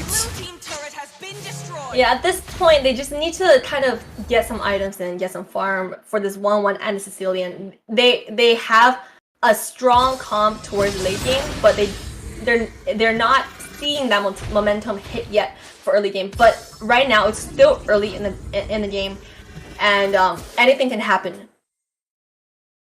Yeah, as we take a look at the items, we do see that Sicilian has already picked up that Clock of Destiny, Wanwan has picked up the Corrosive Scythe, and Endless Battle has been picked up for the Clint. We see that the turtle fight has started here for Lunastra. They are going to go ahead and pull it out. I'm not sure if that was on purpose. It looked like they were ready to kind of tank it, but now NovaCore has seen an opening. Numenon Blast coming in, does catch two of Lunastra. Down goes Totnak, and followed quickly behind by Liquid Power. And we are seeing a little bit of a problem with this Terizla right now, sitting here at 1-1 right now and not really having the same damage or effect that he has before, but this turtle is going to go over to the side of NovaCore. See that how important these flicker ult engages are for these tanks. And that ultimate makes a huge difference when Lolita had that flicker to be able to land that 2-man knockout with her ultimate. Yeah, and not just oh man, and then Sid does get popped up by Totnak. But we were talking before about some of these Lolita sets, not just, oh no, Seth in a little bit of trouble. Is he going to be able to get it off? He is not able to get off that crossbow attack and does get killed by Capitan. But down at the mid, we do see the players trying to kind of garner a little bit of position there. But like I was saying, we were talking about Lolita able to start that Numenon Blast in the bush, so that the enemy team, Lunastra, had no idea. They really couldn't see it. All they knew was that they were getting slowed until that flicker came out, and you saw Lolita come out with that. So a great play there by Ash. They were only able to pick up one kill there. Did pick up the turtle as well, but we've been saying, though, you need to kind of make these kills, kind of force these objectives out of these kills. There needs to be some translations there, or you're not going to be getting much value out of these kills, because that's not going to win you the game. You need to convert your advantages in early game towards objectives in order to actually like snowball towards late game. Yeah, so we are seeing a little bit of a power struggle up here. Liquid Power about to walk into a Totnak here. Does get that swing from Totnak, and Totnak's going to go ahead and disengage Azazel in a little bit of trouble here as Seth is putting on the damage here. And yeah, they are going to go ahead and disengage. Looks like they're going to reset. They do have 10 seconds left on this turtle. Seth is seeing a little bit of problem in the early game in farming. She didn't even build the boots yet, but she wants to get her the 3 core items up first in order to hit that power spike. Oh, what a Numenon Blast with the flicker there. Does catch Capitan, but that wild charge popping up 4 members, and down goes the rest of NovaCore. Liquid Power, is he going to be able to get away? He does go ahead, land that penalty zone, but he is taken down as well. That is 4 players. We're going to see it right here again. Look at this Numenon Blast coming in, but then the wild charge onto 4 members, and then Child Poppy is able to kind of clean them up there, and Liquid Power had no use, was going to have to use that penalty zone to maybe put some damage on. What a great pickup by Lunastra. We want to see, right? We want to see the engage just coming out of nowhere from the bushes with that ultimate. I'm not sure if, I think her ultimate was still on cooldown, but even just engaging from the bush out of the expectations, that's kind of play we want to see. As well as the Lunas. I have to say, Luna's just now, she was very, very careful on her positioning, not hot in that Luminous Blast, and watching and when she needs to go in to save her teammates. And that brilliance, I'm surprised how much damage it actually inflicted on Team NovaCore with just that light form. Yeah, right now, NovaCore a little bit behind. It is about a 4K gold gap in favor of Lunastra right now. We do see them kind of piling on. A wall does come out from Totnak. Lord is up, but both teams kind of vying for a little bit of an advantageous position. Yeah, right now, Isanshin is on the bot lane, just getting some minion waves. So Lunastra is not in a position to contest this Lord right now. Yeah, we do see Lunastra kind of setting up right now. They're trying to take down this tower, maybe try to open up the jungle a bit. This will provide them probably a little bit more of a pushback from NovaCore so that they can go ahead and pick up this Lord. We are kind of dancing around it right now. It does look like the whole of Lunastra kind of positioning around it, maybe trying to bait it out. Up at the top, it does look like there's a little bit of trouble. Liquid Power is going to be able to safely disengage there, though. I do see more plays coming from, like, more presence of Julian on this match, because we don't get to see Julian that much in this tournament. Yeah, and an uncontested Lord does go down for Lunastra here right now. We did see that Mountain Shocker coming out there. And as we take a look at these items, we do see that Clint is sitting pretty with that Malefic Roar right now. But Wanwan has picked up that Demon Hunter, so she's going to be able to do a lot of damage to some of these tankier heroes. But as we get onto the mages, we do see, I mean, I feel like Sicilian is just a little bit behind right now. We're still waiting for him to kind of get those stacks, and maybe a little bit of a problem up at top. Oh, he is going to be able to get away. Lord is crashing down at bottom. Seth putting on some damage. Azazel doing his best to kind of fend off Ashe here. We do see that Mountain Shocker coming down, putting some vision onto the map so that Lunastra does know where NovaCore is right now, and NovaCore make quick work of that first Lord from Lunastra. Consider that. Well, is there a lag on the stream? But we have to consider that Sicilian is it's very good at wave clear. So this game can still drag on to potentially like a 16-20 minute game, and that's when NovaCore's power strike is gonna hit for both Wanwan as well as Sicilian. And they have a lot of wave potential. Yeah, and especially Sicilian does have a lot of defensive positions when you are trying to siege onto these towers. He can eat up waves pretty quickly, especially as we start moving into the late game. And he is just like an infinite scale. We do see a little bit of engagement coming in here. Wild Charge does come on and connect onto the team of NovaCore as Azazel does take down Julian there. And Capitan is able to go ahead and clean up Ashe. Right now, we do see a little bit of damage, and they are going to go ahead and disengage. Looks like they're going to go ahead and push this mid wave in, and this man right now it is being unanswered by the side of NovaCore, and they are about almost 10k behind. Really like the decisiveness from Lunastra coming into the team fight. We're seeing some NovaCore's members getting very low right now, and they're able to get these towers even without a Lord. That's how far ahead Lunastra is compared to NovaCore. Oh, we saw an attempted Numenon Blast there from Ashe, but it did look like Totnak on that Grok was able to get away with that passive of activating an ability near that wall. So Ashe is going to come up empty from that Lolita ult. Man, and right now, NovaCore in a little bit of a bad way, especially now that you are missing 2 inhibitors. What this means is that the enemy team, Lunastra, is going to be able to engage longer. They now have, like, they are going to have the ability to go on in these fights and make it last, because there is a time limit for NovaCore to engage on these fights, because eventually they're going to have to answer these waves again.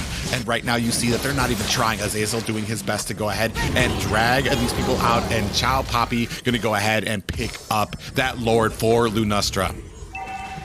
Point. This is the first time today we've seen such a huge gap in such a decisive gold lead coming from Lunastra. And right now, Team NovaCore is not, this is not time to really contest this Lord, but we just have to see if they're able to defend this Lord. If they're able to defend this push, they might have breather room to drag the game to late game.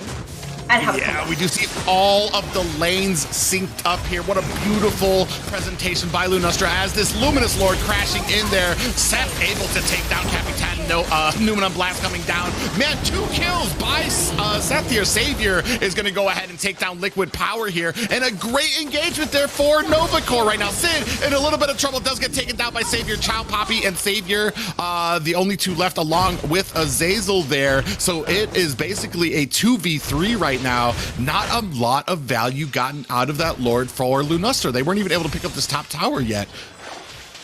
We do see, this is the first time in this match right now, we see 1-1 activate that ultimate, and we see that the amount of damage and heal it provides for 1-1. It's just a pity right now because Sicilian just now, he had not enough mana. He didn't have enough mana to clean up after team fight. His Lunas was very low and not retreating. Yeah, right now he does have Clock of Destiny and Winter Truncheon. He did kind of forego a little bit more damage because he went for the Winter Truncheon. So he went for that defensive item instead of trying to go for the more damage. And I don't really think he's doing too bad. He's only 0-1 right now. So I'm not sure if it was warranted to pick up that Winter Truncheon yet, especially because you're going to kind of want that damage. You want to get there as soon as possible on the Sicilian right now, especially now you have no more inhibitors left, so it's all going to come down to a lot of this wave clear. I would disagree with you on that because for Sicilian, like the common builds for a Sicilian player, usually it's the core items is the divine is that the first two core items, the Clock of Destiny as well as the Lightning Truncheon, and after that, what you can build, like a lot of players build tanky items that also give you mana. That's like a conventional build for Sicilian, especially if you're behind. So I think personally, it's not like his build right now is alright. Oh, we just see a concealed play that is going to try to be countered by that Numinum Blast. They're not going to get much value out of that as Sid is trying to chase down Savior. He is thinking twice about that. So a little bit of a tip-tap there. We did see that Ash was almost caught there, was able to kind of counter back with that Numinum Blast, and the rest of NovaCore able to close ranks around. But it did allow Lunastra now to go ahead and get some wiggle room to try to take this next Luminous Lord. Honestly, this Lord is going to be uncontested. With Isan Shin as well as Clint, they can just burst down the Lord super fast. And with all the inhibitors gone right now, NovaCore is not really in the position to contest the Lord yet. They still haven't reached 18 minutes. Right now, maybe the best... Oh, 1-1 got caught here. Yeah, and this is not going to be a good way for NovaCore right now. You are now at a 4v5. Unfortunately, maybe a little bit of a misplay by Seth there.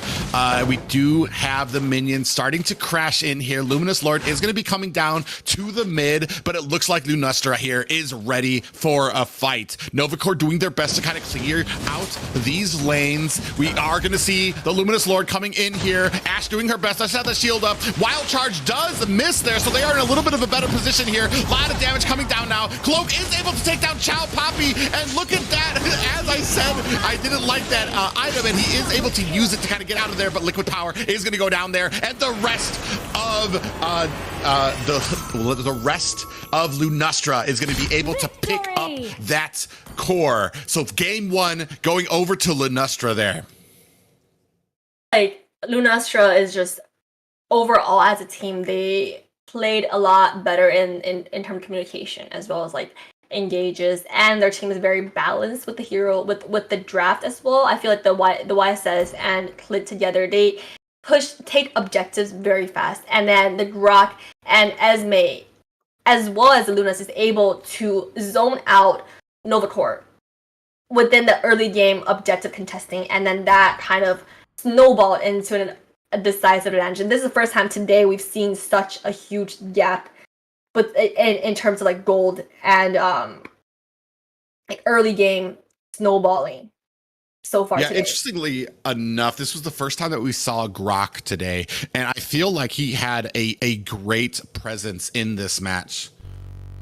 Yeah, especially like early game healing. He knows when to engage. He knows when to take care of his marksman and use his skills to help his marksman escape, and that is kind of core that we want to see. But I have to say, Lolita did make some good plays for the side of NovaCore. We see the engage in the book, the flicker ultimate. That was very good play from Lolita. Yeah, I felt Lolita had some great plays, but I feel like overall, NovaCore had a little bit of an issue kind of like banding together. I kind of felt like they weren't on the same page when it came to some of these engagements. Some great sets by Lolita, but it didn't really feel like NovaCore was able to capitalize. Yeah, the follow-up just wasn't there, even with such beautiful sets. And that's kind of where Lunastra kind of like started spreading it apart and increasing that gap. They were able to kind of come together. Their rotations were on par. They were target focusing. And even in the draft, it kind of felt like they prioritized, it felt like NovaCore prioritized what they thought were powerful heroes rather than what worked together. Yeah. I did not really see much presence from Julian coming out, and we saw a big difference in the two teams where when Groth made an engage, the team was very quick to react and follow up. But when Lolita had those sets, it just seems like the team were a little bit scattered around and they weren't very quick to react into that. And then with Lunastra, they were just able to catapult that advantage and just snowball towards late game. And they didn't really give NovaCore a point to break, and the points come back towards late game. Yeah, but we're gonna go ahead and set up for this next ban phase for Lunastra taking on NovaCore. Are we going to be seeing another game 3? Is NovaCore going to be able to come back from the deficit of what we saw there, kind of come together, maybe pick a comp that more kind of focus on how well your comp plays off of each other rather than just picking those strong heroes? Because we saw from Lunastra, man, they're not only were they strong picks, but they were strong picks that kind of melded well into each other, especially when it came to that CC. It's always about the team comp, like how rounded out your team comp is, how the synergy between the players, between the heroes. That's what we want to see. And sometimes the meta pits we saw in the games between Team Sexy and Evil. Sometimes the meta picks are out, but nobody picked it because that's not the best hero choice for that specific game, or they're not comfortable enough to pick these heroes, and they were still able to win the game and do very well towards the end. So it really comes down to, are you comfortable with this hero? Is this overall team composition easy to execute, as well as is it balanced, and do you know what your power spike is, what your win condition is? Yeah, but with that said, we are going to go ahead and take a short break. But after that, we are going to be moving on to Game 2, Lunastra taking on NovaCore.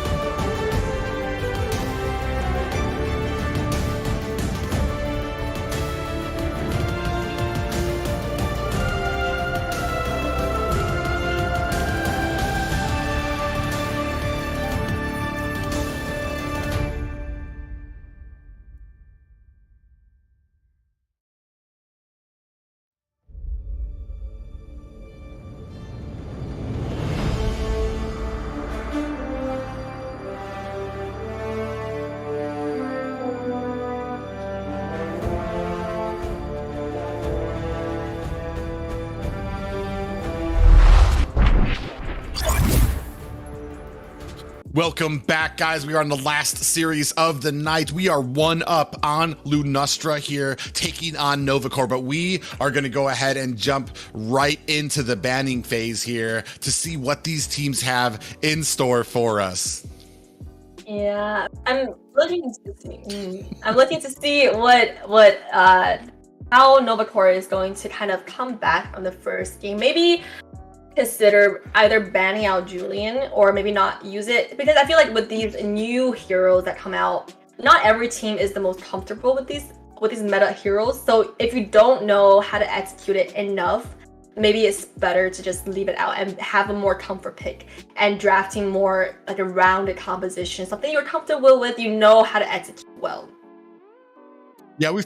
Yeah, we've talked about it before. We were talking about it a little bit during that little break, that if you have one of those meta heroes, those OP heroes that you know are dangerous, but if you don't know how to play it, it's better to just leave it alone and pick up something that you are comfortable with. Because not only are you picking up something that you don't know how to use, but you're essentially making your team fight a 4v5 because you're still learning, you're still trying to find out what you need to do to kind of maximize on that hero. And unfortunately, I feel like that was kind of the story for NovaCore, or at least they just weren't as comfortable. Definitely not as comfortable as Lunastra was with their composition, because they seemed on it. They were setting up some great picks, especially with that Grok, with those wild charges, just some immense sets by him with Totnak on that. And maybe pretty much, I mean, a star. He didn't get a lot of credit when it came to those points at the end, but I feel like that, especially that early game, definitely carried by him there. So I definitely would like to see maybe a little bit more comfort from the side of NovaCore. Stick to what you know, stick to how well your compositions can kind of synergize with each other there. And also, I personally just feel like I prefer compositions that are easier to execute, that comes out ahead, there's less like potential for fallback and not knowing like how exactly what exactly to do in each situation. And especially when certain team comes, like some heroes, it really comes down to the nitpicking, like the details of your execution. And when it comes to that, it really depends. You really need to be comfortable with those kind of heroes. Yeah, and not just that, but like with some of those picks, we were talking about it before, Lolita had some great sets, especially with that flicker, just especially with the planning of it there, being able to kind of start that Numenon blast from a bush. The enemy team didn't really know what was going on, and usually it takes about a second for that slowness to kind of register when you're caught in that Numenon blast. You're like, what's going on here? Oh no. And then you realize that it's coming down, but it did look like NovaCore just really wasn't able to react on it. We talked a little bit about it. They were maybe a little bit too far behind, maybe not as confident in being able to kind of close in around Lunastra there. So there were a lot of kind of missed opportunities by them. And so hopefully here we can see maybe a little bit of a change, a little bit more confidence. Maybe they need to pick up something a little bit more early as far as their comps to kind of close around their composition to round it out there. But we are finally ready. We're going to go move on to those band picks for this game 2. Minotaur ban right away again. I guess Ash must be a very, very good Minotaur player for them to have so much fear and ban it out right away. And we're seeing this Cho ban again. Yeah, I mean, if that Grok by Totnak was any window into Totnak's skill, they're definitely probably a good pick, because I know he has used Cho in some of the earlier rounds, did very well with him, but right now we are seeing that Valentina getting banned out here, followed by the Ling on the side of Lunastra. And Julian bans, pretty conventional bans, the size 2 respect bans for both teams.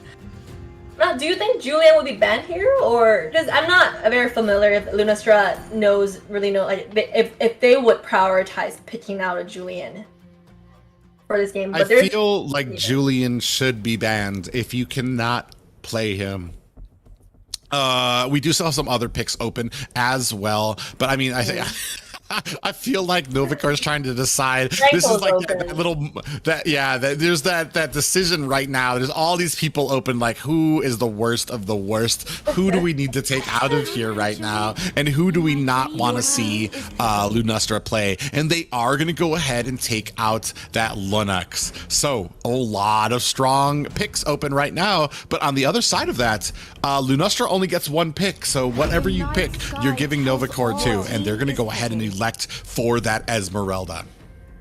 And I'm hoping this does not like lead to the similar situation last game where you're kind of prioritizing these meta picks, because there are a few heroes that are still open. Julian is still open. I'm not sure if NovaCore wants to continue with that draft for this game. As well as Franco. We know Franco is always banned. Belmont's open in this game so far. I feel like Belmont, a good strong pick here. Not even honestly, dare I say it, he's pretty easy to play. Like, it's not really hard. You spin, you go in, you get some damage, pick up a buff or two, get your butt out of there. So a good pickup by them, a very solid a pick for the side of NovaCore here. We do see that Claude being picked up by Seth, but on the side of Lunastra, we are gonna see the mage being picked up by Chopapi here, and we're gonna see Karina. Ugh. And that's another one that we kind of forgot about. So with the Kagura, you're gonna have that zoning out. You're gonna have to watch out with how you place this Claude. But man, already, I'm going to tell you right now, Karina, while she is countered, I feel like she is countered by Belmont. Just the movement and the mobility, the ability to get through and flank your opponents. If you can get towards that back line, like, she is going to absolutely shred, especially with now that she builds damage instead of tank, which has become the meta here. But right now we do see like a Balmond as well as the Atlas, very like front lines, and Claude with the Blazing Duet has a decent amount of mobility. So it really depends on like what the other two picks is gonna look like for Team NovaCore right now. We're seeing Franco banned right now. I think potentially they can ban out a Marston here on the side of NovaCore. It's like a great ban for the side of NovaCore here. We did see how well Franco does play into that Atlas pick. I mean, if you're landing those iron hooks and then suppressing Atlas, I mean, there's not much that he can provide for your team. You've essentially basically shut him down. And then the Diggy ban for the side of NovaCore there. That we do know that time journey, especially lethal against an Atlas there, as he can go ahead and negate all of that CC there from the fatal links there. But we are going to go ahead and see, we see a ton of mages being focused down from the side of Lunastra. I didn't we didn't see Diggy ban previously when Atlas was used, but I'm looking forward to see how Ash executes this Atlas in this game. Are we actually seeing a Mincetar pick right now? Yeah, I mean, I like it, especially if you can pull in Karina. You've essentially just shut her down. She's not going to be able to use that speed to get out of there, not going to be able to use that Shadow Assault to kind of like use as a dash. So I mean, it depends on how well you play it, and especially because it's going to open it up for Ash on this Atlas to be able to maybe land that Fatal Links as well. So I really kind of like this, but we do see on the side of Lunastra here picking up that Kai and deciding right now on what type of marksman, and it looks like we're going to go ahead and settle right on to Irithel. I'm looking forward to see how Irithel plays well. I was hoping that they picked the carry personally, but Irithel, she did get a buff at one point, right? But she also, it was nerfed right away after a little bit, so she was not played as much. But I like if you build a very if you stack up on damage towards late game, she does do a lot of damage in late game, especially if Irithel snowballs. Yeah, with that heavy crossbow, she hits like a truck, and especially with a little bit of the disengage and with that heavy spin from Akai on this Tok'nak. And like I said, like he is pretty gifted when it comes to these roamers that he's been picking. And if that says anything about how is Akai, we're definitely going to see a much better game, probably able to use that heavy spin to pin somebody against the wall. And that's where Savior's going to be able to come in with that heavy crossbow and do a decent amount of damage. On the side of NovaCore, we do see that Farja pick up there. I really like the pick going in towards the back line for Aether, especially when you have that Aether drafted with less mobility compared to marksmans like Claude. So for Farsa, especially towards late game, she does a lot of damage in team fights, shutting that Aether down.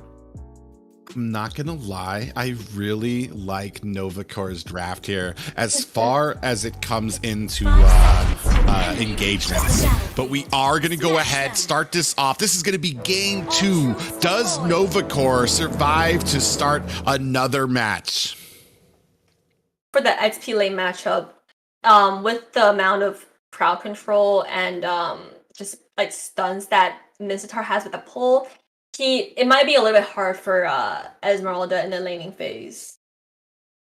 It's actually a very interesting matchup for that side. I'm not even really sure who wins that. I'm assuming Esmeralda will probably win the early game. It's really going to come down to these team fights. Cloak actually going to have to disengage there. Does get caught out by Chow Poppy and down to half health, so we're not going to see an early rotation from him. It's like Mizzitar really needs to at least hit level 2 or level 3 to fight with Esme, because right now we see Esme was able to kind of push Mizzitar in the turret and kind of freeze the lane a little bit in the early game matchup because Mizzitar was still level 1 at that point. Yeah, and we see Tok'nak pretty deep into NovaCore's jungle here, basically enforcing his will there, is coming behind Seth there, and I think he knows it. We are going to have a gank here. Chow Poppy is setting up. Savior coming in there. Is it going to be enough? Seth trying his best, but there is Akai able to get away! And man, what a great play, NovaCore, and that Seth does live. I think he's of health. We missed, missed that teleport there, but he is going to go ahead and get back to base there, and just a great play on him not getting caught out there. Very close. He was positioned that closer towards his base, so he was able to kind of go back and retreat, have a close retreat path already ready for him. And right now, both teams are doing very well in the aggression, and Turtle fight is coming right now. Yeah, we see Azazel coming in here, does come down with that falling star moon. Futaba is able to pick it up and does get the kill onto Liquid Power. Might be in a bad way here. Sid trying to disengage, but getting slowed down as the rest of Lunastra is in chase here. And man, I mean, NovaCore still having a little bit of issues with these sets for these objectives. I mean, Atlas needs to at least reach level 4 to make a huge presence on early game. Especially Atlas is kind of squishy in the early game, and he did not reach his level 4. Does not have the fatal links yet. So in that contest, it was hard for Belmont to he was not in a good position to contest for that turtle. Yeah, we do see Tok'nak coming in with the heavy spin. Seth is going to be able to wisely get out of there, but caught by the umbrella. Oh my god, what? Goes down. I think is that magic worship? Yeah, it was. That took down Claude. Unfortunately for him, Sid and Ash are going to come in here to try to provide a little bit of support for this lane. And Sid goes ahead and picks up that gold minion. In the early game, we already see how much damage Aerithel does. So for Aerithel, it's just the problem with mobility and survivability. That's the only main issue with Aerithel. Otherwise, damage-wise, Aerithel is probably like in late game and building a heavy damage-focused build. Aerithel probably does the most damage out of all marksmen, or one of the most damage, like one. Yeah. And we're seeing that she already has that Wind Talker, almost 1,000 gold up on Seth right here in that lane. So a little bit of trouble there for them. Ash is going to be forced to disengage here. Tok'nak able to take down Seth again, and they are focusing this gold lane hard. And unfortunately, there's only so much dancing that you can do in that gold lane without the proper support. It's not really, he's not on the bottom lane enough to support this Claude. And for Lunastra, they continuously gank this Claude since the early game, even before this cat reached level 4. She was already ganking the gold lane and putting pressure on this Claude, so making it give him a hard time in farming. And right now we see Karina is starting turtle right now, and Belmont does not look like he's in a position to contest that. Yeah, and it looks like they are going to go ahead and try to focus this bottom one, but you just gave up a turtle. There needs to be some value from it. And look at Karina already just going to go ahead, get in there, take that red. Ashe is not going to be able to do much here right now. We do see that feathered airstrike coming down, putting a little bit of damage onto Totnak here. But man, I mean, I feel like something, if you're going to give up turtle, you need to kind of make something happen there. And that might not just be NovaCore. That might have been a little bit of Lunastra there. You did see that Savior was way back on that tower, kind of read the position, read that there was nobody else from the enemy team at that turtle, and knew that there was a gank incoming from somewhere. Yeah, for sure. So when you are, especially if you're not too far behind in gold, they are right now. They're looking at a 3,000 gold difference. But when you're not that far ahead, far behind, you always want to look for a trade. You don't want to give anything away for free to the other side. Yeah, Totnak does go down there, does activate that Fatal Links onto Savior with that Feather Airstrike coming down, but it's not going to be enough. And we do see that Ashe did get pinned against the wall and does get taken down. Totnak does get down as well. Sid with that spin. Umbrella damage from Chow Poppy. Man, I feel like as we move later into this game, Chow Poppy is going to become an absolute menace here. For sure, but the cat, I think cat counters Farsa a little bit if you're able to position well enough to catch her with that ultimate, and does provide a lot of crowd control towards the late game. But I really want to see what you were talking about earlier with the Minstatar and the Atlas combination. If they're able to find some way to make a synergy and make some plays happen for NovaCore. Yeah, unfortunately, it seemed like it was good on paper. Ashe is getting frozen here, is going to be taken down by Futaba with that Feather Airstrike, trying to support him, but it is not enough. We do see, man, Esmeralda down at the bottom of Azazel is going to be pushing into this tower, but Claude is going to come ahead and try to counter that. We do see that the turtle is up. It is going to be starting up at the top tower. Futaba does go down. Minstatar really low, and the flicker. Chow Poppy is going to be able to go in there with that Yin Yang overturn and take him down. And sadly, what we're seeing right now is Liquid Power just having trouble trying to, I mean, it was good on paper, but the execution is they're having a lot of trouble kind of applying that against Lunastra. For sure, and even though it was more like a 1-for-1 trade, they were able to get down a tower up on top lane, although nobody's taking the turtle yet right now.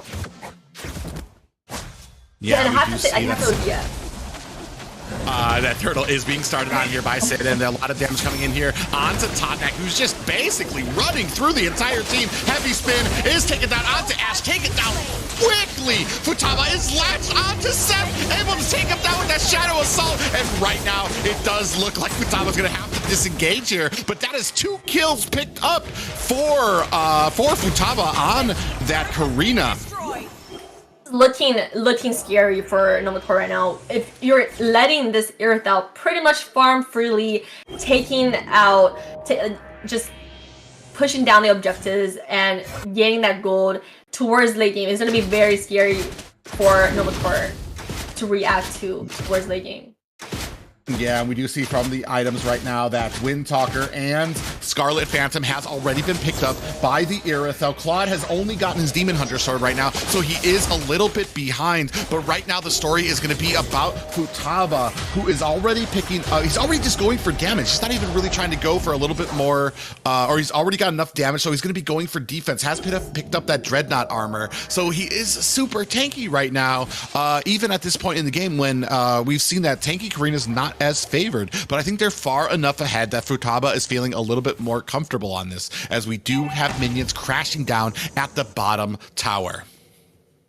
Seen Akai, every heavy spin so far, he's landed most of it, most if not all of his heavy spin, and was able to at least successfully pin down one person from NovaCore. Yeah, we do see that Falling Star Moon coming down, collecting onto Liquid Power. Has not really successfully been able to use that pull into a King's Calling that would enable him to kind of shut down anybody. Having a little bit of a trouble here dealing with the Esmeralda, but we are about 20 seconds removed from this first Lord coming up. There is a lot of pressure for NovaCore at this point of the game. They are looking at a 5,000 gold deficit compared to Lunastra, and they let the Irithel farm freely in the early game as well as. So right now, I think what they really needed to work on is for that Farsa to get some of that core damage out and catch this Irithel and just burst her down.